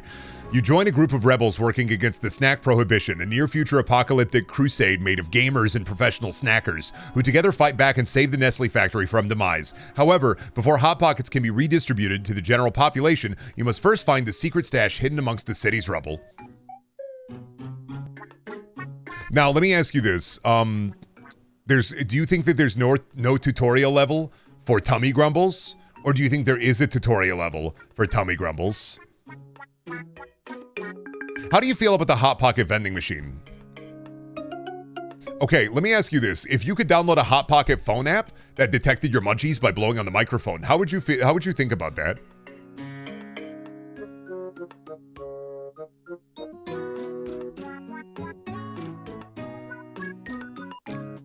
Would you cop it? Would you test for the munchies? Would you test the Hot Pocket machine? Would you cottonmouth, juicy, savory, pepperoni flavored cottonmouth?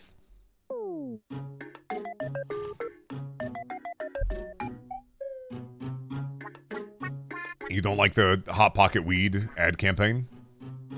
Pepperoni Thunderdome, 421, munchie time. What about the Wendy's, who knows where?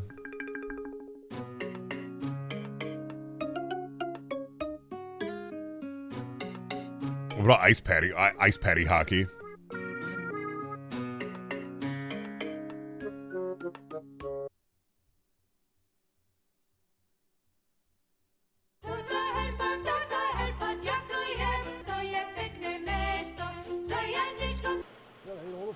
After a long day of freezing beef parties at the factory, we come to the clubhouse. It is the coolest place. This should have been in Alan Wake 2.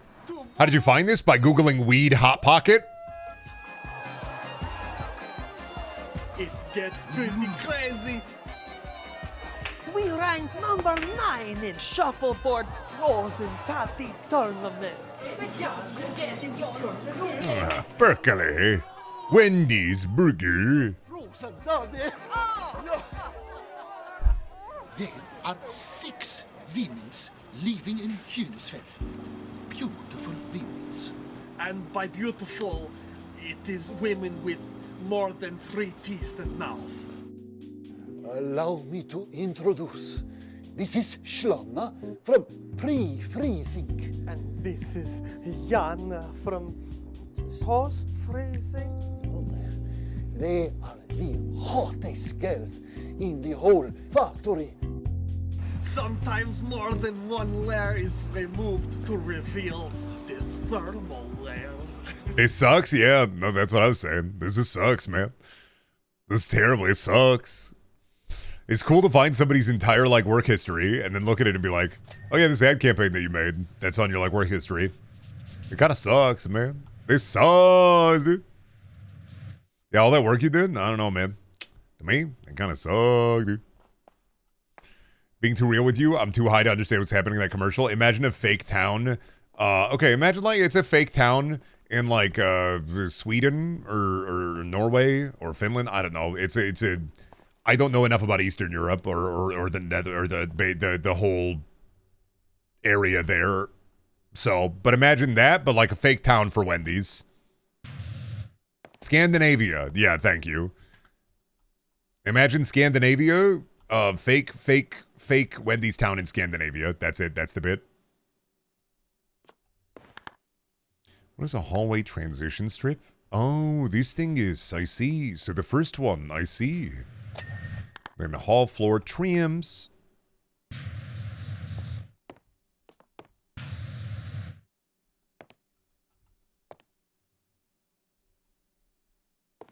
Ain't nobody just like me. I'm just too fresh, so fresh and so clean.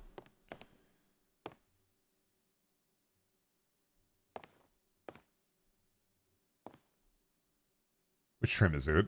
Oh, God. I gotta go through every fucking trim, or I missed it. Hope in the next one you can make the highlighted object glow in a different color and maybe brighter. Maybe make like a humming noise, like Nernroot, so I can fucking find it.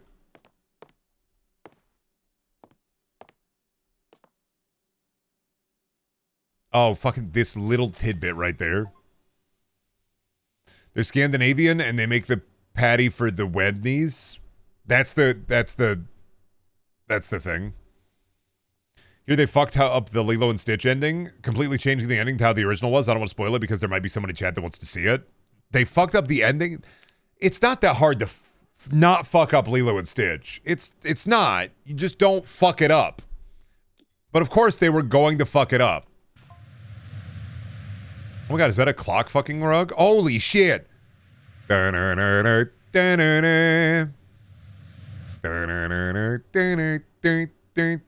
is it? Beautiful.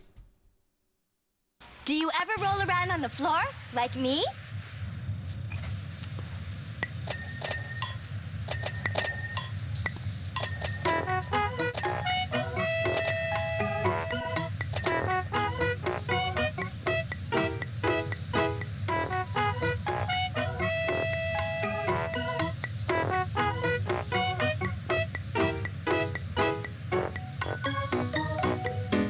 It's the clock rug stretch. There's a clock rug. I gotta do the clock rug stretch.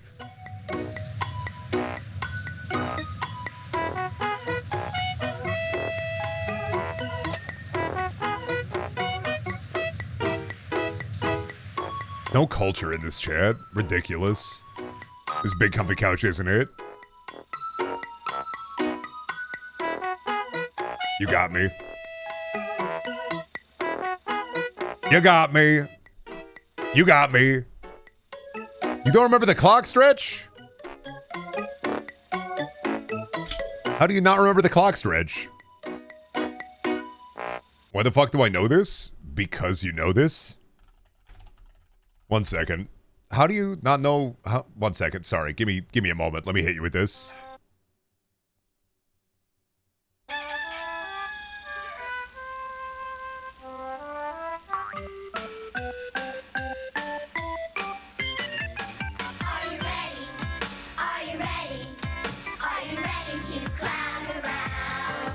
With Luna and Molly, a clown and her dolly on the big comfy couch. You telling me you don't remember the big comfy couch? You didn't grow up with it? You didn't have like a perfect childhood like every millennial?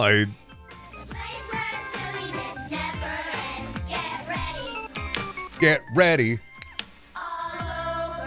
And under the big comfy couch. I need a clown like that in my life. I don't like the mailman. I'm not gonna lie, I don't like the mailman from Big Comfy Couch. I don't like him. But like...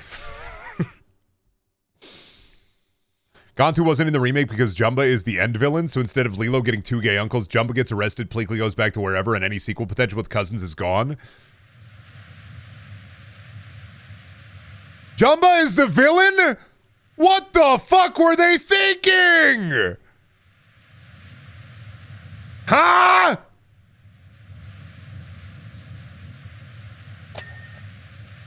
They fucked it. Nope, they fucked it. They fucked it. Yeah, that's fucked. They fucked it. They fucked it. They fucked it. That's fucked. Not having gone to at all is fucking stupid. That sucks, man. That blows ass. That's like just genuinely blows ass. And you know why Gantu wasn't in it? Is because they didn't want to spend the CGI budget on more aliens, guaranteed. Because they didn't want to fucking spend the budget. They didn't want to CGI more aliens. That's why Pleakley doesn't cross-dress. They didn't want to spend more budget than they fucking had to. So they changed the entire movie because they didn't want to spend more budget. That sucks, man. Well, you know, in an effort to save money, we made the movie shit. Awesome. That's cool, man. Thanks. That's depressing. That just sucks. That's fucking... All you had to do was do Lilo and Stitch. Oh no, the mega billions of dollar company wants to save money on a fucking movie by making the movie shit. Awesome. I will not go and see the movie. That's cool, dog. Thank you. Actually, Lilo and Stitch's story is that people can't change, so maybe get over yourself.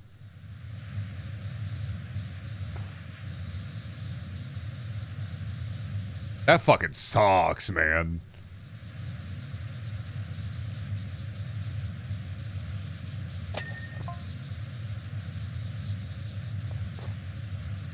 This is what we don't need the live action remakes. They just need to stop. I mean, they just need to stop, man. They're just wasting money at this point.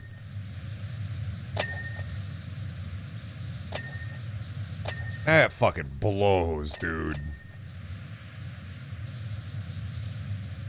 Like, the original movie exists. I'm not going to be too miffed about it, because, like, whatever, man. I'll go watch the actual movie. It's just, they can't, they just keep losing after Lion King. They just keep making dog shit. But then again, sometimes people just go and see other dog shit, so who am I? Who am I to judge? The general audience is, I don't know. Disney and their bulbous belly, jiggling in the fucking breeze. Sure, dude. Eat those food.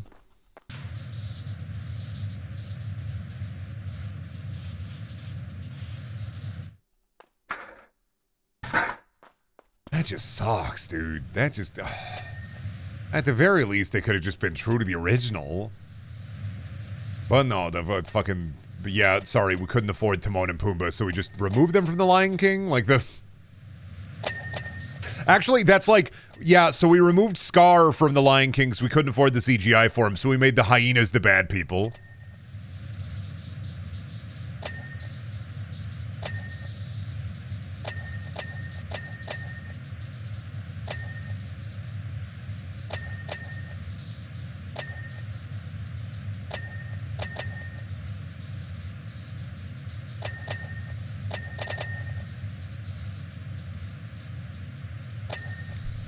They did this shit to the beautiful boy. They really did. They really fucked it up.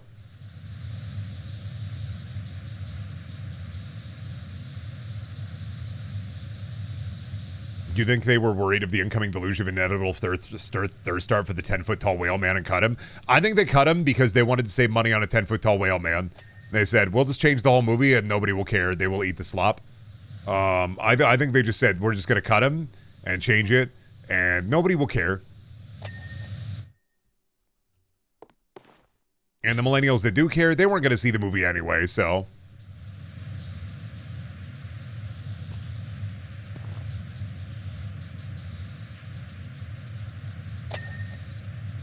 It's like, if you can't afford to do a character that is incredibly important to the story and you cut him, just don't do the movie in the first place, is my opinion. This is also why I think that this was a... I'm hoping, God, please let this be a horrible fucking mistake for them to not have it on streaming.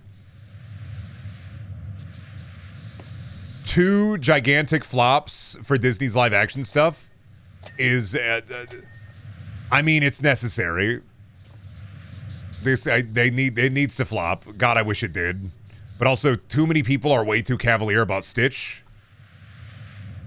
That are just like, oh, I'm going to go see it. Stitch is awesome. Then they'll go see it and then be mad that they waste their money on it. And then, I don't know, watch 3 different Rage Bait videos online. Merchandising. Well, Stitch is still there, and he's cute. So we got that going for us. But that whale man, we're not going to be able to afford that, so cut back on that. Bob Iger needs a new yacht.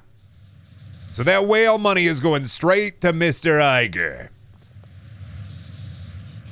No, you see, Mr. Iger needs a $500 million compensation and pay package. He needs that for sitting at his desk and telling people no all day.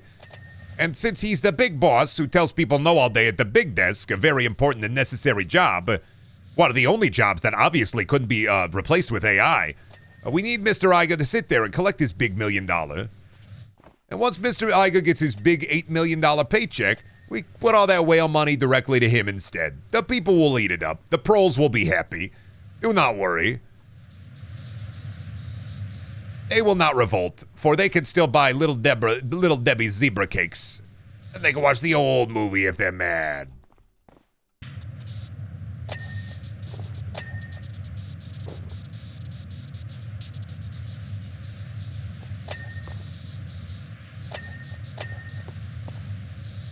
Stitch is legitimately cracked the Disney adults. Yeah, because, well, like, akin to, I want to say, you know, Aladdin, Little Mermaid, fucking Hercules. Stitch is like a lot of Disney adults, like, big whiff, like, big, like, like it's their huge, like, they may have watched Disney movies when they were little or really little, but it's like people my age who are 31 to 35. Stitch was like one of the first Disney movies that, like, you went to the theater and saw.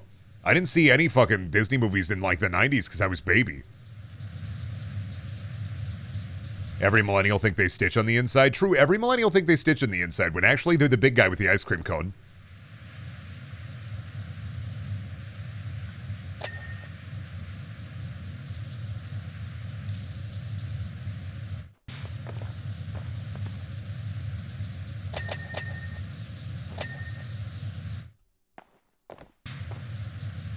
Stitch was kind of a proto-minion. True. He was a lovable scamp who got up to no good.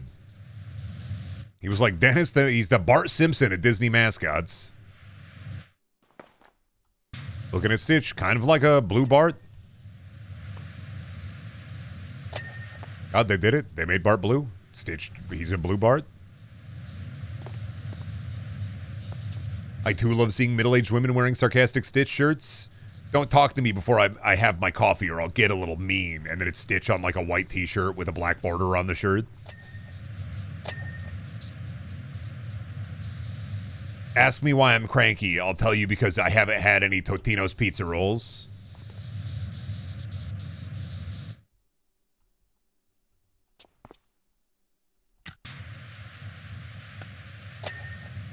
Stitch in the live-action Stitch movie. Ohana means family. And family means getting the fast pass at a local Disney Studios theme park. What? What did Stitch just say?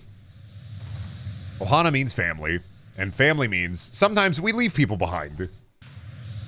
Awesome.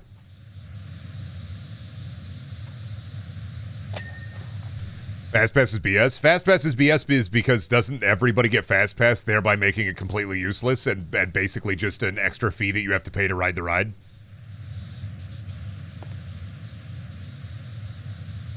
Yeah, so you're literally just paying extra to wait in a line that is going to be as long as it was going to be without Fast Pass.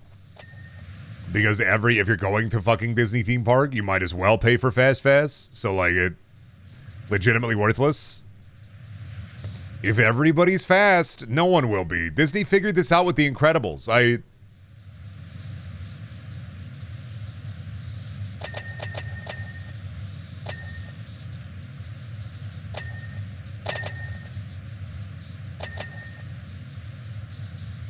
Syndrome literally said this.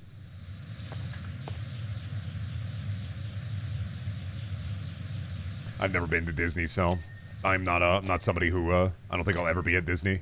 I do not mind. I do not really care. What am I gonna get out of there? What the fuck? Where is he? Oh my god, it's just your cab. Never be a Disney adult, baby. I do not care about Go Disney World. You know why? Because I don't really know what I would get out of it. It's not worth the cost. That's what I'm thinking. Is like, why go to Disney World? Like, what? I don't have a child. I'm an adult. If I had a child and I had the money, we go to Adventureland. I'm not going to Disney World. We got Adventureland. This fucking couple hours ride. You come on over to Adventureland. You're gonna have a fun-filled day. Like, that'll do it.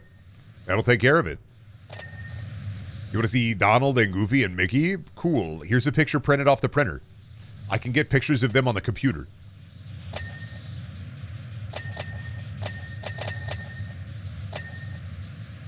Mickey and Goofold and Darnold and Sora. I can get those guys in Kingdom Hearts. I have an uncle who's been to Disney 30 times. I mean, you go once. What's the point in going again? I just don't...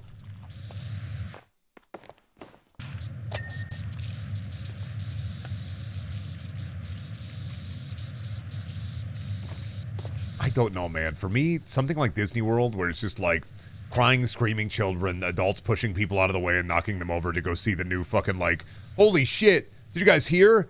The Gaston actor. He's wearing a new codpiece. His balls are 20% larger this week. Wow! Like, I feel like Disney theme parks in general feel weirdly, like, cultish to me. I was just like, I just don't fuck with that, man. Nothing Disney related brings me enough joy for it to consume my entire personality and self-psyche. Maybe that's why I don't understand, is because I don't have so little in my life that I have to fill it with meaningless Disney tat. I fill it with meaningless Haze tat.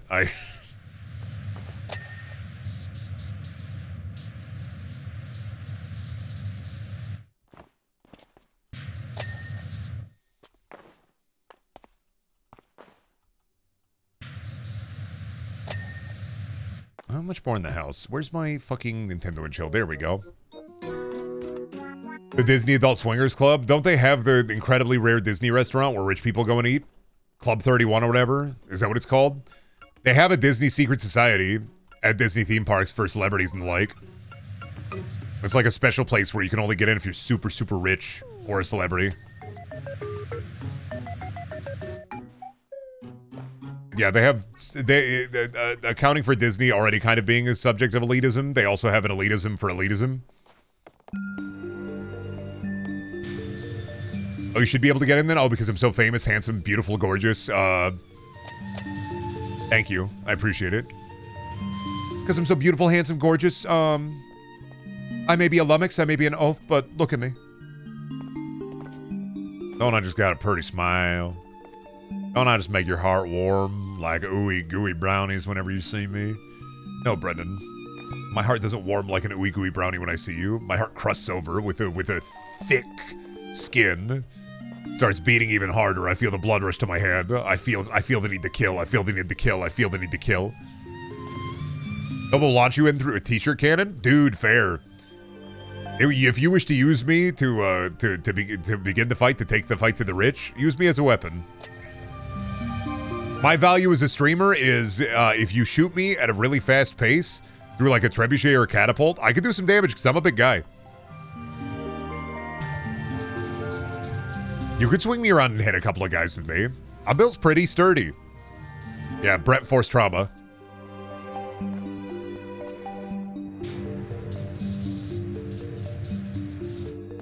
Brent Force Trauma be like, anytime I mention my family on stream, we already got that.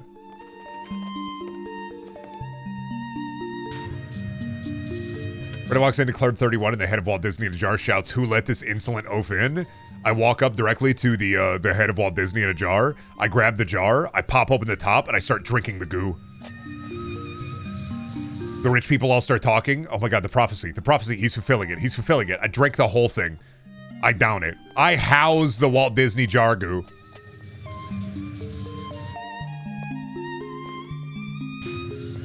You become Walt? I don't need to be Walt.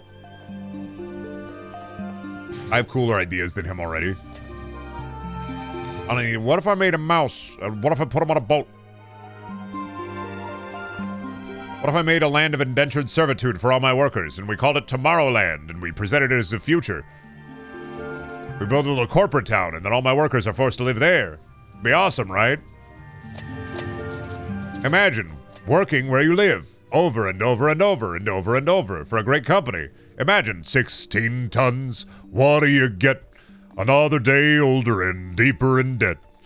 People want to come in on live and roll. I owe my soul to the company store.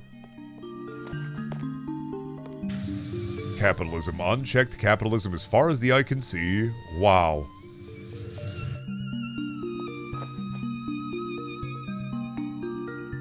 Me eating a bug off of the floor, heavily irradiated. The free market decided this. It was all due to the free market. You don't understand. We had to. Market, it was free.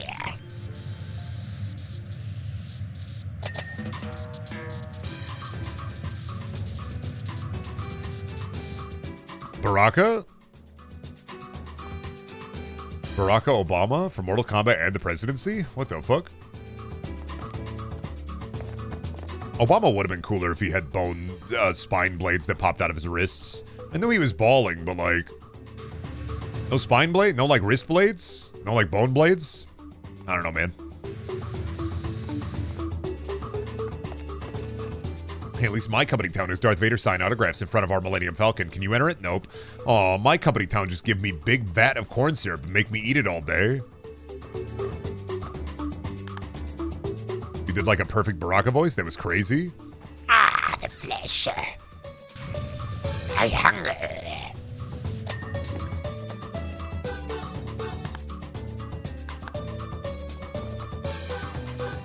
White gloves? Oh, shit. Was the White Rabbit... What does the White Rabbit drive? Oh my god, is that a Ford White Bronco outside? OJ.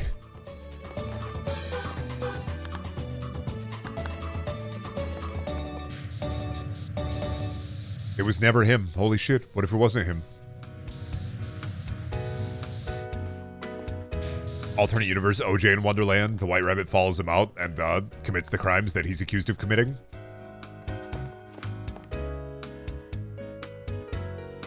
Kitchen cabinets. What did I select? Staircased banisters. Kitchen cabinets. Kitchen ceiling. Oh, right here. The glove didn't fit because OJ didn't have paws. Oh my god, what if he was a werewolf the whole time? Sorry, I believe in werewolf OJ Simpson AU. He did it, but he was a werewolf. He was in the middle of the change when it happened.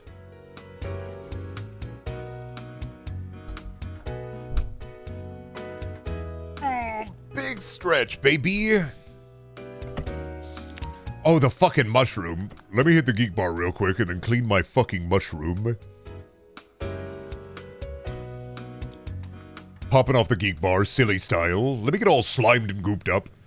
Whilst you work, I'd like to run my thoughts through a paradox that's been troubling me. Okay, Caterpillar, what the fuck's up, dude? What's up, dude? What's up? Tell me about it. What's up? Perhaps it's been troubling you too. No. I'm just here to do my job, bud. I'm just here to get paid.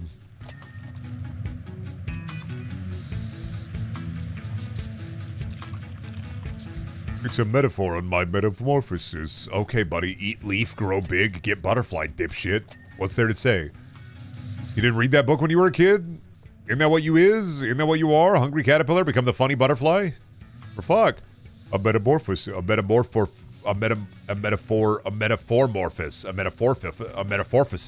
Can you shut the fuck up? I'm gonna squish this bug in between my fingers. Treat this shit like I was a 5-year-old grabbing a roly-poly. I'm fucking crushing, dude.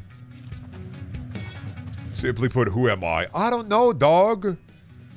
I don't worry about thoughts of the ego or the id. You know why? Because it's not, to a degree, philosophy can only help you insofar as much, buddy, you still gotta fucking eat. You still gotta fucking sit there and think. You still gotta fucking get up and take a shit. At the end of the day, it doesn't matter who you are. It doesn't matter what you are. All that matters is that you are and that you be. You don't need to think of conundrums about the state of existing because guess what, buddy? You are living in it. There is nothing beyond the thought. Time spent wasted on the conundrum of thought and the id and the ego in and of itself is, you know, there's only so much that you should do before you just should self-actualize and realize. And if you can't come to that self-awareness of who you are, what you do, Then at the end of the day, why did it matter in the first place?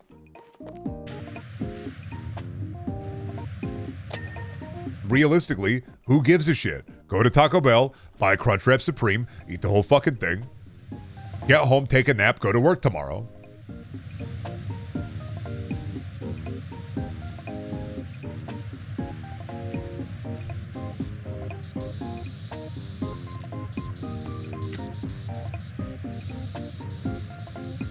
Don't worry about, like, the cart, I think, therefore I am. Just to worry about the I am.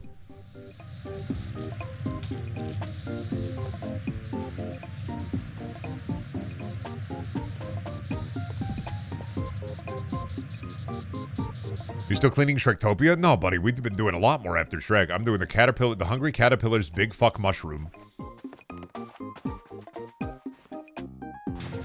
Shrek does not live here. Funny vaping caterpillar live here. He hit the hookah and make me laugh.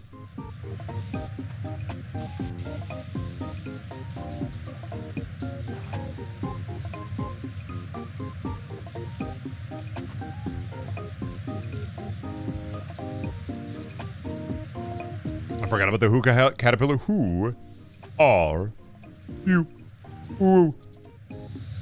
Shrek would hate this place. Shrek would hate being abducted by gnomes in the middle of the night, being sat on top the great mushroom as they dress him in gnome clothes. Me, I would also hate that, so.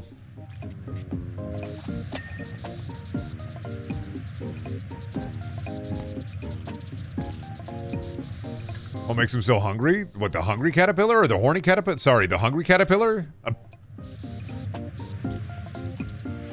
You were just like Shrek? Yes, that is why when you enter the chat I yell, "What are you doing in my swamp?" Perchance you'd like to peruse my jar of eyeballs.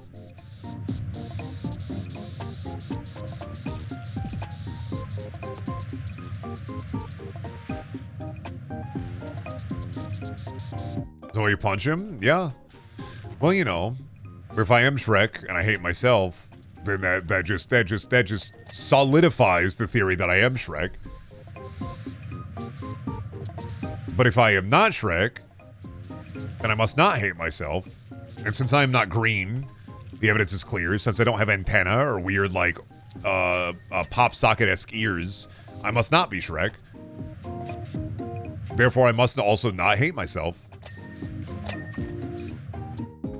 Why is he horny? The caterpillar? I don't know, dude. Bug sex. What? What? What? What?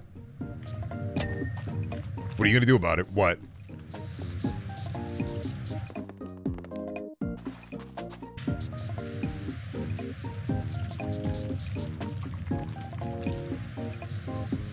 That's it, buddy. Taking you to the bathroom. It's swirly time.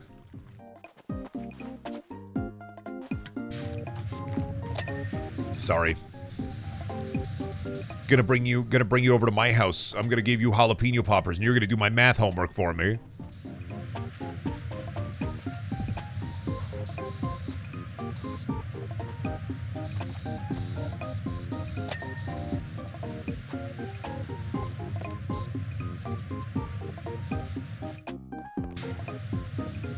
Oh, what if it was purple? I get that. Those are too spicy for me? Too bad. My mom works at the jalapeno popper factory. That's all we have for food. You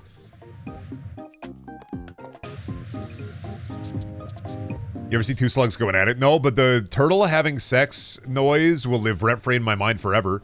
The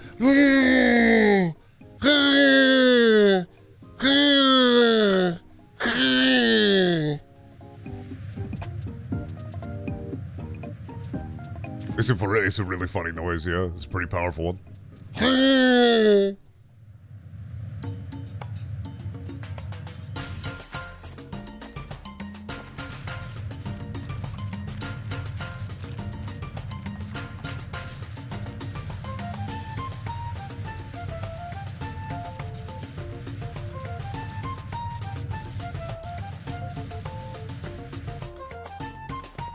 I saw two lizards going at it on my wall once. Don't tell me about your parents. I don't need to know about your parents, like, their predilections.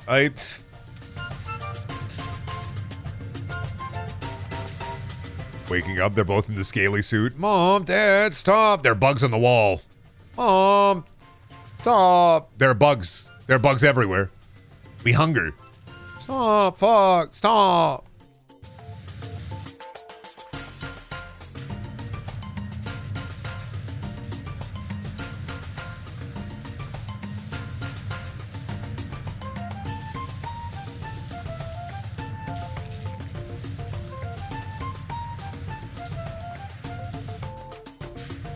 Oh no, my bug family got exposed. Well, I said lizard family. I said they were eating bugs. But now that you've revealed that you have an actual bug family, I can't believe you fell for it. My ultimate trick. By saying you have a lizard family, you've revealed that you have a bug family. Sending my reptilian family directly to your house. They hunger. My 600-pound bug life. That's just the caterpillar from Bug's Life. And like every caterpillar, why does every caterpillar in media just be like a fat wad guy?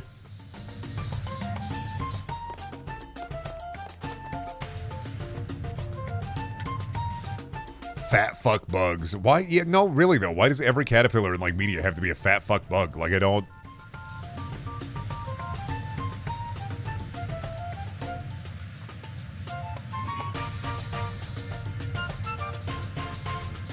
I don't get it.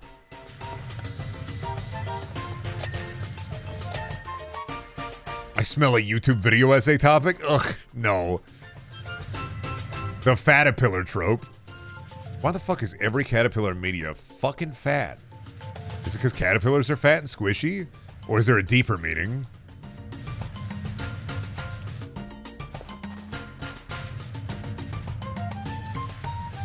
It's because caterpillars are fat fucks? True. They eat the food, they blubberfly. They eat the food, they blubberfly.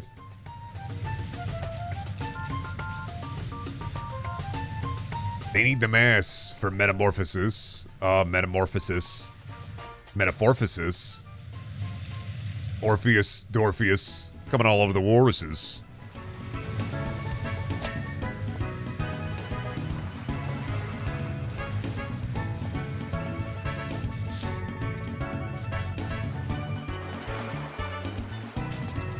Okay, that makes sense to me. I mean, I was pretty much already thinking that line of thought, but this just cinches it. Hungry guy gotta eat. And the caterpillar do be a hungry guy. They got that whole book about being hungry, so should have been thinking about that.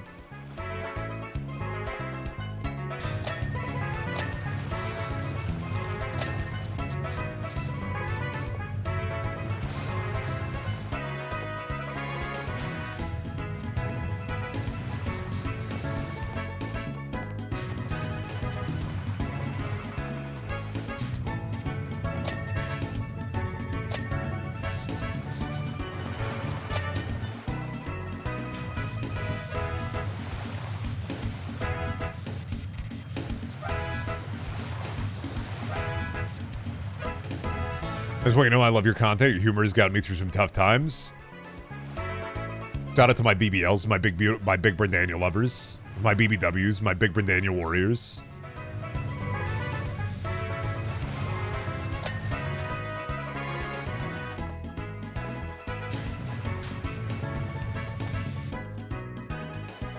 Eat the leaves off my starfruit tree, throw those bastards to the birds. Why do you want to do that to the beautiful butterfly? They just want to chill and eat leaf. They become big, beautiful butterfly, though, and then help spread the pollen.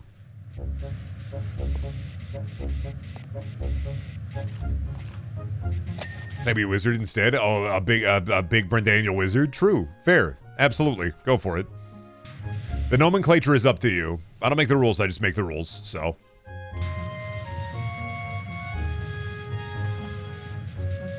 The caterpillars love the Land Before Time because they fucking love tree stars. Land Before Time did irreparable damage to me as a kid because I tried to eat leaves once.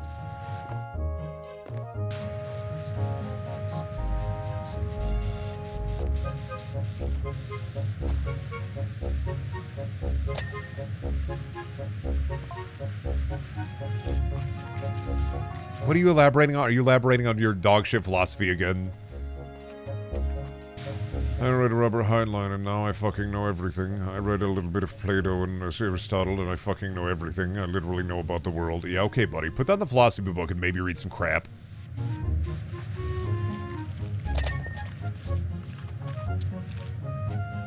I think you need 50 cc's of crap in your life, Caterpillar. I'm sorry. You're just talking wacky shit to me. I don't care. How will this affect the price of eggs? It will not, so...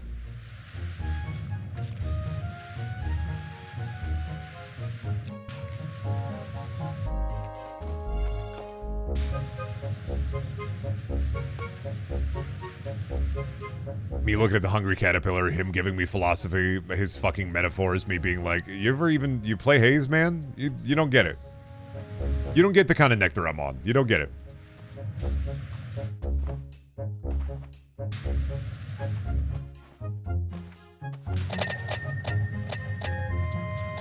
Oh, I do like the, I'm not gonna lie, the jammies and the little boots. Pretty good bit. I'm a big fan. Oh, he's in the cocoon. I didn't realize he was cocooning. Oh, I wasn't reading. I didn't know he's texting me from inside the cocoon. They got a phone in there? That's wild, they got a phone in there. What the fuck?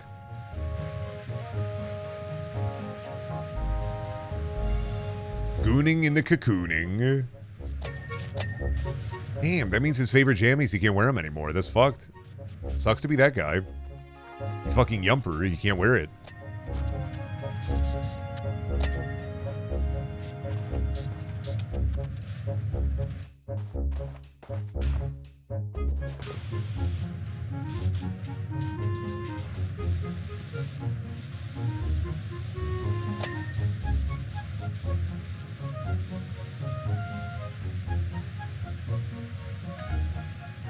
Oh! Hi. Huge. Hello, big fuck.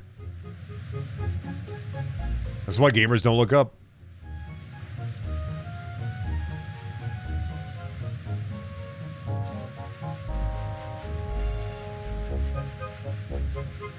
Me when I'm full of happiness and I'm looking for a little bit of joy in my life, like the Teletubby son, and then I realize it's just fat fuck Cheshire Cat up there. I hate that guy. Kill him, please. What are you going to do? Teleport and scare me? Get him out of here.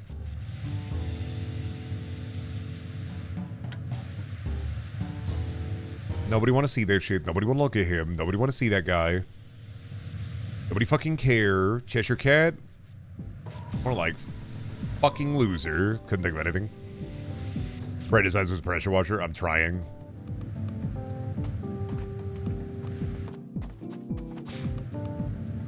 He's too far away. I can't hit him.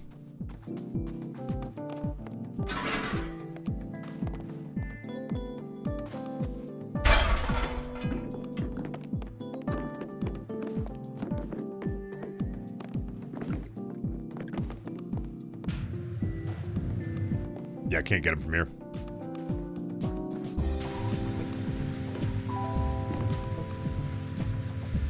How unfortunate.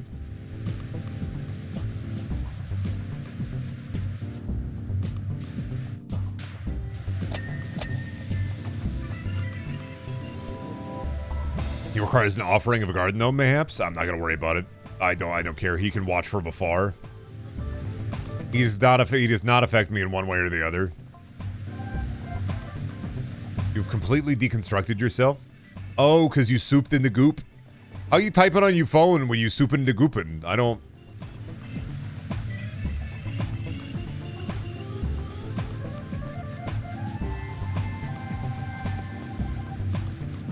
That's good. A viscous liquid is texting me. Awesome. Viscous bug goop is texting me. How they get a signal in there?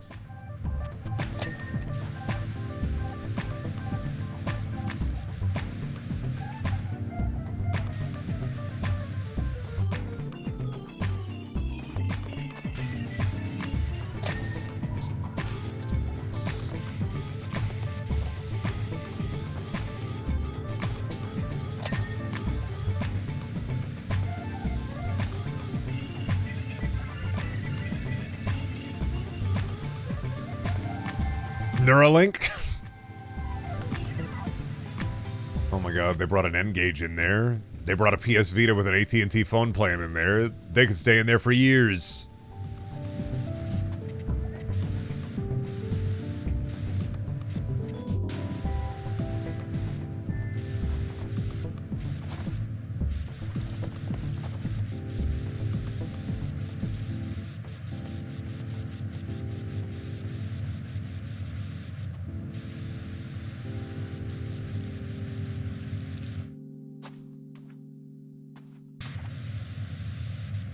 Would Neuralink be a good stand name if I want to have Elon Musk as a boss battle in a JoJo setting? No. Let me think. If you wanted Elon Musk as a stand...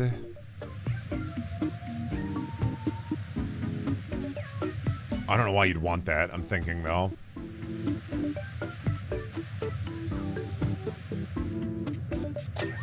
Could it be 21st Century Schizoid Man?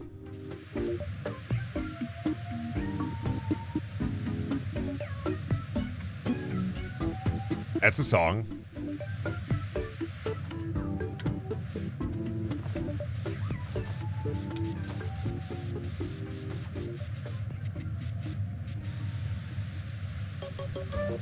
Oh, true. Yeah. King Crimson already exists.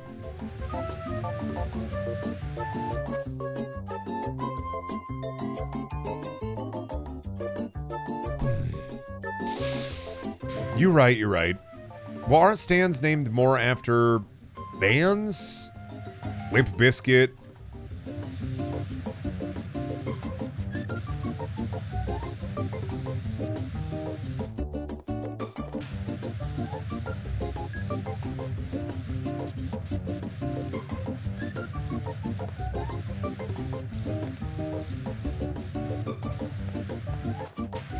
Mostly music.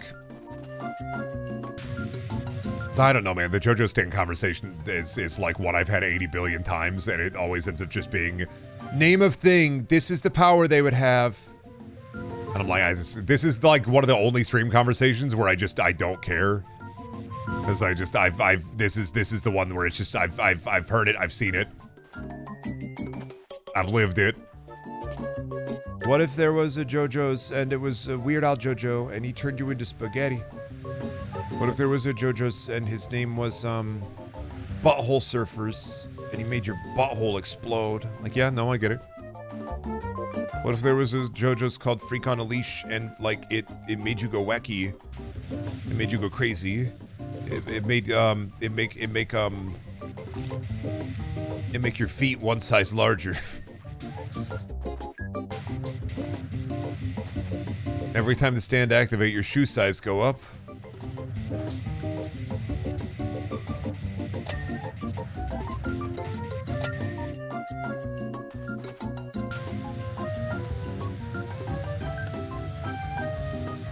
That's epic, dog. Yeah.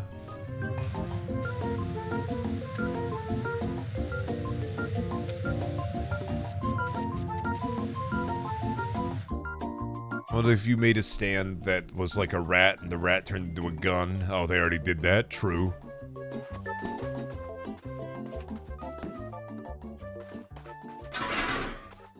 What's Chap think Brendan's stand should be? Oh, dude, people said 80 billion different things.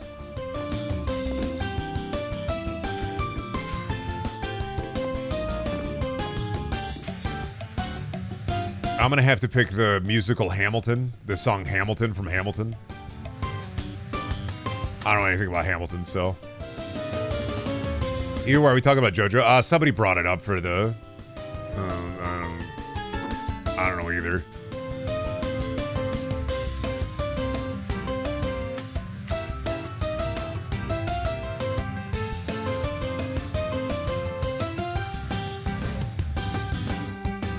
Nectar? He just takes nectar? It would just be the corn song made for Haze, yeah. Brendan and his stand, Brendan. Yeah, my stand is just me. Nope, that's it. It's just me.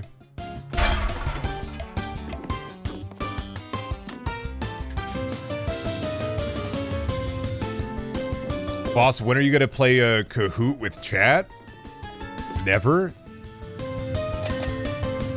Maybe someday. I don't know. What am I going to do? Geography? I'm going to do a math quiz. Gamer trivia. Gooner trivia. They got ranked Kahoot now. They got ranked Jerkmate now. Damn, everything is ranked. I can't wait to go to the grocery store and find out they got ranked groceries now.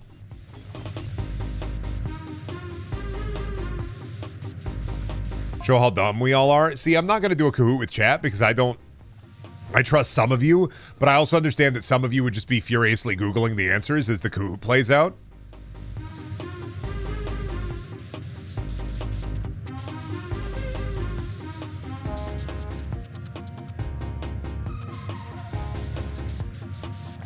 You can't prove that? Yeah, I can.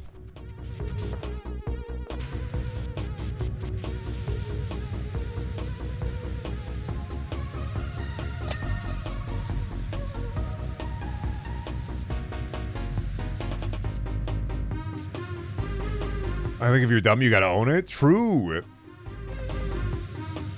I'm not saying all of you would do it. I'm just saying that there would be a couple of you that would do it.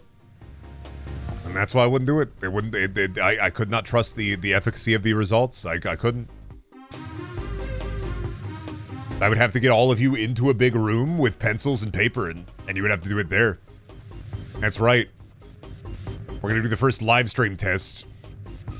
We're gonna get you all in a big white room with fluorescent lights. You're gonna sit down at tiny little desks, and then I'm gonna give you gamer trivia on pencils and paper. Gotta walk into the room, gotta put your phone away. Phone goes in the lockbox.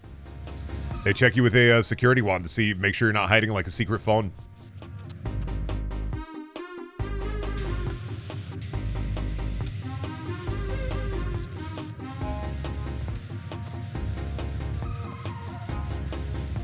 I would fucking nail this text. Okay, Metaru, what's the main character's name from the video game Clive Barker's Jericho? You have 10 seconds, don't Google it. 10, 9, 8, 7, 6, 5, 4, 3. Nope. Wrong. Yeah, see?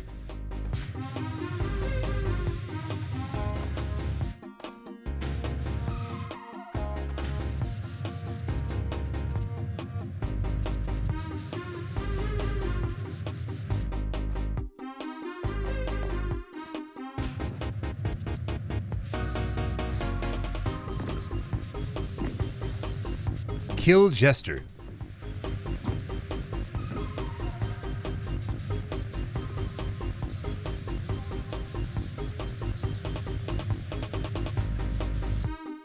Destroy Jester.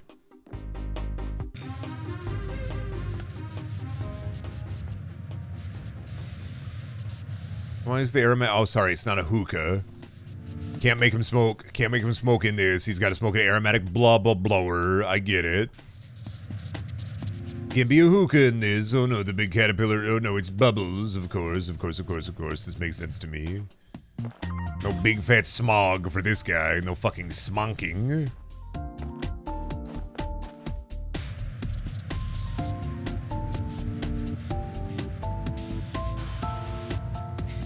Long ago, I saw a gaming trivia question. What's the first name of Nolan Bushnell's wife? I don't even know who Nolan Bushnell is. Nolan Bushnell, these nuts? Smucking. That's what the guy in the mask says, right?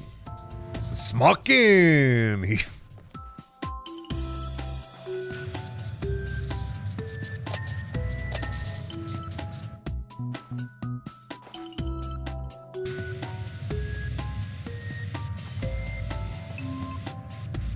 Oh, the Atari founder? Here's an easy gaming trivia question. What's the name of Isaac Clarke's wife?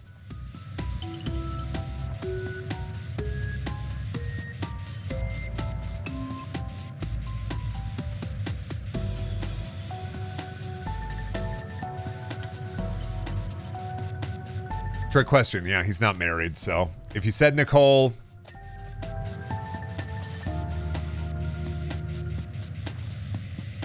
That's his girlfriend or partner. He's not married. He's not married to Nicole, yeah.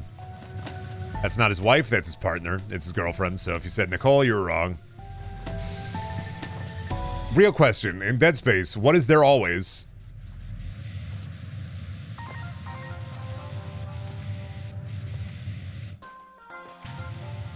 In Dead Space, what is there always?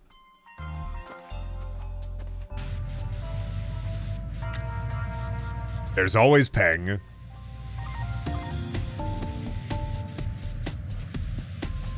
Name three of the brands that associate and advertise within the video game Homefront for the PS3, PC, and Xbox 360.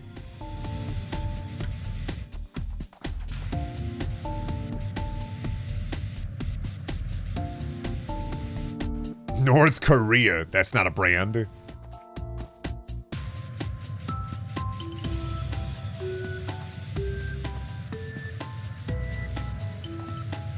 I would have accepted Hooters, Tiger Direct, Jan Sports, White Castle, Full Throttle Energy Drink, NOS Energy Drink, White Castle again.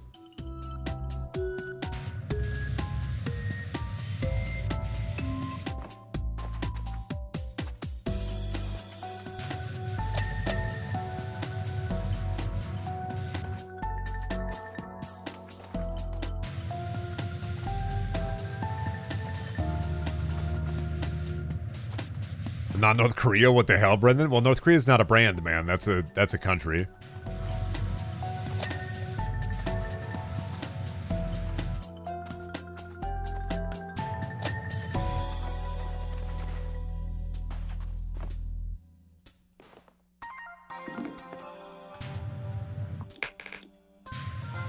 Easy one. Can you name 3 games that have Verizon branding?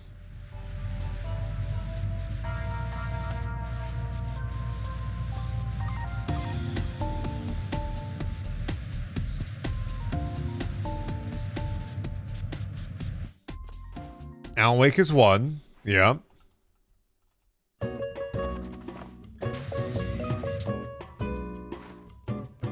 Alan Wake American Nightmare does not have Verizon branding. Alan Wake 2 does not have Verizon branding. Need for Speed Hot Pursuit 2010. Nice Google.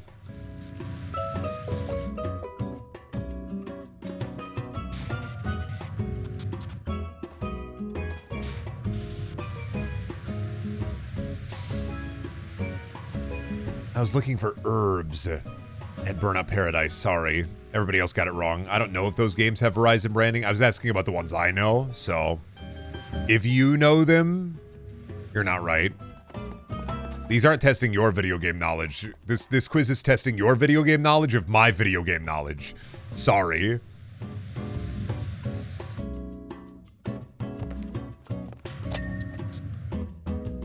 It's a metatextual quiz. It's not testing how much you know about video games. It's testing how much you know about what I know about video games. So.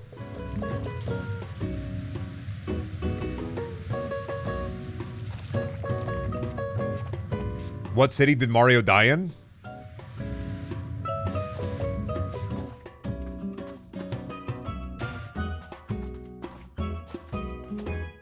New York, Brooklyn, Miami, Atlanta? No. Atlantic City, correct. Mario dead in Atlantic City. You are correct. They found his body, they found his corpse. Mario dead in Atlantic City. You're so right for this one.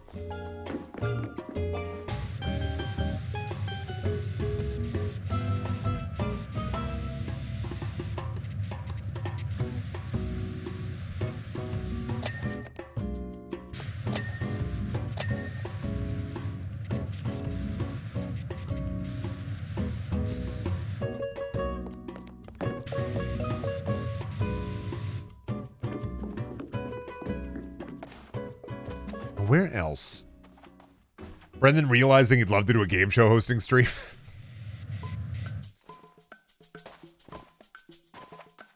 This pesky little creature was the name of Brendan's Sea of Thieves pet in the Sea of Thieves streams from 5 years ago. What was that pet's name?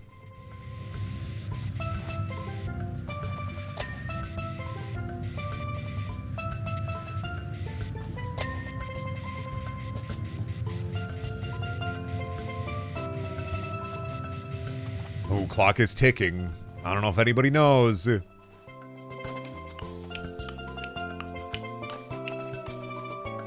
Close. Cheeseburger and hamburger.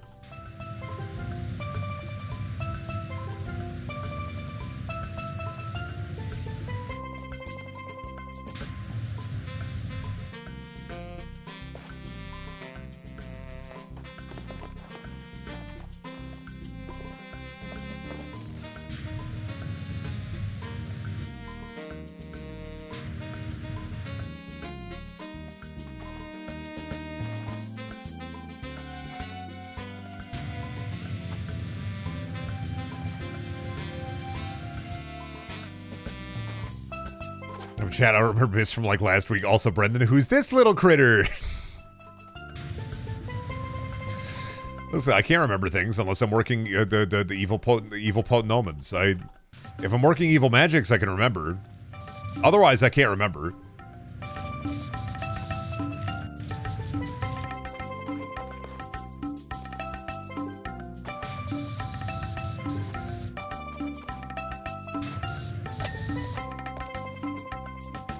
Yeah, I don't remember unless I do. See? True. You get it. I don't make the rules. I just make the rules. You get it.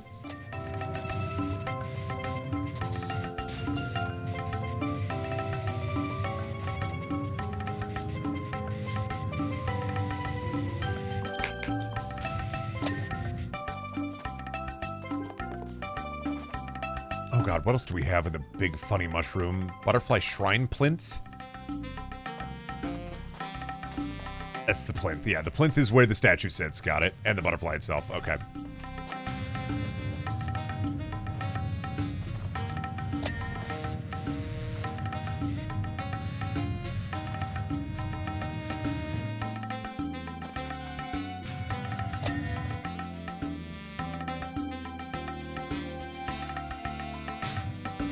Oh, the fucking Washu line post. Flint me. Who the fuck would say that? Why would you say that like a... Plint me is I'm thinking of an architect working in like a fountain. And he's just working on like a tiny little gnome and he's like, hey, yo, bro, plint me. Throws the plint at him, pops it down. I bet some city engineers are cool like that. They're throwing plinths around like they throw beers around.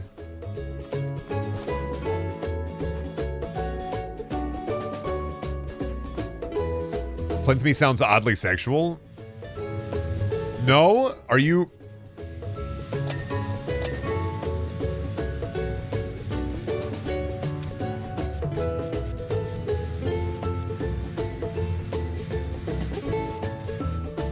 Me looking at your most recent Amazon purchases. 50-ton block, 1-ton block of marble, 1 chisel, 1 how to make statues sexy for dummies. Interesting.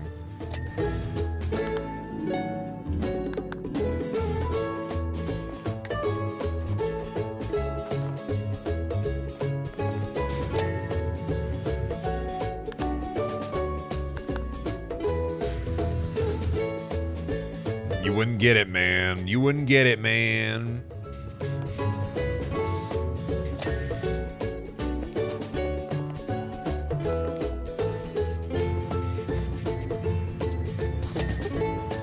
Carve me up like one of your big rocks.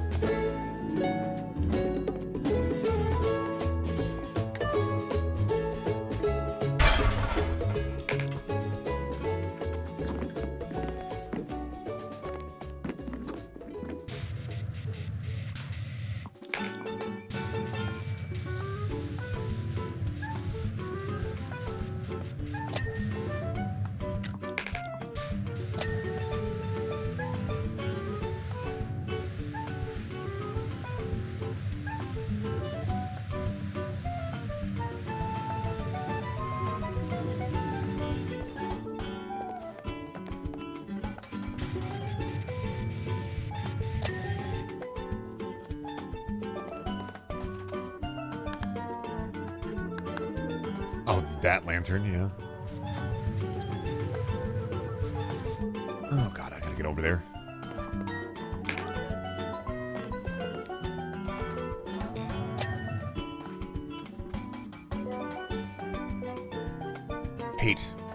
Hate that. Don't like that.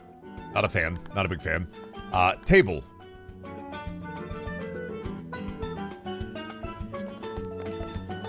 Table. Up there. Table. You wanted to.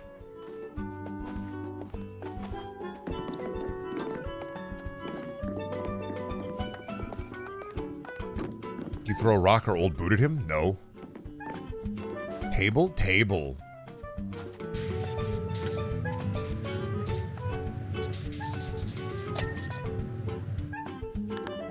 Bridge post, fungus platform 9 of 10. Alright. I'm almost out of here. I'm almost free of the big mushroom. There's the fungal funny. Thank you, fungal funny. I gotta kill you. Where the fuck are you dirty at? What the hell?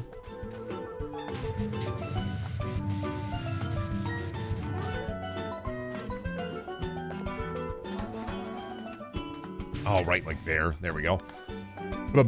Bridge boasts. Which bridge boasts? Any bridge boasts over here? Oh, dear.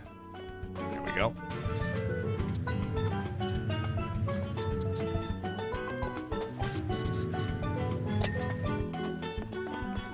These ones, the other two should be over here. Here we go. What about the bridge boast over here? Yep. Job's done. Look at that.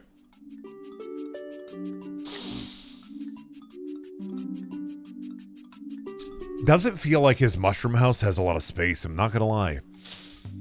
Feels like it could be a larger mushroom house. Interesting. Oh, fuck yeah! Me when I spill the tea and then I clean the tea. Oh, I'm tiny. The tea is huge. They've smalled me. This would have been a lot easier if the tea wasn't huge like this. They've made my ladder and stuff small, but I didn't think they were gonna make the tea this big. I have to clean the cheese. They're gonna make me clean the fucking cheese. I gotta wash the cheese off. What am I, a Golden Corral employee? But sir, the big gorgonzola fell on the floor. Clean it up. Those piggies will eat the gorgonzola. They don't care if it fell on the floor. What they don't know won't hurt them. 5-second rule. But sir, it's been on the floor all night. Doesn't matter to me. Put it in the buffet.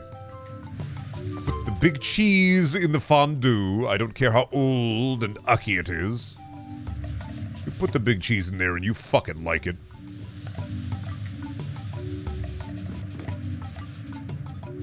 Oh, time! See, that's not sand. That's a whirling miasma. There should be sand in that son of a bitch, not the whirling miasma. Sand denotes time. What is the whirling miasma denote? Nothing? The absence of time? What are we doing here? Oops, all miasma. Me opening the door every morning, man.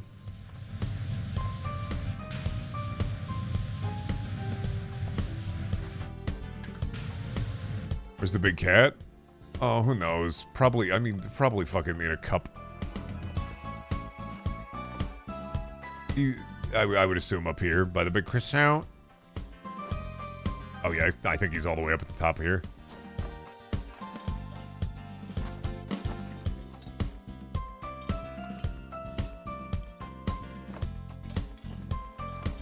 Oh, no, this is a big old slice of cake. I don't know where the Cheshire Cat is here.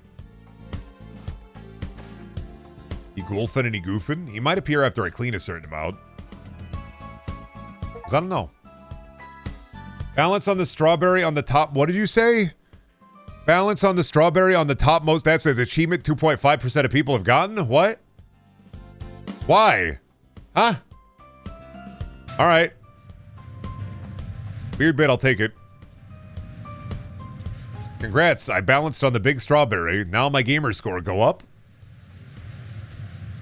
Finally playing a game with a big strawberry that I can balance on. That's always what I wanted to do.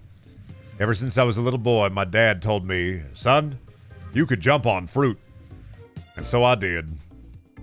I would go to all the little festivals. I would go to the grocery stores. I would jump on fruit everywhere, even at the local farmer's market. For a while, all I did was jump on fruit. Then one day, I found big strawberry. I couldn't jump on it. I had to train. I had to figure out the mass of the strawberry, the height of the strawberry, and the height of my fruit jumping powers and abilities. Then eventually, I could jump on the fruit. It's just that easy. Some people do that way. Some people do that way, where it's just like, this guy was born to jump on the fruit. I don't know what I was born to. I don't know what my jumping on fruit is. Jumping on fruit, shonen. Ha! I see your fruit jumping abilities are meager. Watch this. I jump on big watermelon. Ha! I see you jump on big watermelon. But what you don't understand, as a professional fruit jumper, is it's not about the size of the fruit you jump on. It's about the quality of the jump. I jump on blueberry without squishing it. Oh my god, nobody has jumped on blueberry without squishing it for 1,000 years. Oh my god, he did it. He jumped on blueberry without squishing it. What the fuck? And everybody in the arena loses their mind. Well done, fruit jumper. You've done it. Now, you're gonna have your hardest, your toughest obstacle. Yeah? Jump on banana without Slippy. Jump on banana peel without Slippy? Oh no. I couldn't possibly. Banana peel too slippy. I couldn't jump on banana peel without Slippy. You gotta do it, fruit jumper. Think about your parents. Your dead parents. With the power of my fruit jumping friends, finally, I can overcome this obstacle. I too can jump on banana peel so slippy. This is just how Jujutsu Kaisen is to me. This is like...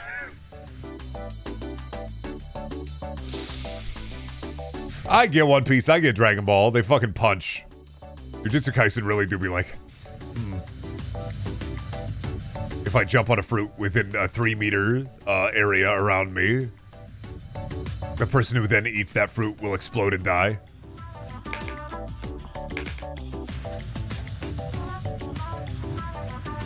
If somebody within 1 mile around me has ever used a calculator, they blow up.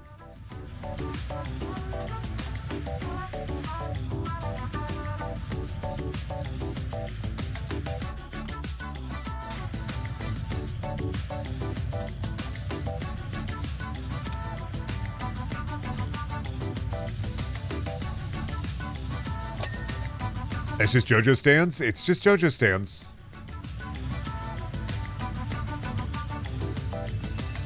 I glazed over one too many power explanations when reading Jujutsu Kaisen and completely lost the plot on whatever the fuck was happening like halfway in. Imagine JoJo stands, but they try to over-explain it. That's been the my reading of Jujutsu Kaisen is like whenever I did read it, I was just like, oh, they're just it's JoJo stands, but they over-explain everything. Got it.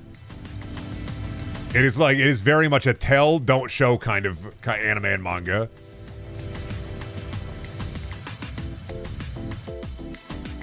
Are they at least better than My Hero Academia fans? I don't know, My Hero Academia is a simple show, dog. It's just fucking, what if you punch the guy but slippery? What if you orb? What if you turn off gravity? JoJo's be like, I can turn off gravity, but only if I'm eating a lemon.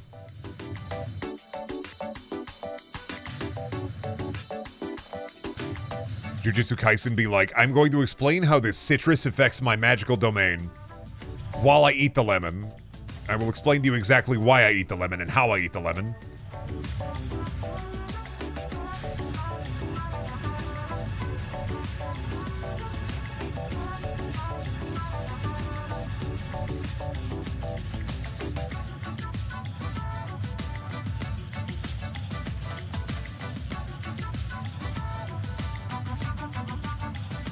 Want a shonen anime that explains nothing, actually? Isn't that Hunter x Hunter? Kinda. Do you just want Hunter x Hunter? I feel like that's Hunter x Hunter, ain't it?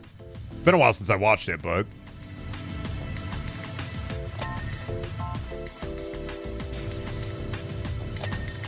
Hunter x Hunter explains everything? Oh, okay. It's been a while. I've watched part of it like years ago. Don't remember it that much, so.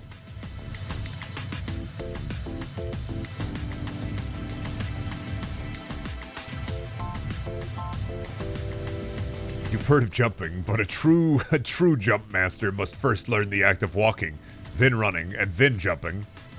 Have you heard of Mario? No, teacher, tell me about Mario. Mario jump 1, jump twice, and then on third jump, jump even higher.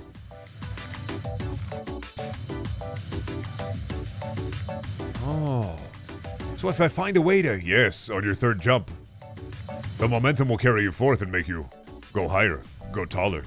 Longer jump, harder jump, higher jump.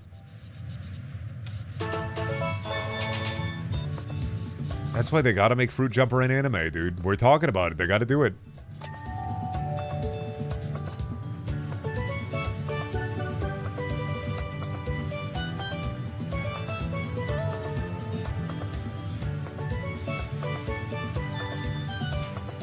The 3 anime genders, DBZ, Sailor Moon, and Gundam. Yeah, sorry, buddy. You forget about, like, laid-back comedies. Sorry, man. You forgot about, like, comedy anime. That fits under none of those. Nichijou, City, Azumanga Daioh, Laid-Back Camp.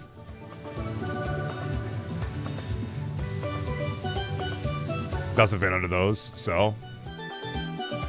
What is it? Aoi Asobase? Aoi Asobase? I don't know how to pronounce that. I think I have 2 in the manga.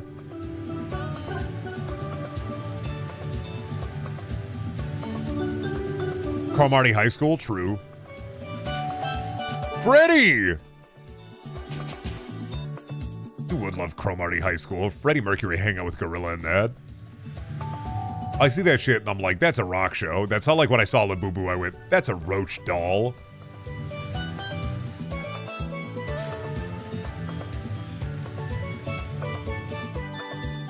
One Punch, DBZ, or comedy? DBZ.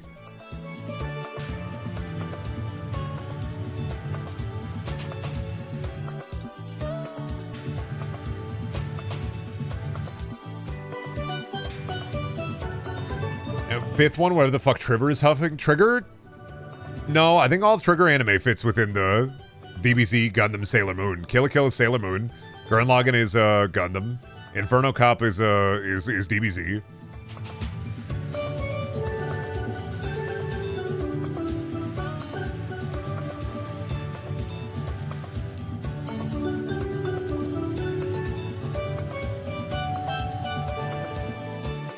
I think realistically, those those 3, the only thing really missing, I feel like, is Slice of Life.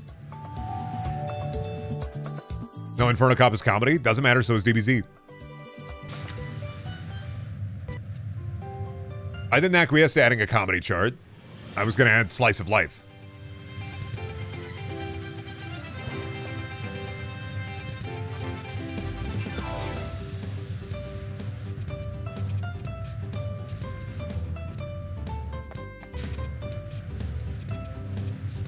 It's a Venn diagram. It's a scale. We're not going to get back into this, though. I'm going to go get water, and we're not getting back into Tinker, Engineer, and Scientist. We're not doing it. It's not happening again. I will be back. I got to go get water. Where is my gnome music at? Play my gnome music. All right, I'm back. I had to play with Truck a little bit. He needs some exercise, so... while he is cooped up in quarantine. He do be cooped up, he do be cooped up, so. We're by chill Nintendo music, upbeat and chill, fucking epic. Epic Nintendo music that make you fucking lock in.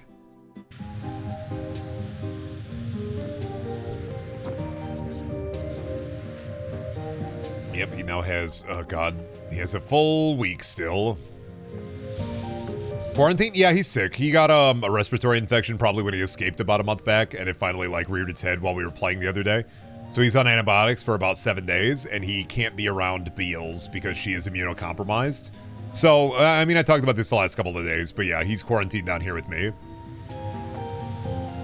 So they are both upset because they cannot like play and attack each other for a whole nother week. Because Truck reacted badly to his first antibiotic, so we had to get him a different kind, so. Beals is immunocompromised? Yeah, she has a heartworm. So she takes a steroid every day for that.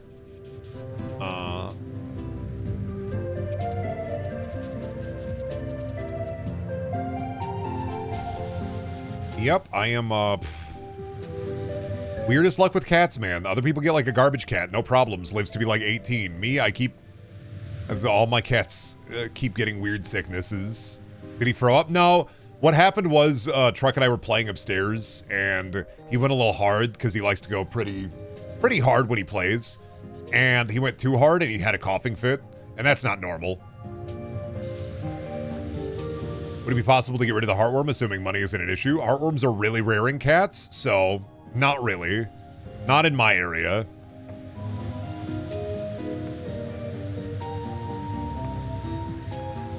With Beals, it's literally we wait and we see, and if she gets sick, then she's either going to pass the heartworm. She might not even get sick from it and just pass it, or she will, die. Luckily, our vet has a lot of experience with cats with heartworm. They previously worked in an area where they had a lot of incidents, so they are pretty sure as long as we keep them on a strict medicine regimen and we keep giving Beals steroids as needed and keep an eye on her to like lower or raise her medicine, she'll be fine. How old is Beals? 2? What if we had her for 2 years? I think we've had her for about 2 years now. Because we still had her for about 6 months while Bubby was alive, so almost 2 years now. So she's about 2.5 maybe. Heartworms cannot jump from cats. No, they get them from mosquitoes.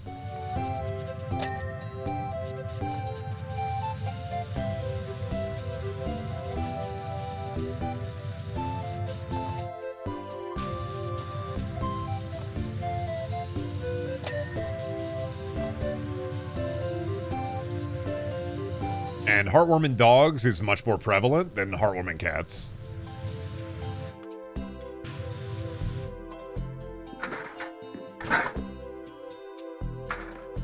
That's why there are much more medications and areas that take care of heartworms for dogs and have heartworm prevention for dogs. Not so much for cats, because it is a very rare affair. Usually cats, their immune system will get rid of the heartworm. But there are rare cases like Beals where, nope. So it got a chance to settle in, and now we just have to kind of, wait.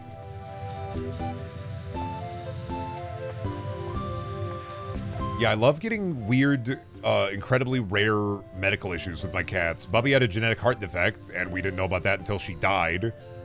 Beals has a heartworm, and now Truck has a respiratory infection. I'm just to give him his medicine, hope he end up be okay. How long she had the heartworm? We don't know. Maybe around a year. The vet probably said around 2-3 years. We won't know for 2-3 years. She gets a yearly, I want to say like, we usually do a checkup if we're worried about her health, and then she gets, we do a yearly physical with both the cats. So, and we keep an eye on them.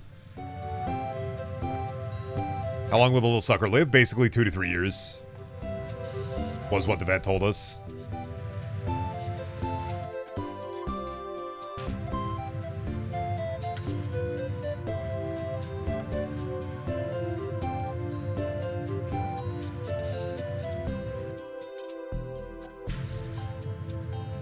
It's just one of those things.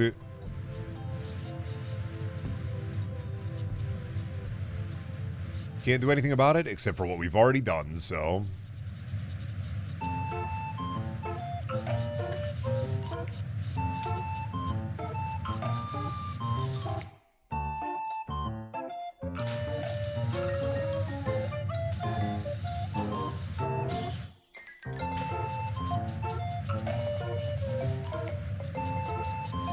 Is this Alice in Wonderland? No.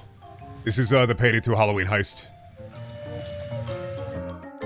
This is why owning kitties is such a double-edged sword. Man, I don't know. When I was a kid, every cat I ever had was a garbage cat, and they all lived to be like 20 years old. Like, my mom has cats. My grandma has cats. No issues. 0 issues. All dumped their cats. My cats, always getting sick, always picking something up.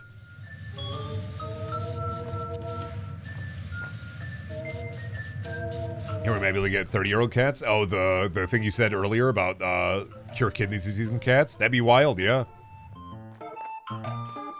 And not see when garbage cats die, they just kind of disappear. Yeah, but my mom and my grandma both have indoor garbage cats, and all of my grandma's indoor garbage cats have lived to be in their 20s.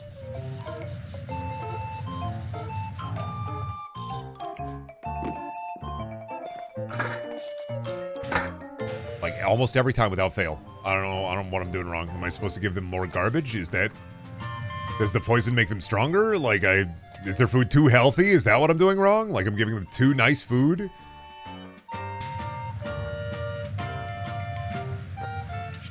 Radon? Is it leaky radon makes them stronger? What makes cats stronger? What's the... Leaky Freon from the fridges? Swinging them around like nunchucks?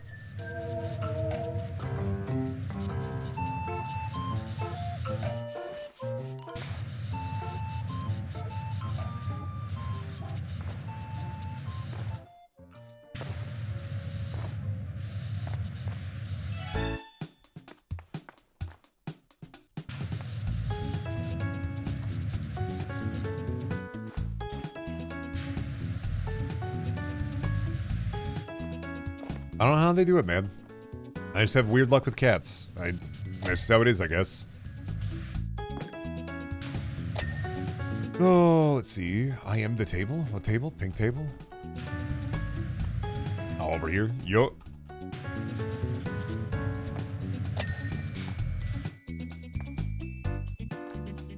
Oh, this is the... Duh. That's the cake tower plate. Right. This is the table.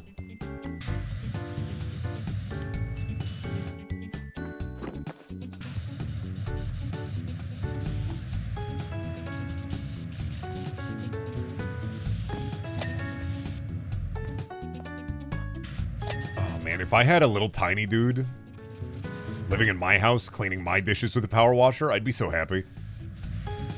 I'd pay him in cheese currency. Ratatouille, but I give him cheese and he just wash my dishes. Like, I take that.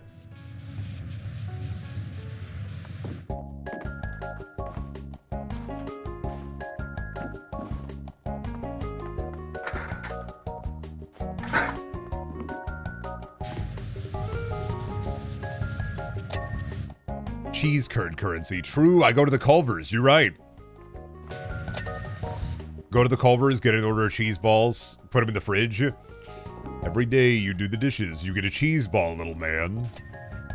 And you keep on working hard, and maybe someday I'll get you a whole slice of cheesecake for you and your miserable rat family. Do this for me. I am Big Brendan.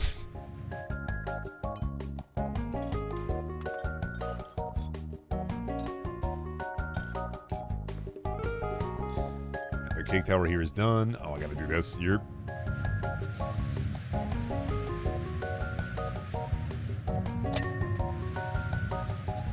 Go, my rat butlers.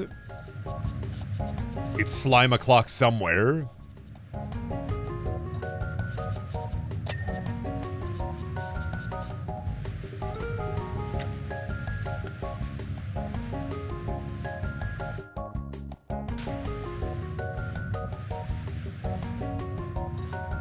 We only do cottage cheese here. Do you think that if the witch from Hansel and Gretel was really into fermented milk products, do you think that's what her house would be? Instead of a gingerbread house, it'd be a cottage cheese?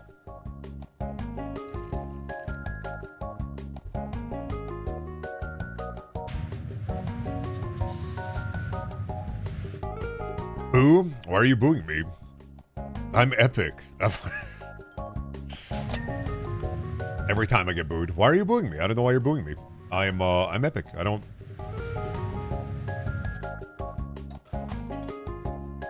Smithers? Yes, Mr. Burns. Why are they booing me? Well, they're not booing you. They're saying boo Rendon. Ah, boo Rendon.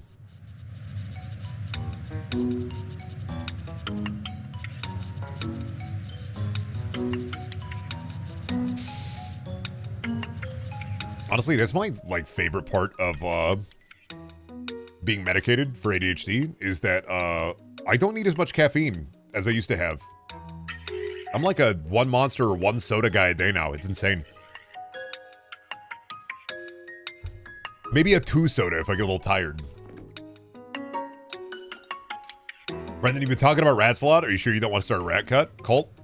I've been talking about rats because I want a rat, but Shelby says no to rats, and I respect my wife because this is a boundary for her, and I'm going to respect her boundaries. I want rats, but I'm not going to do it.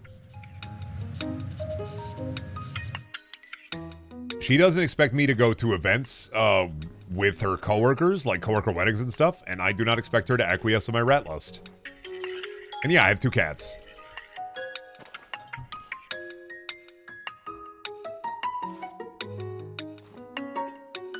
You couldn't have rats if she said yes? Yeah, I could. I've had small animals before with cats. A lot of it is about just mitigating. You can have small animals with cats. You just have to fucking, you don't take them out of their cage and then feed the cat. Your freak psycho cats are different? No, if I got rats, I already have a plan. I got a glass tank. It wouldn't be like a cage.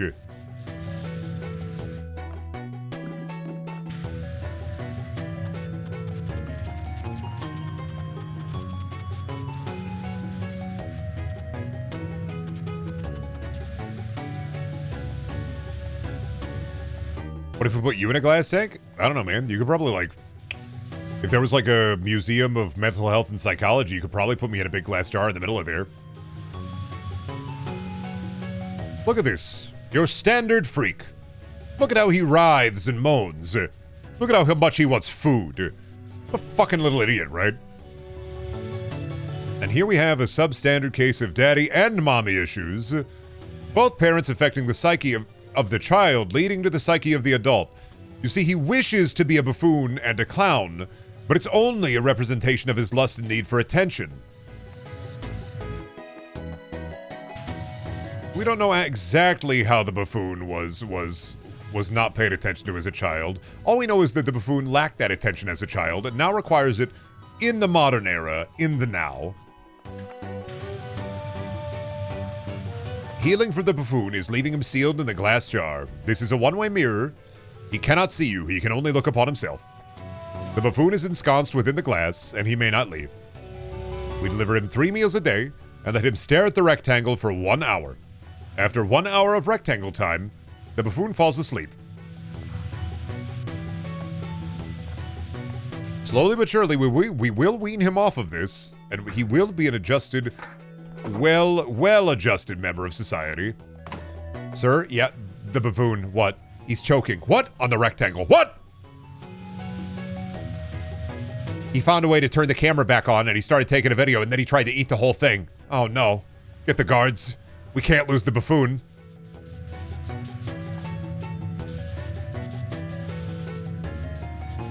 One hour rectangle time, buffoon. And this time, don't eat it.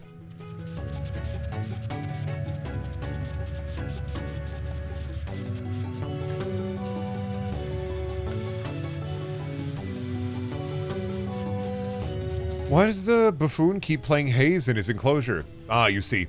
It's a simple fact of the buffoon. By taking a niche property and building an obsession with it, he believes that this will replace the absence of a personality.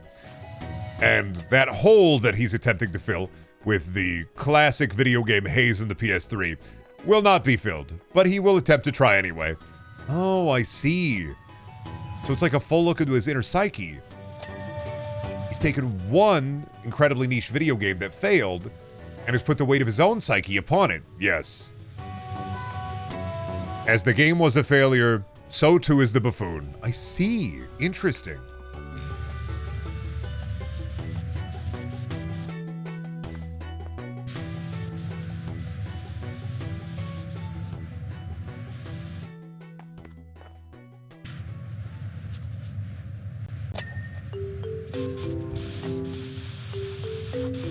Are the yellow glasses so you feel more like Hazeman? No. So these are just yellow tinted lenses with blue light blockers in them. I don't believe blue light blocking. I mean, I believe you get tired eyes, but I wear these because I get really bad eye floaters, and the yellow helps me kind of deal with the eye floaters a little bit better. So I get like the little worms, the little black dots, messy odd dog shit eyes, and when I wear these, it's just the eye floaters are really bad. So, and they look neat. I look like great value Vosh the Stampede. Wishes Vosh the Stampede. All I need is the coat and the hair. Ah, the Westminster Homunculus Show. Best in show it to the Iowan Slopper. Excellent breed. Look at him running around. Oh, he's out of breath. Look at how his elbows don't extend all the way. Interesting. Now, that's a rare breed mutation on the Iowa Slopper, but it's quite beautiful to see it in such a... Oh, he's doing it. He's gonna do it. Oh, you got me. Oh, he did it, his famous little bit he did a couple of years ago. People are still laughing and clapping and slapping their big bellies about it here at the Westminster Freak Show. Oh, but now he's going to eat an orange. Oh, so juicy. Ooh. Ah, what a good bit. What a good bit. Reacting directly to the orange as he bites into it. Excellent.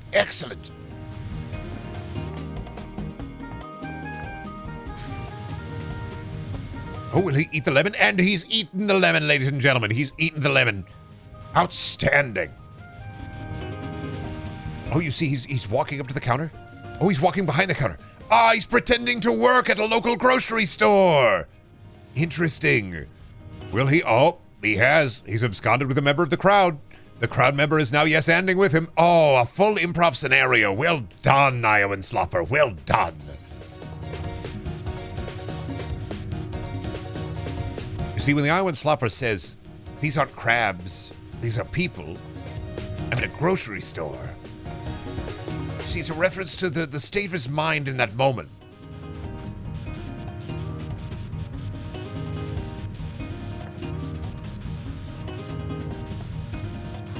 You can tell the Iowa Slopper very well maintained, very well taken care of.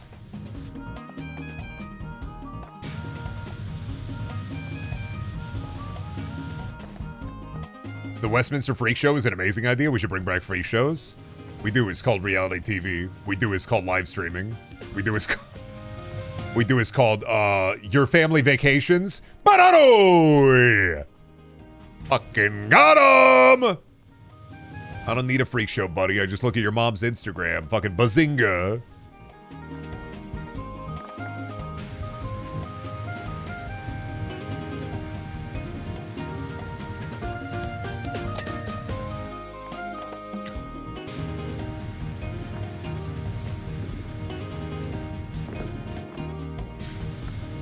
Ah, well done. The Iowa Slopper immediately going for the throat with the your mom joke.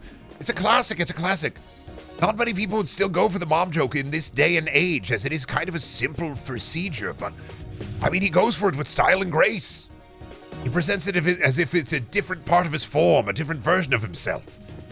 And lay low to his baser instincts. I see. Interesting.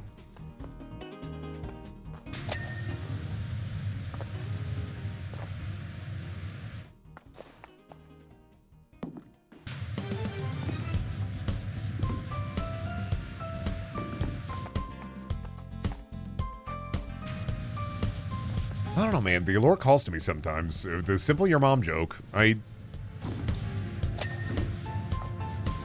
think the worst thing about your mom jokes is having to commit to the bit after somebody says, I don't have a mom, or I have two dads, or my mom passed away. You kind of got to commit to the bit when that happens.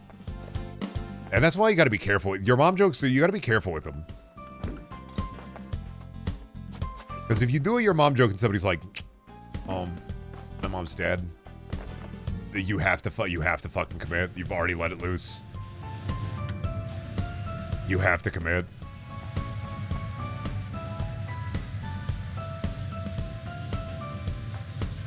You can apologize. You can. I think that's also well within the manifold. You never know. Sometimes you just have to commit. It's the double-edged sword of it. That's why I don't say for like specific chat members. I do a general. There's the essence of chat mom. Right? I don't consider it an individual's mom I'm making fun of. I'm considering it the mom of the whole.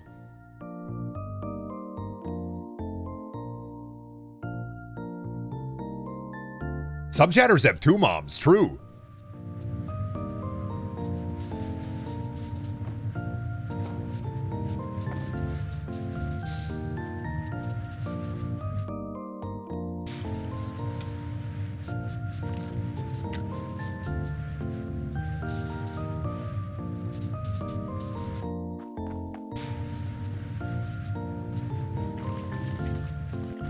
Brendan needs moms? No, I got a mom. I need dads.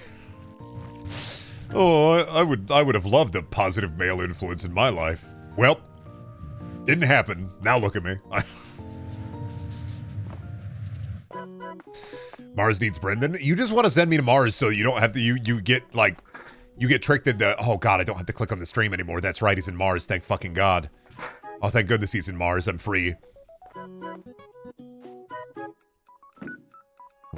Got a friend with dead parents and he loves telling people after your mom jokes just to see if they commit to the bit or they try to roll it back.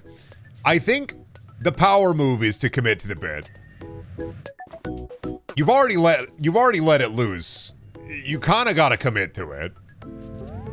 Even if it sucks. Like, I think you could apologize after, but you got to commit to it.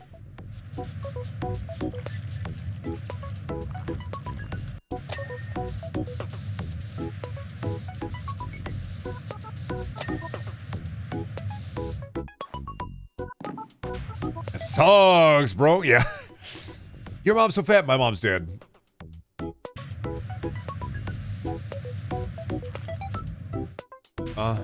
It sucks, man.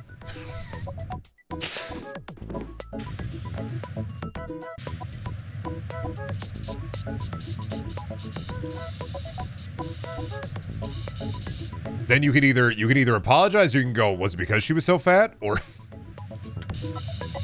you have to commit.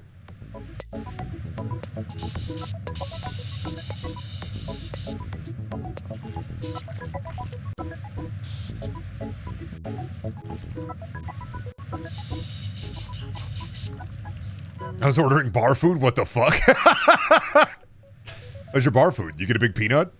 I don't know why you said I was ordering bar food, then I imagine you just walking around with a gigantic bar peanut. They should find a way to make a big peanut. Like a really big one. You could use the shell as a bowl. Oh, there's the cat. You fucking napping. Get the fuck out of here, dude. Get the fuck out of here. Stop screeching. One massive pickled pig knuckle. Bartender, can I get a large egg? 5 old peanuts. Fuck. How about a thin sandwich? Can I get a beer burger with extra beer? Could you imagine somebody eating peanuts in a bar and not paying attention, and then you replace one of the peanuts with one of those like pool table chalk cubes? They just fucking eat the whole thing.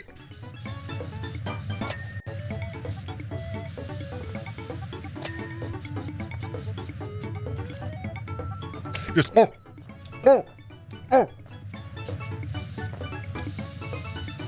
Local streamer asking passers for their biggest, girthiest nut? No, I'd be going to Peanut Farm specifically. Come on now. I would like go out into the middle of the street. Do you have a big nut? Do you? Do you have a big nut? No, I'm not gonna do that. What am I, the walking psychopath? I love when chat puts me in social predicaments that would make me look like a psychopath outside of the internet. Like, I'm not doing that, man.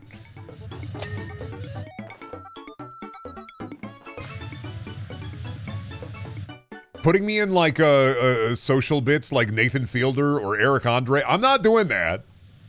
I am normal outside of this house. Once I step foot outside of these doors, I am as normal as can be.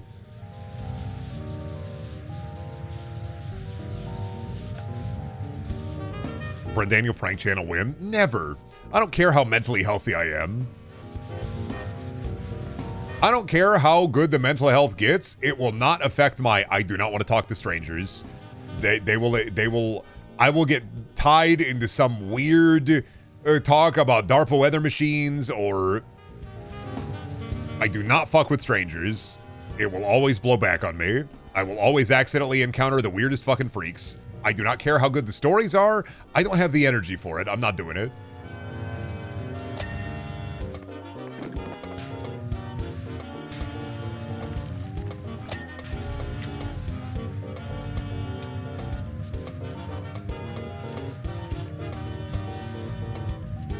Looked up world biggest peanut. People make really big peanut statues. People make a lot of stuff. A lot of chainsaw statues. Cool bear statue made of chainsaw. That's that shit that makes you go.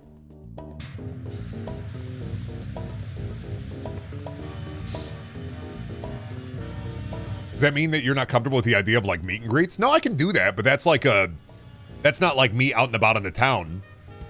That's not me go to the grocery store. That's not me go to the gas station. That's me going to convention specifically to meet and greet people.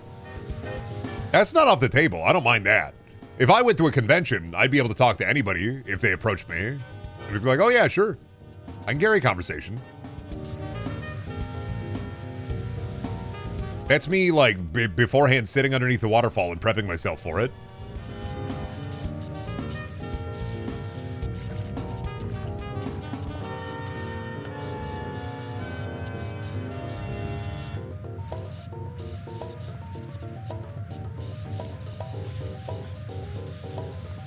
Yeah, it's not 60 people jumping me at the Walmart parking lot. That's just like being out there.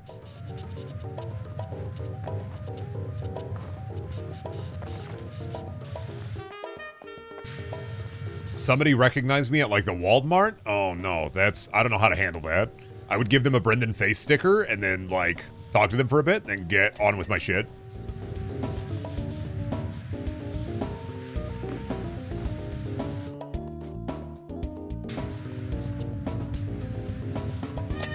Carry stickers? I do carry stickers for people, yeah. I do carry Brendan stickers around just in case. It's happened once or twice.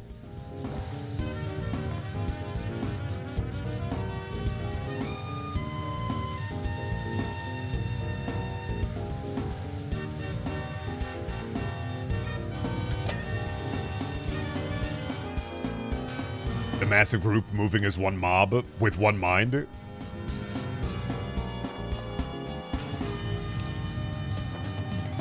Hey, wait, ain't that the 4chan guy? Dude, posted new video on the main channel, and I still had people in the comments saying I should go back to 4chan stuff. And I'm just like, buddy, you have AI slop now. I'm sorry. Insane that it's been years, and people are always going, there's always going to be someone asking. I'm just going like, man, I'm not doing it, man. I'm sorry. I'm free.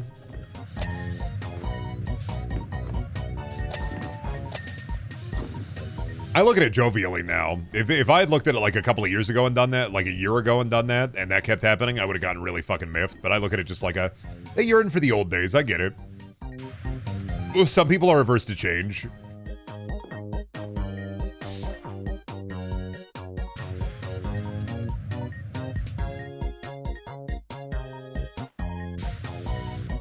You curl the monkey's paw. You can't escape the seeds you've sowed. You must deal with the fruit that they bore. Even if you don't like the fruit, even if it's a stinky durian, you planted the seed, you have to live with it.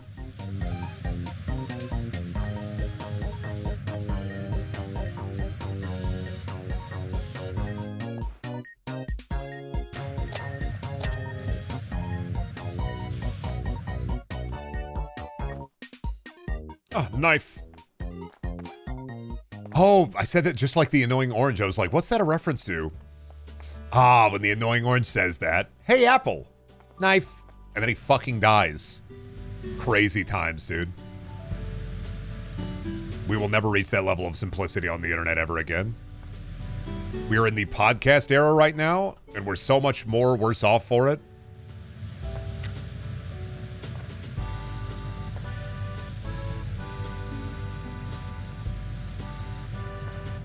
Remember the TV show? Yep. Tim Curry was in it.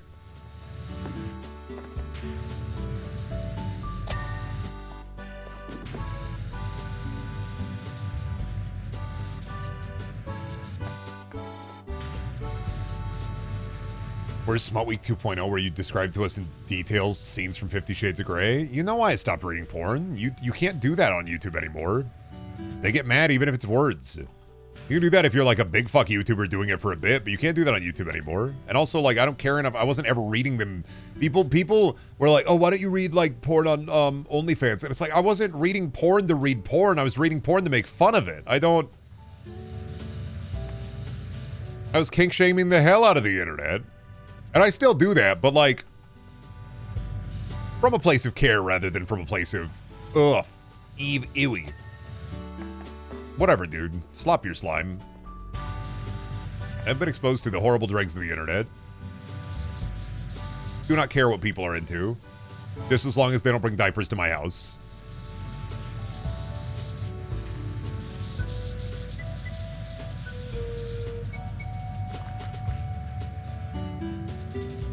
So Sonic High School didn't mean anything to you? It was funny. I don't consider that one porn, though. That's just bad. That's just like... Sonic High School is one of those fan fictions where it's written bad on purpose, but like the kayfabe is so strong that you kind of can't tell in some places. I respect Sonic High School because it's badly written. It's well written, badly written fan fiction. Like, you know, this was written from a place of jest, not reality. But the kayfabe in it is strong.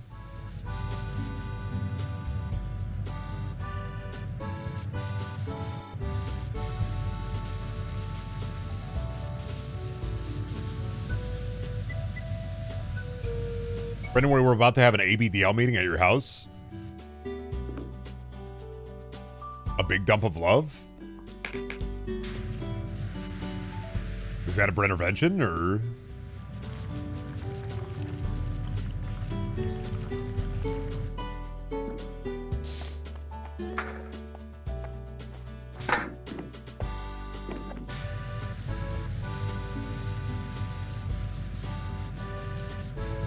Does ABDL stand for somebody who wants to live on my front lawn? Is that a Brendaniel dirt lover?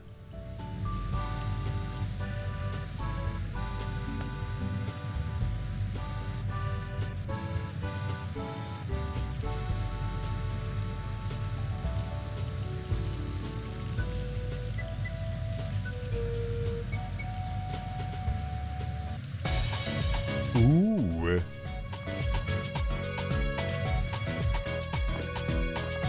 I think it's adult baby diaper lover. Yeah, I don't know what that means, Menaru, sorry.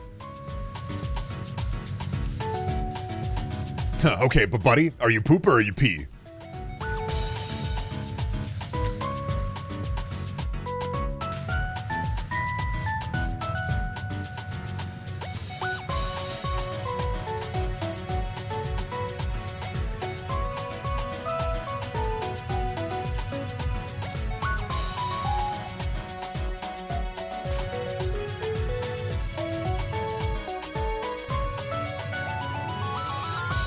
Fucking thing I have to hear in my ears. No, I know that Menaru recently watched the newest episode of Dropout, their Game Changer series, so Menaru somehow has found a way to become easier to read because I know that they consume Dropout content, which means if they say psycho shit and it's from a Dropout episode, they have just slowly the more that Menaru befriends Roach, the more easily they become readable.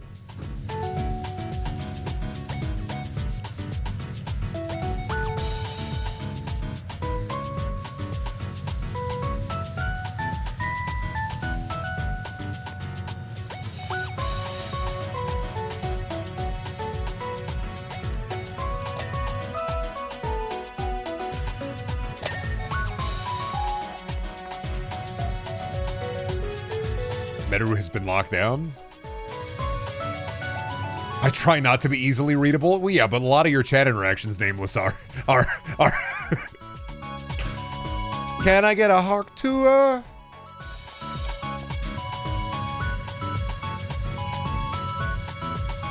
I think for like a month straight, you just pop into the stream, you'd make a hawk to a joke, and then you'd leave, disappear into the abyss. Like well, I'm waiting. No. I'm not giving one to you. This is a cool watch, but I definitely... You know what this watch is the shape of? This watch is the shape of those keychain fart machines. Wild. I haven't thought about those in years.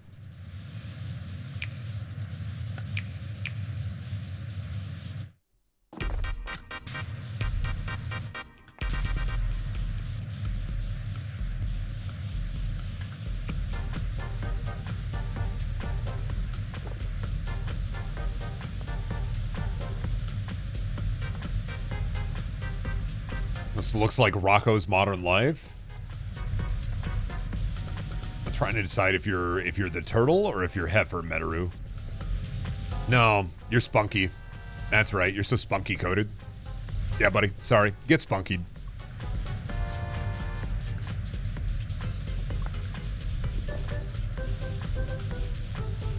Ah, Rocco. I don't know about this.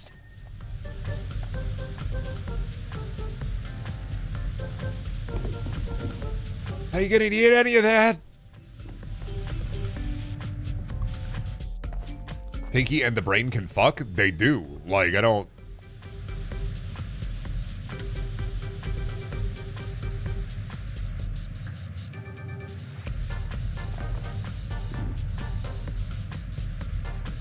They're kind of married. I don't...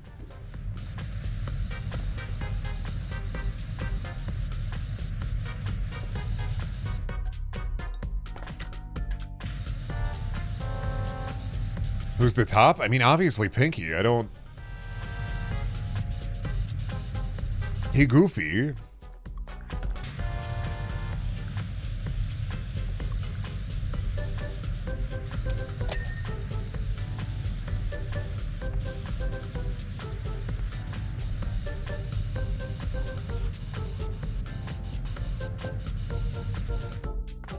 Straight up narfing on it, and by it, that's the Joker penis.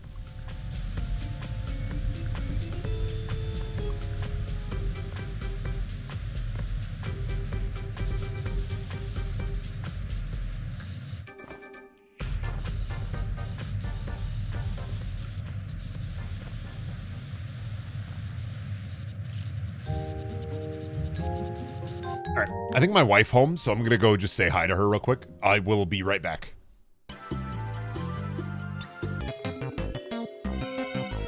Oh, I'm back. Ooh, I did move some laundry over too. So it took me a second. I apologize. We're working on Big T still. Oh, that's the thing they put Jesus on. They put him on a Big T. They're not going to put me on the Big T. I just won the lottery, baby. Woo!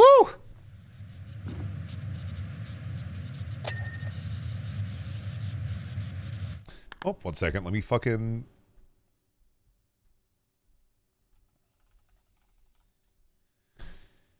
Oh, why don't I do this? Kill him now. No. So sick of Nintendo music. I'm so tired, man.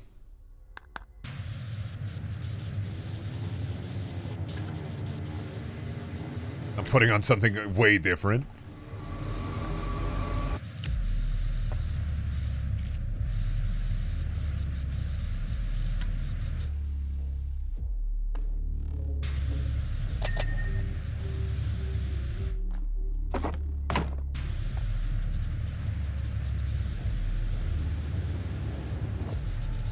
Yeah, why not just put on the Doom soundtrack, huh?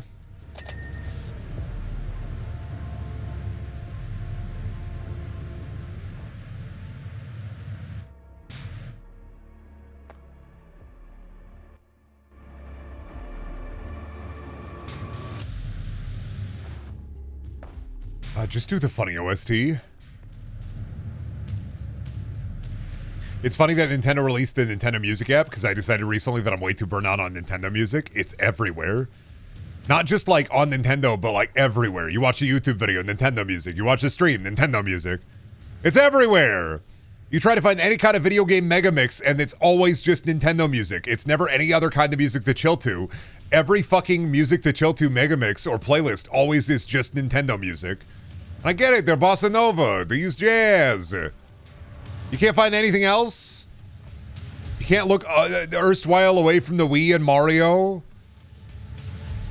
There's like 200 different people all using Nintendo music for these mega mixes. Like, come on, dude. Unpopular opinion, I don't think anything will top Doom 2016 for me. In terms of shooters or in terms of Doom?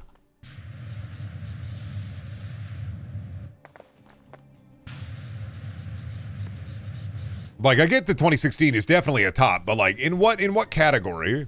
In terms of Doom?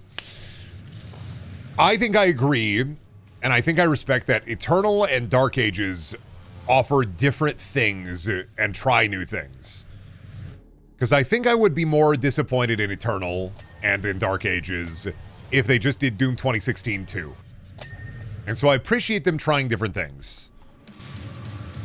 Like, I personally like Eternal more. How does it feel to be in your early to mid-20s? Sorry. You like Doom 2016 more? How does it feel to be in your early 30s, late 20s? You like the Dark Ages? How does it feel to be 10? That's your first video game. Late, but fuck you. 100% valid. Early 20s, 2016 rules. Fair. I'm just pot shots. I'm shooting at the side of a barn to see if I hit anything. No, I like 2016. I mean, we talked about this when we played Dark Ages for a little bit. I want to get back into it and beat it. I will beat it. I've just been so PowerWash core lately. I really haven't cared about anything else. This is such an easy, simple game to play, and I just like to clean. But we'll get done with it. We'll finish her up and we'll load up the boat. But yeah, Doom, I mean, Eternal and Dark Ages both do different things, and I respect and appreciate them for that. It's just one of those things where, like, it's the rare occurrence where, like, the first game is too much of a banger. It just, it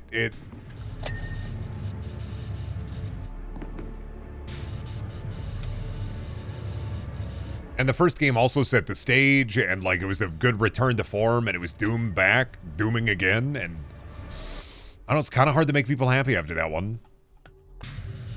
Eternal is way more fast, snappy, way more quick with it. It's got the, it's got like that good, like speed, mobility, big open arenas kind of vibe. And then Dark Ages is a little bit more slow, and them trying out a lot of different things. Like different...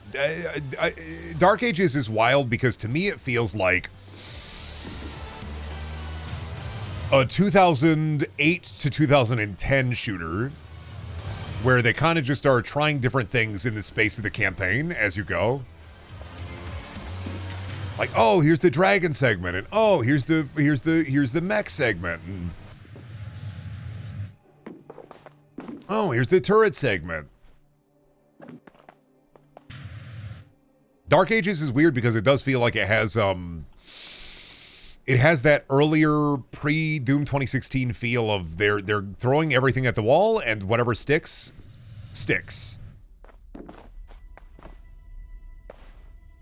And I don't mind that approach. I think it will end up being all right with the Dark Ages. I don't think I'm going to love it, but I think when I beat it, I'm going to be like, yeah, that was fun. My biggest problem with Eternal and Dark Ages has been and always will be, it goes way too hard into the lore and like the myth building. And I feel like when you start explaining the myth and over myth building, it kind of ruins something that was so simple in 2016. This is Doom guy. He hate the demon. He killed the demon. They locked him up because he killed too many demon. And once you start over explaining that and adding like lore characters and exposition characters and building it so... you build it up so big, it just... It's too much. Sometimes less is more. 2016, for me at least, proved that with Doom, less is more. And I think Eternal and the Dark Ages suffer from that, which is, we don't play Doom because we want to learn about the type of coffee that Doom guy would drink. We play Doom because we want to kill the fucking demon. It's a power fantasy at its core. You don't gotta explain the power fantasy to me. I'm playing it. And yeah, the lore explains that, yeah, he is an angry guy with a shotgun. But, like, we already knew that. You don't gotta tell me that. You're showing me that. Now you're telling me all these dweebs are around him being like, oh, the Slayer, oh, the Slayer. I was like, buddy, I hate saying it, but I don't care. You don't need to tell me this. Give me the idea, the thought, the mythos of a greater world and a greater story beyond, but don't actually give me a greater story beyond. You know, give me what you need to do to get me from point A to point B to kill demons, and then let me kind of just suppose on my own. I don't need to be spoon-fed this shit. Pick up the lore note. This city is called Poo Poo Pee Pee City, and in Poo Poo... I don't care, man. I don't need a text blurb about Poo Poo Pee Pee City. Tell me Poo Poo Pee Pee City. Maybe throw me like a Dead Marine audio log or something, you know?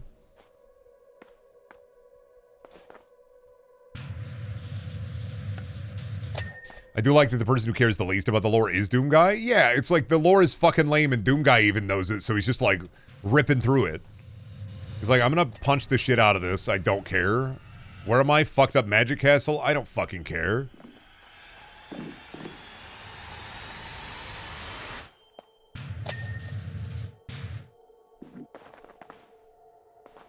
It's a good bit, because Doomguy, he's just like me for real, for real. I don't care about the lore. Oh, he big up there. I see.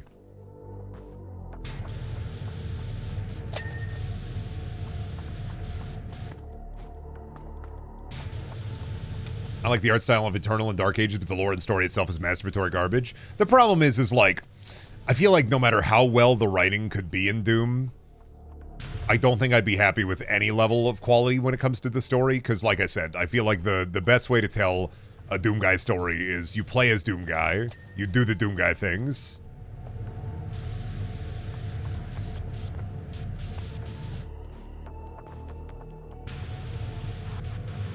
But I respect it, you know, I get it. We are in an age where people explain this to me. Why Doomguy do the thing you do? 4-hour video about that, please. It's like Dark Souls lore. People make like videos about Dark Souls lore, supposing and expositing what is happening. And for me, I'm just there to hit big dudes with a stick. Like I was never there to learn and read item descriptions, and I wasn't there to sit there and listen to a character monologue and do a side quest so I can learn one tidbit of lore. No.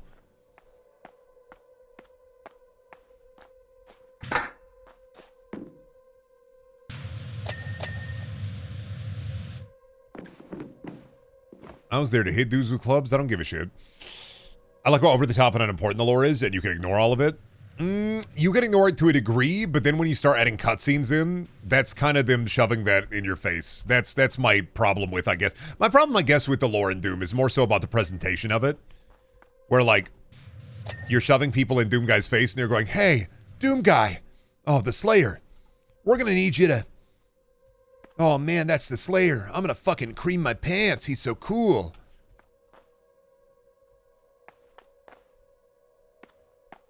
It's less the lore pages and the pick-em-ups, and it's more the people... The best part of Doom 2016 is the only person who tries to explain things at you is Samuel Hayden, and you don't fucking care.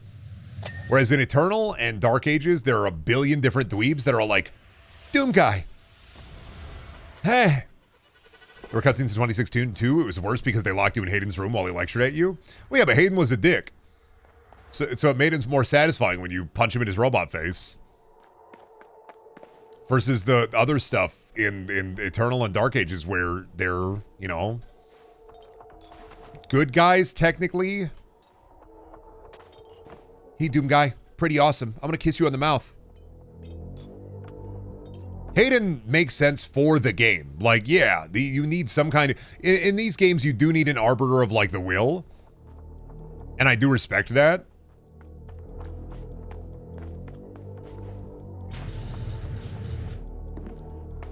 It's more so the...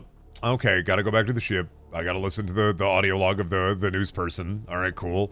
Then I get back into the planet. I go to the planet. I walk into the room. Everybody's like, holy shit, Doomguy. You're dooming again? Yep. Go down to the planet, kill demons, get back up. Oh my god, Doomguy.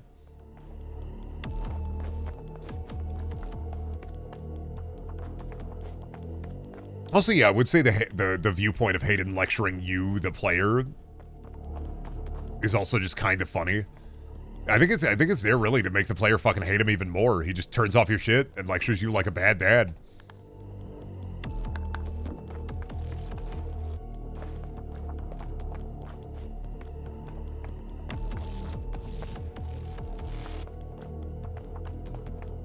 You're going to sit there and you're going to let me talk at you, and I've taken your slime and you don't deserve it right now.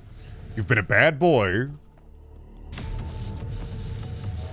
I don't mind exposition in a shooter like Doom, though. Like, I like in Wolfenstein, wherever BJ Blazkowicz is like, let me tell you about my dad. I remember when I was a boy, my dad, he wanted to play football with me. And then he threw the football real hard at my head, and I went, ow.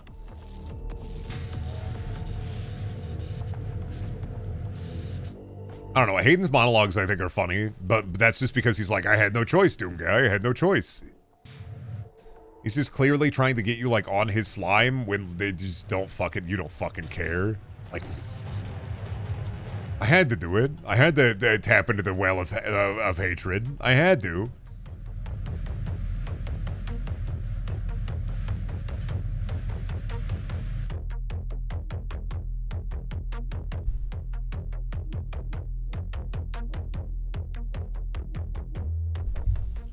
Except when he locks you in his office for 5 minutes. I said, I think that's funny. I think that adds to it.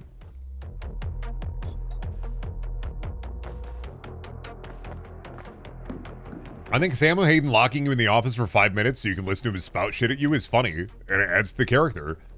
It makes you fucking hate him more. That's not there for Doom Guy. That's there for the player. That way you can be like, ooh, fuck. This guy is literally keeping me from gibbing. He is holding me back right now. You wanted to start some shit and you wanted to finish some shit. This motherfucker...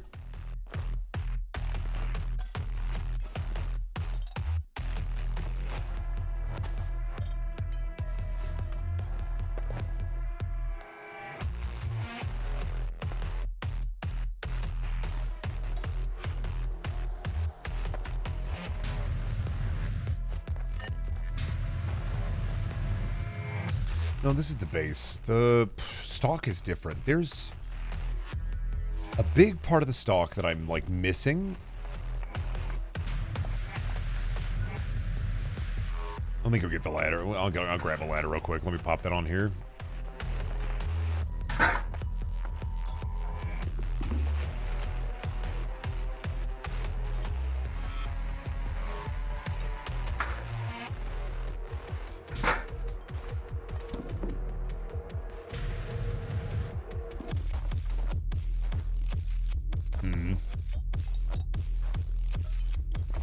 Where the fuck? Get up here. Oh my god, PowerWash guy, please. Why?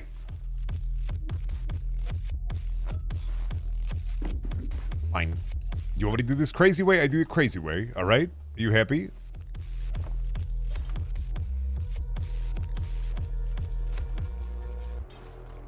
Where the fuck it dirty at? Oh, is it like right here? Ah.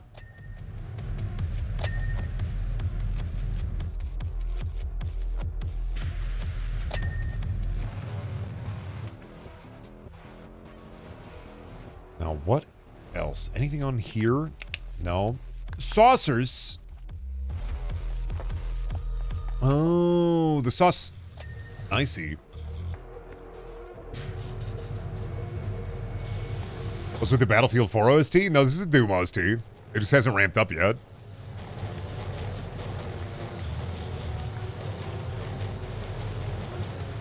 More saucers will fix me. More washing will fix me. More washing will make me normal.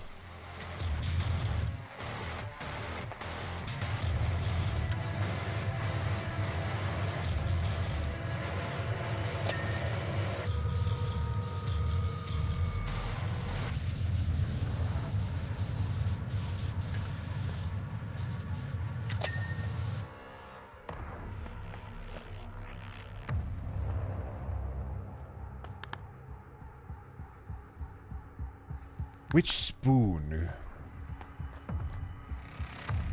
This spoon. Where candelabra capitals? Oh, candles. What the fuck? Why did I say? Oh, no, that is, no, capital. Okay. No, that is true. I didn't know that was what that was called. Interesting. I learned a new thing.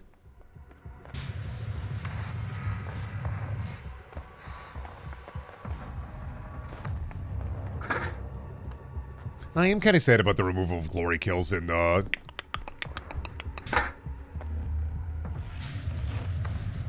Dark Ages. I get it. It's interesting, but I kind of miss like ripping an imp apart with both my hands. The weight and, I don't know, the girth of it, I guess.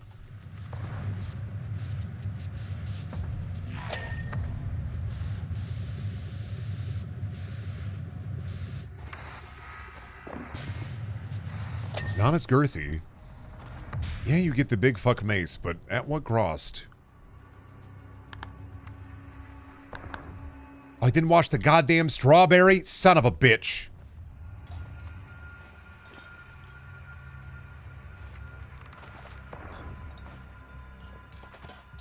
I'm coming up there, you dumb bastard. Fucking dirty Ostrov. But where are you dirty at? Are you right there? Oh, just a little bit of dirt? Immune system can't handle it? This level seems annoying. Welcome to PowerWash Sim. It's a lot of fun until the end of a level, and then you gotta play I Spy with dirt. The hardest part is when you don't know the technical name of something, and it calls it the technical name of like the part of a vehicle, and you just kind of have to spray wildly, hoping for the best. Oh, where the goddamn ladder at? Give me the ladder.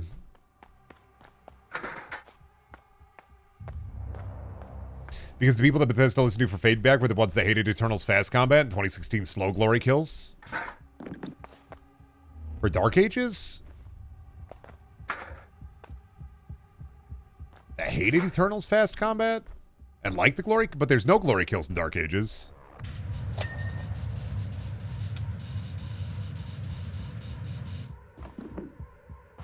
They're like faster now. I like the ripping the imp apart.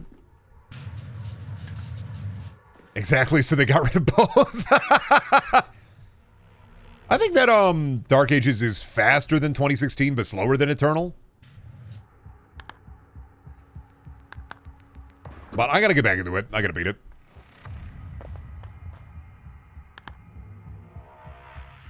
Cake Tower cupcake liners. Oh, bitch.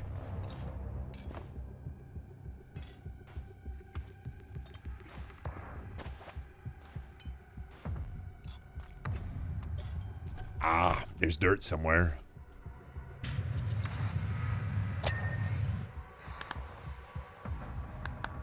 Candelabra base. Oh, wait, no. Cake Tower branches. Actually, let's do that first. I'm already over here. Which branch? Ah, this one. Gotcha.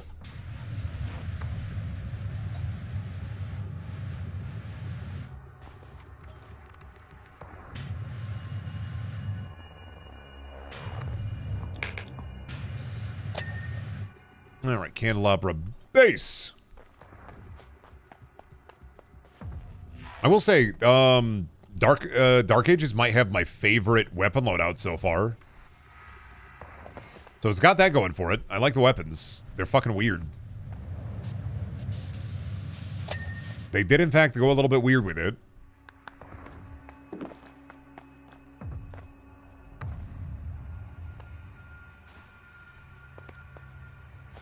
It's creative, yeah. I think Dark Ages should have been Quake instead. I probably would have preferred Quake, yeah. Like I said, I don't even think Dark Ages is that bad. I just, from what I played of it, I'm just like, man. I think Eternal doomed me out. Here we go. Job done. Look at the fucking cakes and pies on this dumb son of a bitch.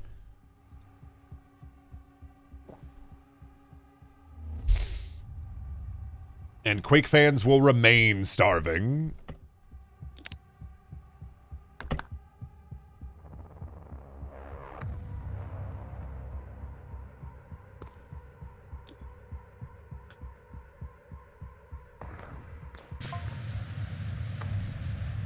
Yes, Queen of Hearts, I'm fixing it. Oh, they did go big head mode.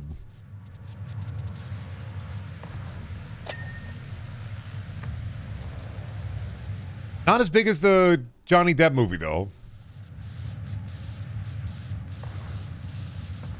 I mean, they were bound to go big head mode. But not Johnny Depp big head mode. That was scary. More like the Queen of Farts.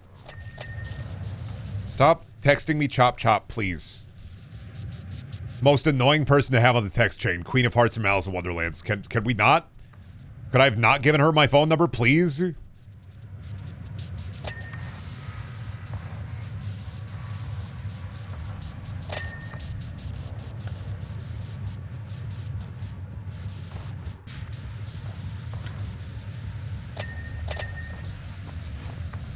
Off with your head. Off with your head. I'm cleaning. I'm just trying to do my job. Those aren't supposed to be red.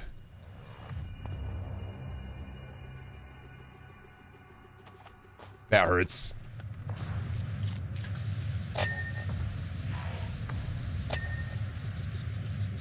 The roses aren't supposed to be red. They're supposed to be pink and fluorescent. What? I'm gonna fucking lose it. These flowers are gonna fucking make me lose it.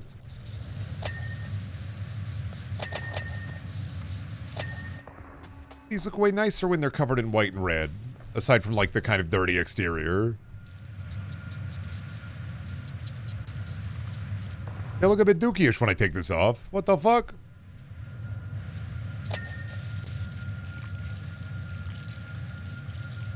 You were wiping off the paint? True, my power washer too strong. You're right.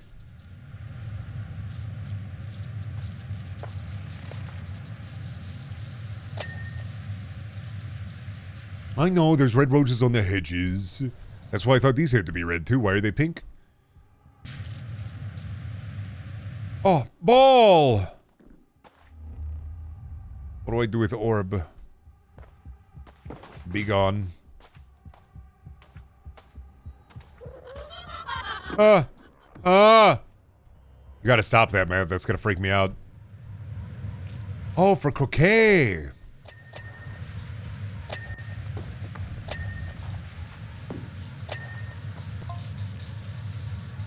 That scared me? Dude, I love playing PowerWash Simulator with jump scare mode on. I was in a 2 Mile High Child. No, I have not. Sorry, King of Hearts. I forgot there was a king.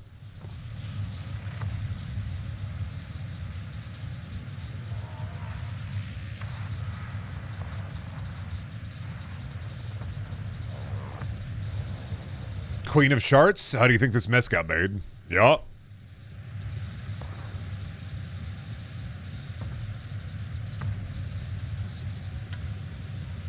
There's a king? I think he sits in the baby chair, yeah. I think he sits in the baby boo-boo. Yeah, that's the king's throne. That's the queen's throne. He sits in the baby chair.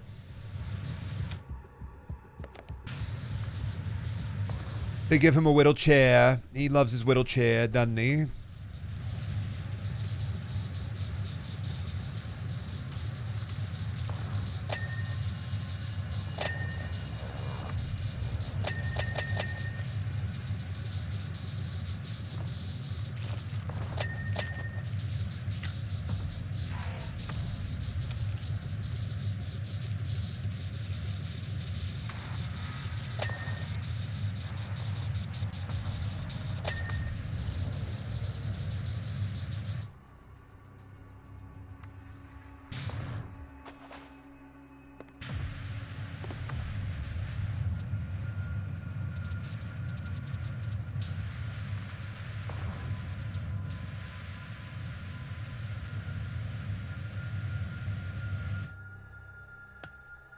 Even though the Queen of Hearts is kind of a bitch, we love to see a matriarch winning. I could never survive a minute in the red court. I'd just be like, what's up with the forehead, ma'am? Immediately. Killed. Murdered. Destroyed. Couldn't handle it.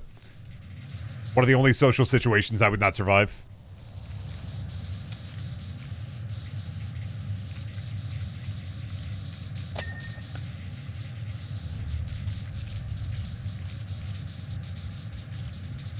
Could not get, yeah, I couldn't get one flamingo golf swing in. Nope.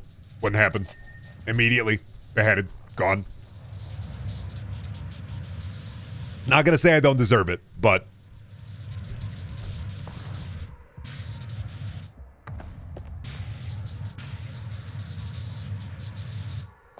We will make you a martyr. Thank you. Walk up to the Red Queen. This a video game? Because you got big head mode enabled. Oh, shit. Well, when I die. Trying peanut butter M&Ms for the first time. These are so mid. Every M&M, aside from M&M minis, are mid. M&M minis taste better. They do. They just are better. They taste better. They are better. And then every M&M that isn't a mini, there's mid. You're based for that? I am based for that. It's true. Every M&M, aside from the M&M mini, fucking sucks.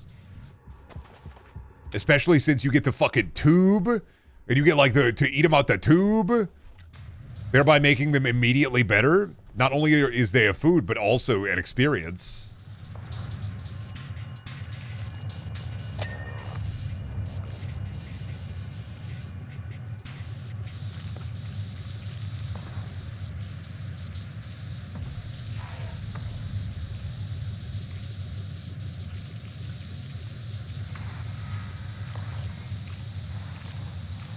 I typed peanuts and peanuts came up first. I'm cooked.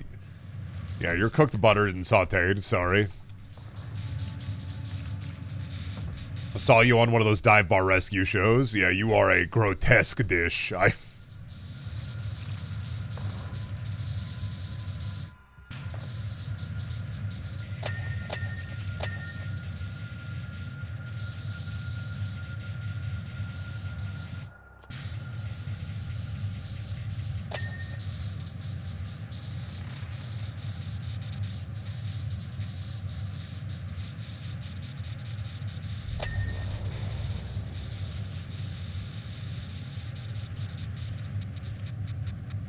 Why so many rabbit flags? Red Queen got a thing for the rabbit, or...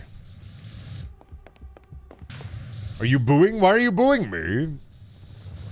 Motherfuckers really do be booing me like I ain't got the Spectre detector out here. You think I'm not gonna suck you up with the ghost goo? You think I'm not gonna get the Luigi Mansion fucking goddamn backpack? Suck you up in the vacuum cleaner? Come on now, be careful. I'm already summoning Goo Luigi. Luigi is already on the way.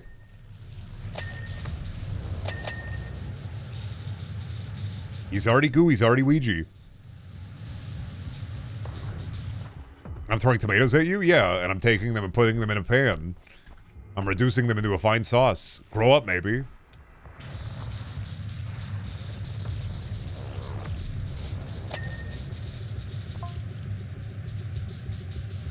Becoming 2 miles tall in the middle of a trial is one of the rudest things you can do.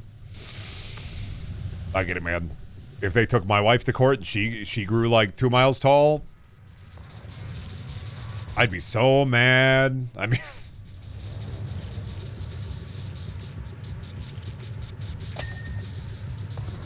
I'd go, oh no.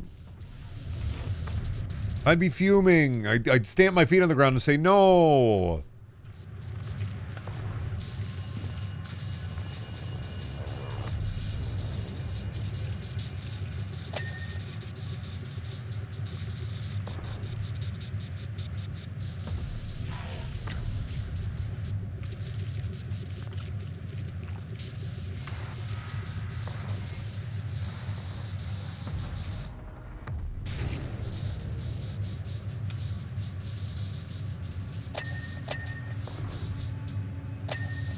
God, no, yeah, this is a terrible choice for music. What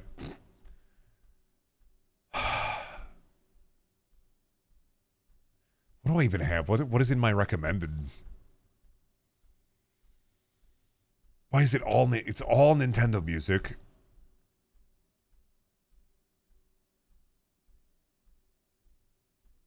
I'm just gonna do Sonk. I'm gonna pick a Sonk playlist.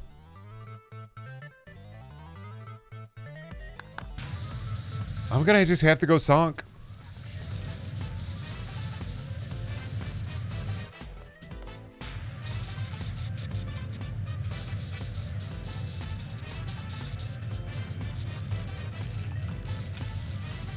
The low ambient drones at Dune 2016, not doing it for me.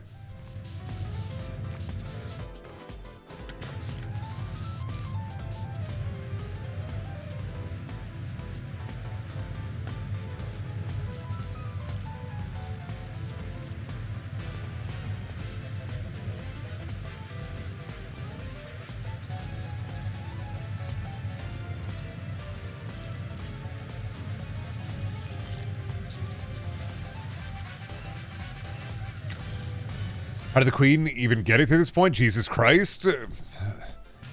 We in the pooping business call this one a mudslide. We...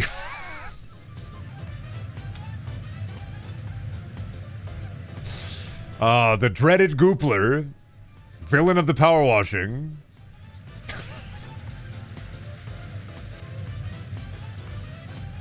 Brendan, stop. No. How many times, every time you have ever said Brendan, stop, when has it ever stopped me?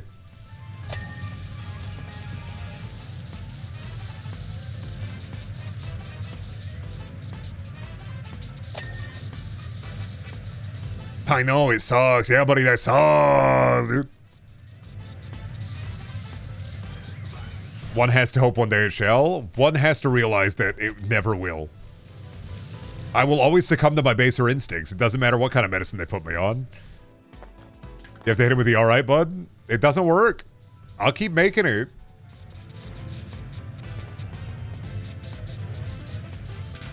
Do you think I won't give in to the intrusive thoughts? I will. You can't shame me into not giving in to the intrusive thoughts. You do not have the guilt-tripping abilities of my mother. You can't do this to me. You know, I have got a gun very disappointedly pointing at my monitor right now. It doesn't work.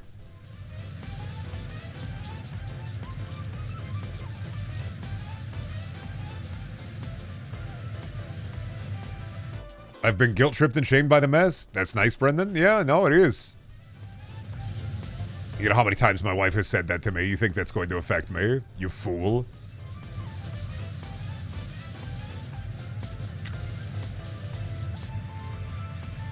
What'd your mom say, Brendan? Probably Brendan. Goku would be ashamed of you? Good. I don't fucking care.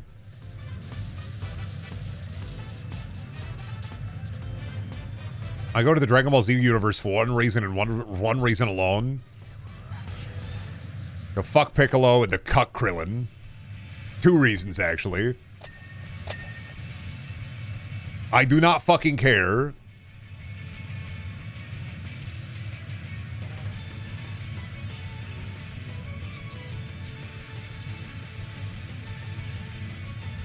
Hey, Truck. What you doing, Bubba?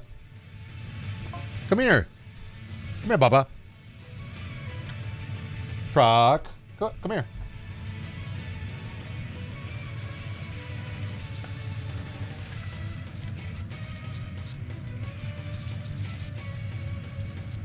Fuck Cuccolo and Pickle Krillin.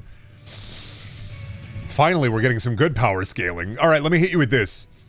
What Dragon Ball Z character would be the best at jarring and brining vegetables?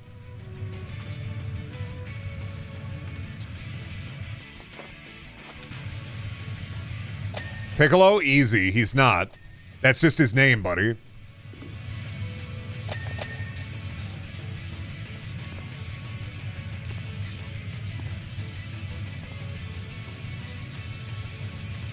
Every single one of you isn't thinking about the answer right in front of your face. Farmer with a shotgun, you fucking imbeciles. Jesus Christ, he's right there at the beginning of the series. You know he has a fucking basement full of fetid vegetable jars. He's dead. Guess what, buddy? They brought everybody back with the Dragon Balls. Multiple times. He's been alive like 3 times.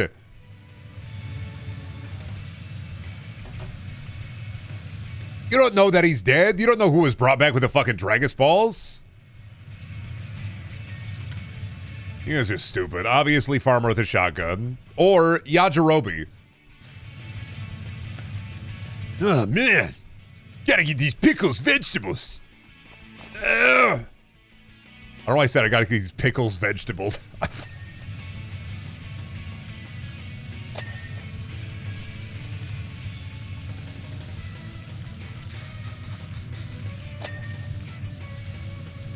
Pickled Brendan. I did get 4 hours of sleep today. I'm a little pickled today.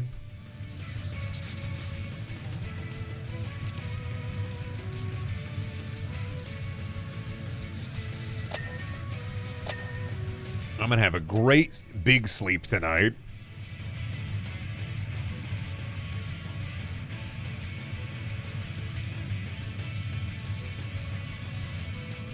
Hope you have a big sleep tonight, Brendan. Hope you have the big sleep tonight. Oh.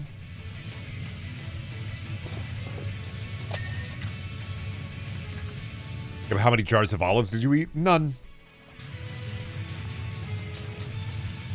I'm not even hungry. I couldn't eat a jar of olives. I couldn't eat a jar of olives any other day.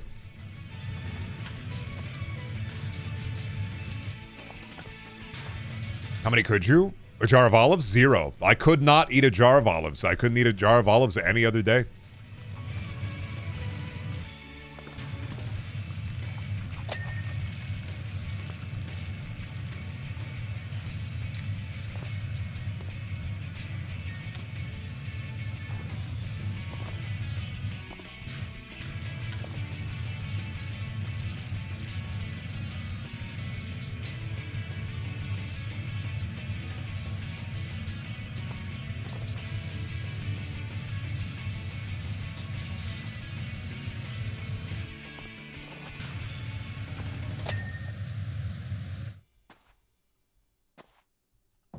When will kids power wash their mom's couch because they saw it in a game? That's just something a kid would do.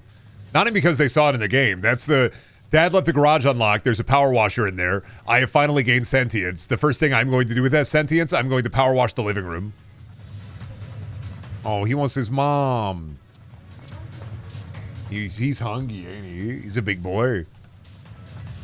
Big boy hungry?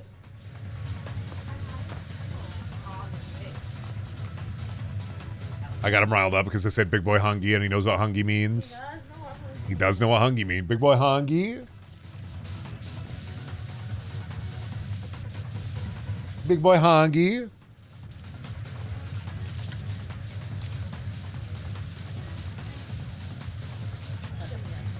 Big boy hungry. You hungry? You hungry? You want food? Yeah, mom will get it for you. You gotta have your new medicine tonight. Okay, good deal. Yeah, I had normal poop last night, so I'll check again tonight. And I did play with him for a little while, pretty hard, not even panting. Brendan, who would you eat first, Truck or Beals? I would die and let them both eat me.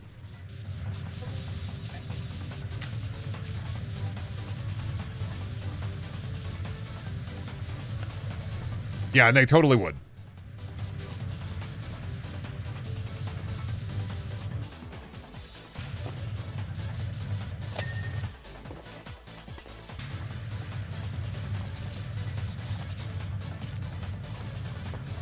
What kind of truck would Truck be? I always imagine he's a Ford F-150 with a Hemi.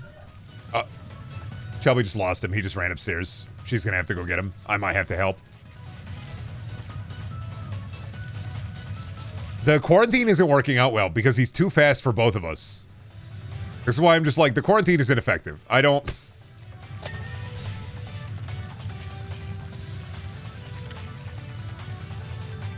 Go fetch him. Shelby's got him. My wife is a strong, beautiful woman who doesn't need no man.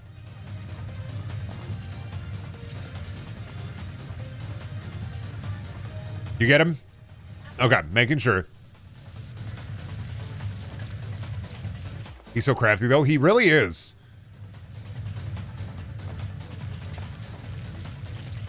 Already in the basement, I'm finding paw prints in the weirdest places when I come down here. I think he somehow got up top of the top of my wife's bookshelf, which is not accessible. I think he dragged one of her plastic plants down to play with it. You say it again about my wife. My wife. Are you happy now? Does that fill you with a little bit of glee? Did I bring a little joy into your day? A little whimsy?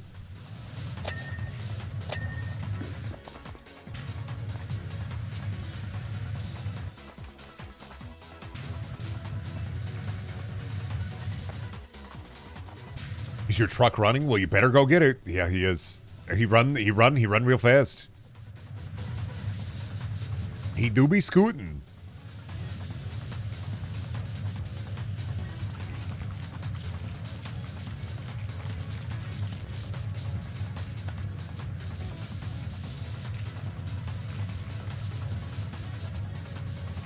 Would you get a big wheel for a truck to run on? No, because he wouldn't run on it. We have treadmills. We have a treadmill and a walking pad, and he's terrified of them. He's too scared. He's a scared boy. He loves to play and he loves to be loud, but he's a silly guy. Hi, Bubba.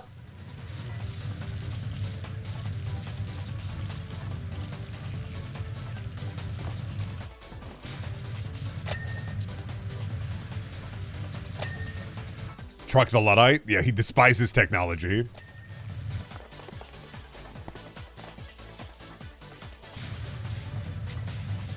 I'm thankful that he does not bite and attack cords, because I would not have a way of stopping him.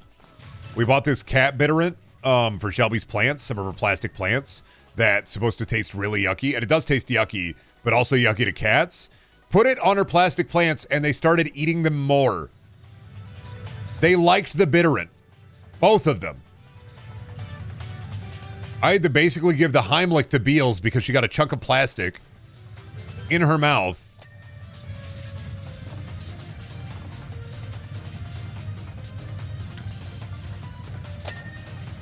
They're freaks? Yeah, no. Other people get like laid back nice cats. I have 2 freak cats. They want to eat. They want to eat that shit they put on the Nintendo Switch cartridges. It's...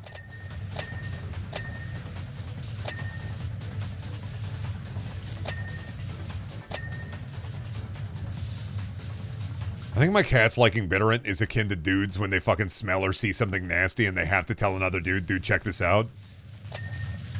Like when you smell something nasty and you're like, hey, bro, you gotta come over here real quick, smell that. What the fuck, dude, what the fuck? Oh, what the fuck? So I think the bitterant is, oh, this tastes like shit. Oh, awesome. Oh, hell yeah. Oh, it tastes, oh, like shit, awesome.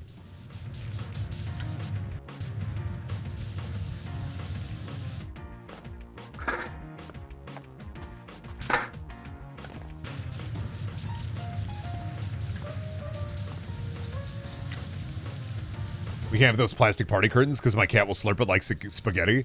Shelby, for her birthday, my mom brought over some balloons, and they had one of those little, the weighted base with the like, stringy plastic strands coming off the top of it.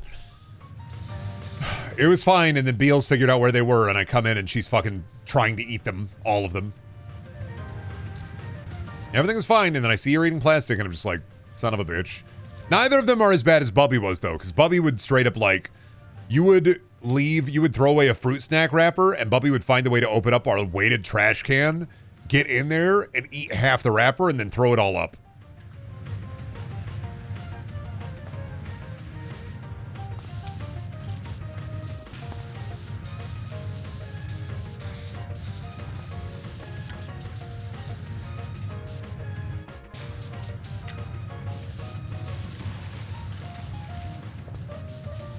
Yeah, like eating grass, and those things are just shiny grass to them. I know, we got them cat grass, so we're gonna, once that blooms, hopefully Beals will like that.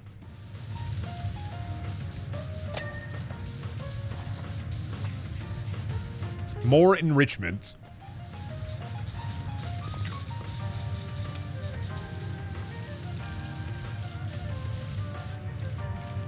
Oh, food!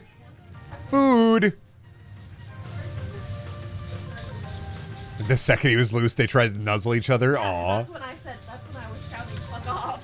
I was like, that is exactly what you put into. They miss each other, Shelby. I know, and it's very cute, but they can't. I know. He miss his sister. She miss her brother. They're getting along. No, they love each other. Like, that's been the last, like, couple of months, is they're cuddly babies. They're fighting all the time, but it's always play fighting. Yeah, it was only like the first like month when he was like fully integrated, but he was like actually. Yeah, Beals only hated him for about a month, but they're good together. I mean, he's still annoying the fuck out of him. Oh yeah, no, 100%, but she also nasty and don't clean herself right, so he gotta.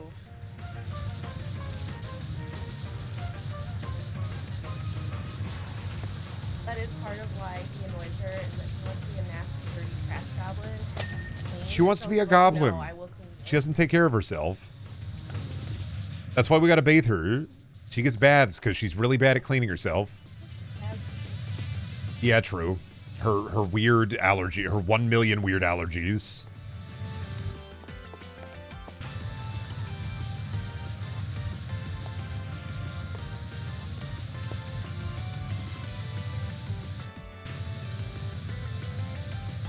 Yeah, you gotta shower. Then you gotta go do a thing. Teenagers. I know, how horrible. It really is.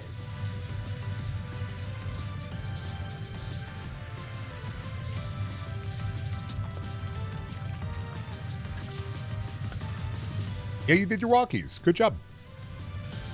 With your weighted vest, yeah. Good job. You're not gonna die, you goober. You're not gonna die. You're gonna enjoy your shower. You're gonna go talk to teenagers. It's gonna be horrible. And then you're gonna come home and go big sleep. Your butt not gonna fall off. I would die if your butt fell off.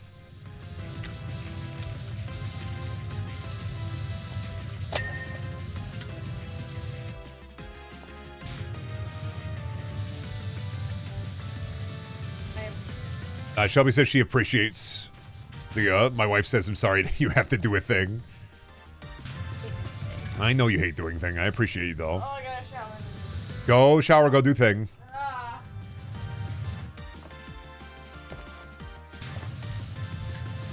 I'm just having cats until I pet a friends and I get covered in pet fur that I'm good. That's me with dogs the second they slobber on me, and I'm just like, not a dog hater by any means. I'm dog neutral. I just don't like dog slobber. I'm fine with cat gunk. I don't know, cat gunk, I got the toxoplasmosis in my head, so I'll go digging for golden litter box. I don't care cleaning up they poop. Not all dog breeds slobber. No, true, but they do have a distinctive dog smell that I also am not the biggest fan of.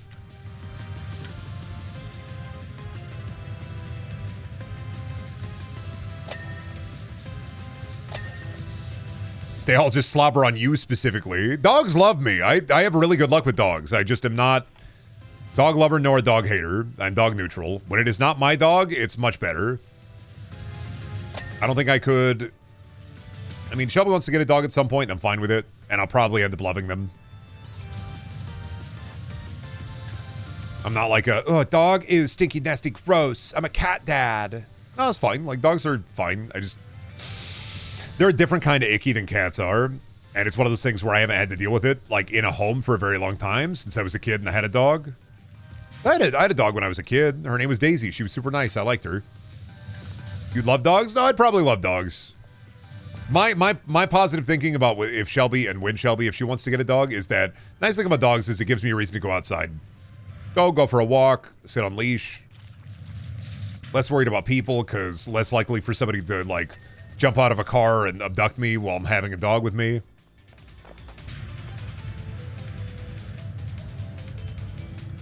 What did you just eat? What? Did you just eat a bug? What did you find? Truck. What did you just eat?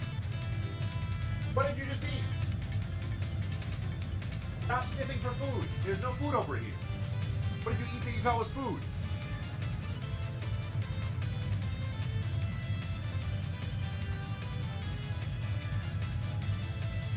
This kid's gonna kill me, I swear to God. I have no idea. I think he just ate some random thing off the ground. Hopefully a bug.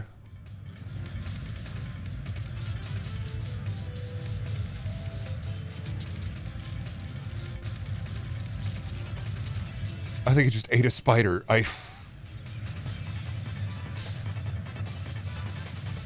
think he's just bug eating. Well, because he just had his dinner and I think he found like maybe like a bug or something, like a basement bug down here. Do you feed them dry food? We do, but not for his dinner. Dinner is wet food. We do a breakfast dry, a lunch dry, and then a dinner wet.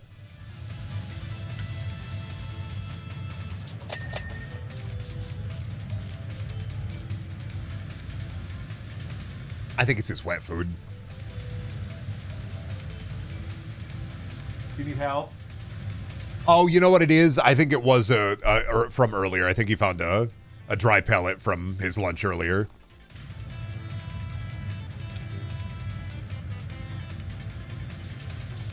I'll show you a wet dinner. Dude, a wet dinner? You get like a sloppy Joe? You get like a fucking... You ever had like really sloppy wet chicken? Like that pulled chicken that's like fucking nasty and viscous? I love that shit. You think that a wet dinner is like a bad idea? I love a wet goopy meal. Or like a wet burrito dipped in all in queso. Oh, fuck. I know my ass is hungry because I'm thinking about fucking food. I just had a protein shake, and I'm just like, ooh, I'm not fucking quitting my diet, but goddamn, do I want a nasty, goopy, wet fucking burrito? Hi, Bubba. Why yell? He yelled because he's unhappy. Soup is a wet dinner. Wrong.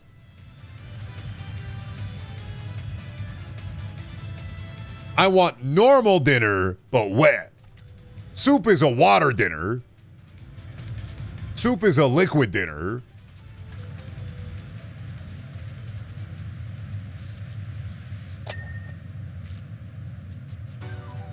I want to come back and say the slow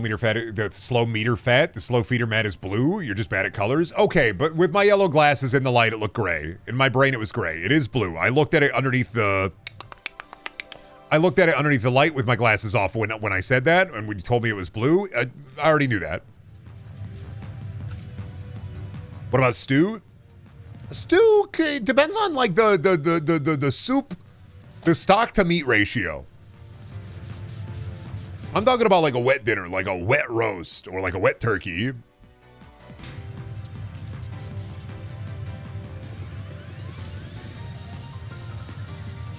I love a wetted meat. How many billions of times have you seen it before, Dingus? Yeah, in my head it was gray though. I always saw it in the dark. You got to look at it in the light to really see the blue. It's not like super obviously blue. All right, let me check.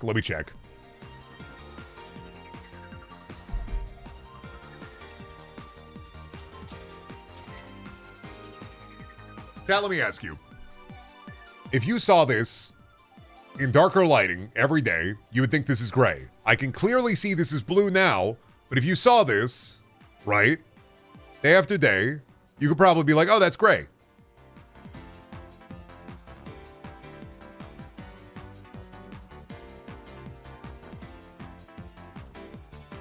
It's like a grayish, darkish blue, all right? It is blue, though. I admit.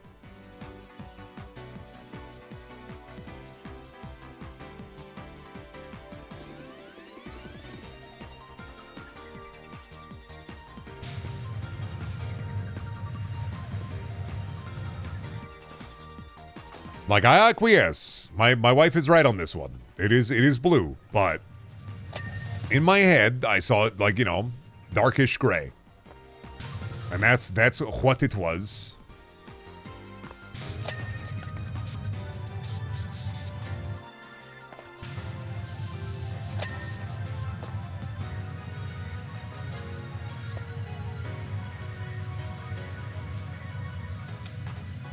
You have bad eyes? Love you. I love you too. I do have bad eyes. You're not wrong, I admit. I'm not going to sit here and be like, no, my vision is perfect. No, my eyes are pretty bad. I wish my vision was augmented. I wish I could see thermal like the creature from the movie The Predator. I had to phrase that properly. Being blind kind of sucks. Yeah, true. I fully agree with you. Can't wait for Brendan to have big bottle lenses. Oh yeah, the fucking... Oh, look like, what is it, Bubbles from Trailer Park Boys? I'm gonna look like Whitey's sister from 8 Crazy Nights.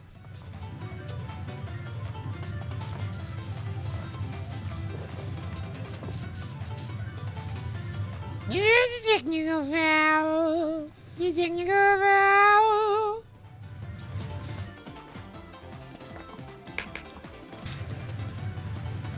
I'm gonna look like Eleanor, yeah, from 8 Crazy Nights. True.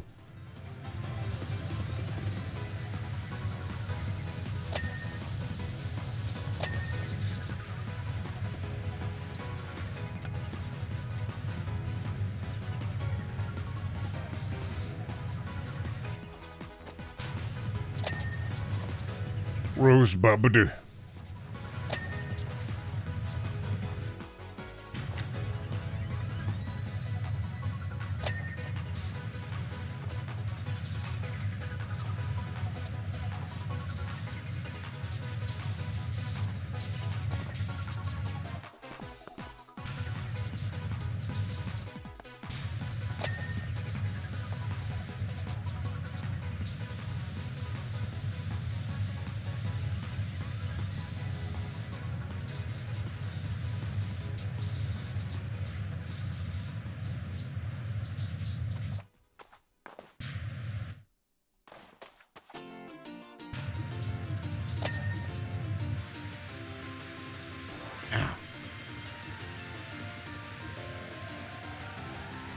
Weird piece of dust. Ugh.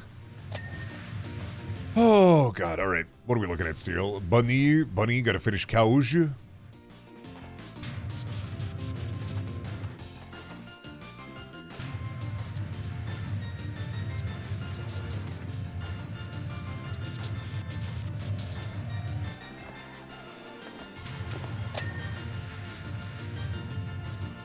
these roses ain't done yet, which fair. Yeah, it's fine. Just step on the big rose thorn. Whatever. What are they gonna do? Fucking kill me and hurt me? Ain't no way. Yeah, maybe if I was baby, but I've been fruit jumping for eons. I'm not worried about it. And flowers, buddy, they're fruiting. Some mod on a server I'm in just at the she-her roll to ask if we've seen any good movies later. Is this Riz? I'm not gonna lie, that might be Riz. I can't confirm or deny. You should reply with Flight Risk, starring Mark Wahlberg. A must-watch this season.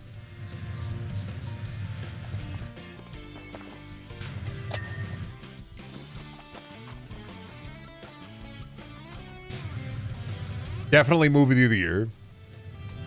Definitely a movie of the year. They should add an invasion mechanic in Power Simulator 2 where you can go to someone else's game and spray piping hot liquid shit everywhere.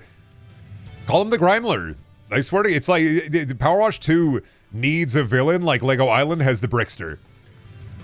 You need a Grimler. You need a Grimler. A Grimler would be great. It'd be fucking annoying. I'd hate it, but I think PowerWash Sim 1, the story is Big Volcano. PowerWash Sim 2, they should just go full on Grimler. I'm gonna grime it! Yeah. Creepy crawlies. Get Professor Guggengrime. Why is the shit piping hot? So that when it cools, it fucking hardens and it's harder to clean? Duh.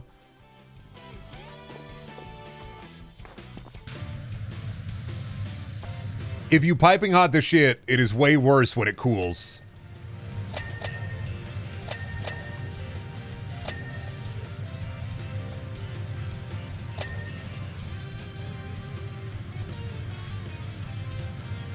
Yeah, it's like Magic Shell. True.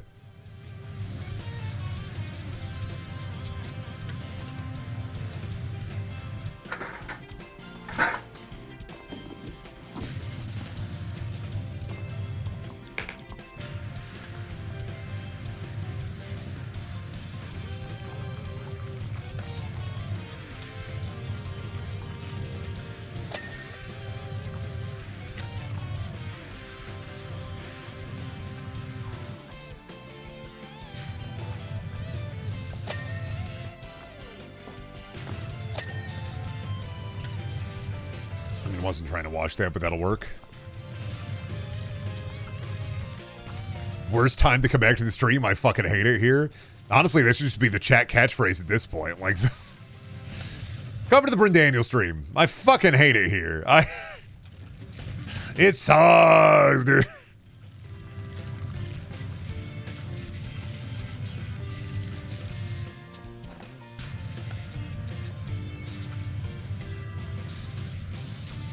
Should be one of the stream tags. Purgatory. It's the...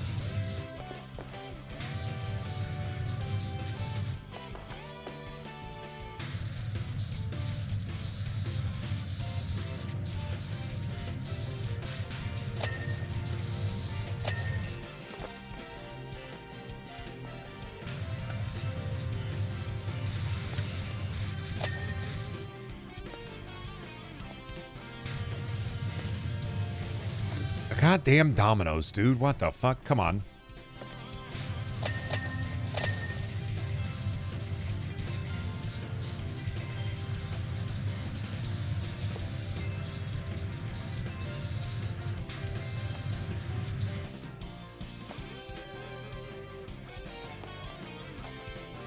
Oh, grab it. I gotta hit him from the front.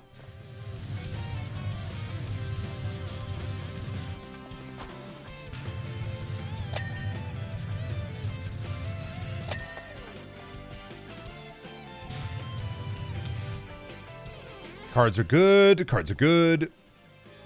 Giant roses, I think, are good.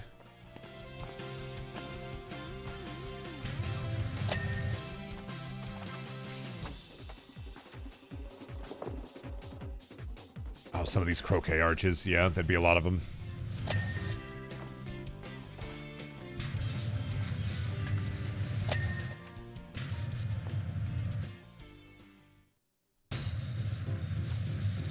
They do got a lot of croquet card arches. They do really like croquet.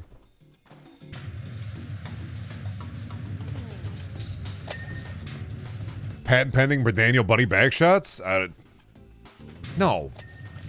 I mean, when I see Bugs Bunny, I mean, no. Absolutely not. Huh, but Zootopia 2, am I right?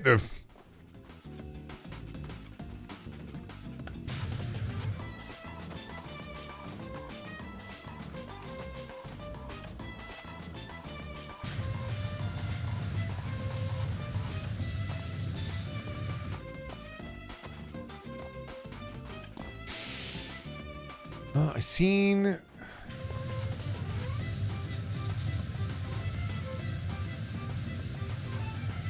Ah, the raised bed here. There we go.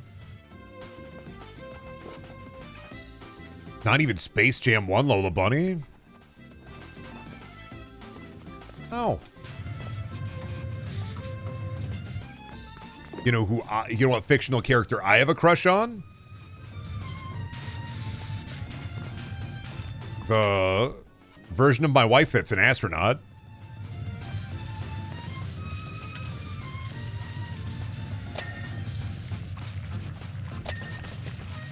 Because she fly in outer space and bring me moon rock. But then she's still my wife.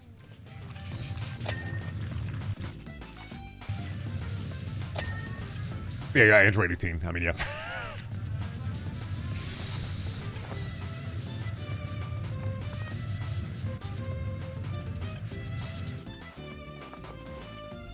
Hey, we're not kink shaming. I mean, I am. What have you guys been doing?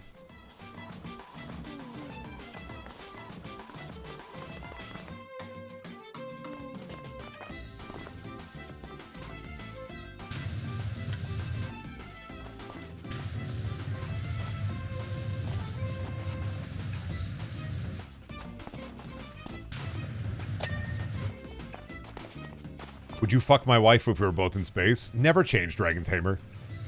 The answer is still no, but...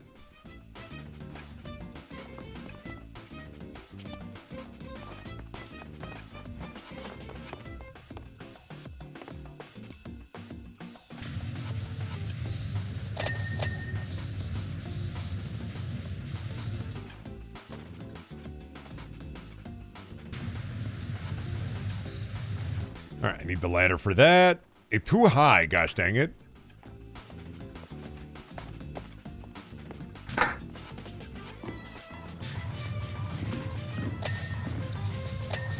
You do not want to piss off the furries unless you want pipe bomb surprises? Buddy, I hate to break this to you, but pissing off the furries is their kink.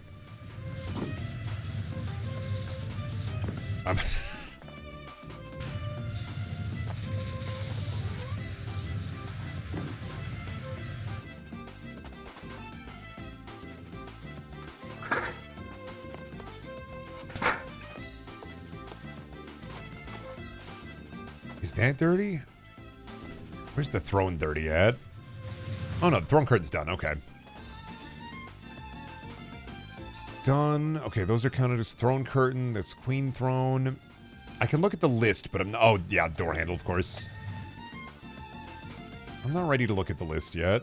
Said garden floor? Oh, court railing. Assume, yep. Always the underside.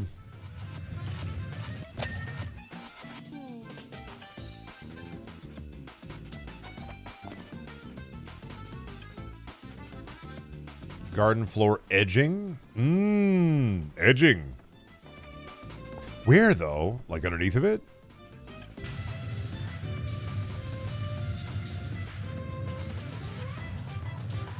Oh, like the edging right here, huh?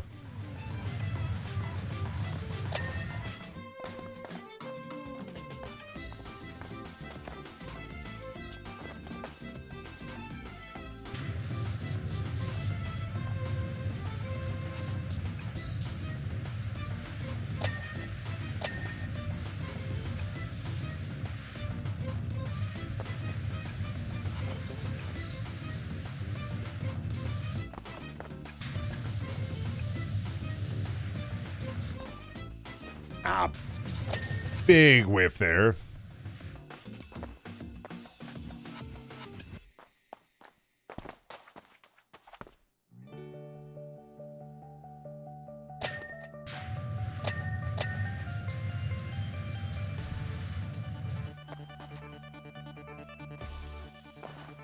I saw you, Dirt. I see you. Me whenever my mom brings her dog over. Because his name is Dirt.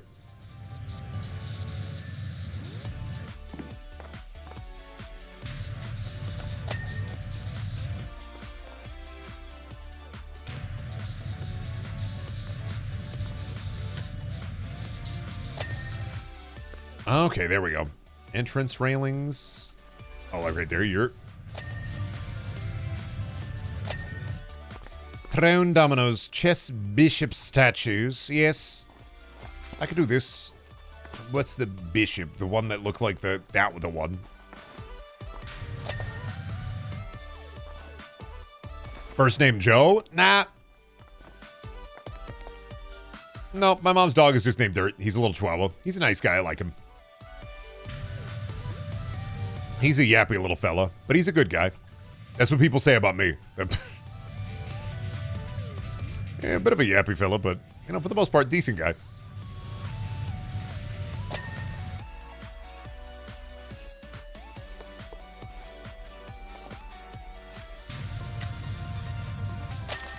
Joob's done. Oh, Bazinggood. When are you going to get the podcast to review Joe Dirt? I already saw Joe Dirt to Billy. I showed Billy Joe Dirt, and it was a religious experience for him because he didn't understand. He didn't get it. Now he gets it. It's white trash culture. All right, chat. I got to go and get some shish done. I'm going to go and shower and get work done and work on fucking editing a billion things. I have a big plate full of food. Anyway, hope you have a good rest of your night. Before I leave, I'm going to show real quick before I go. Creator code Brendaniel. If you buy anything at Epic Games Store, I'll spend a ton of it. Use the Epic Games Store, don't worry about it. Videos over on YouTube as well as the VOD channel. And there's always merch on the merch store. If you want to get a Brendel shirt, you can get a Brendel shirt.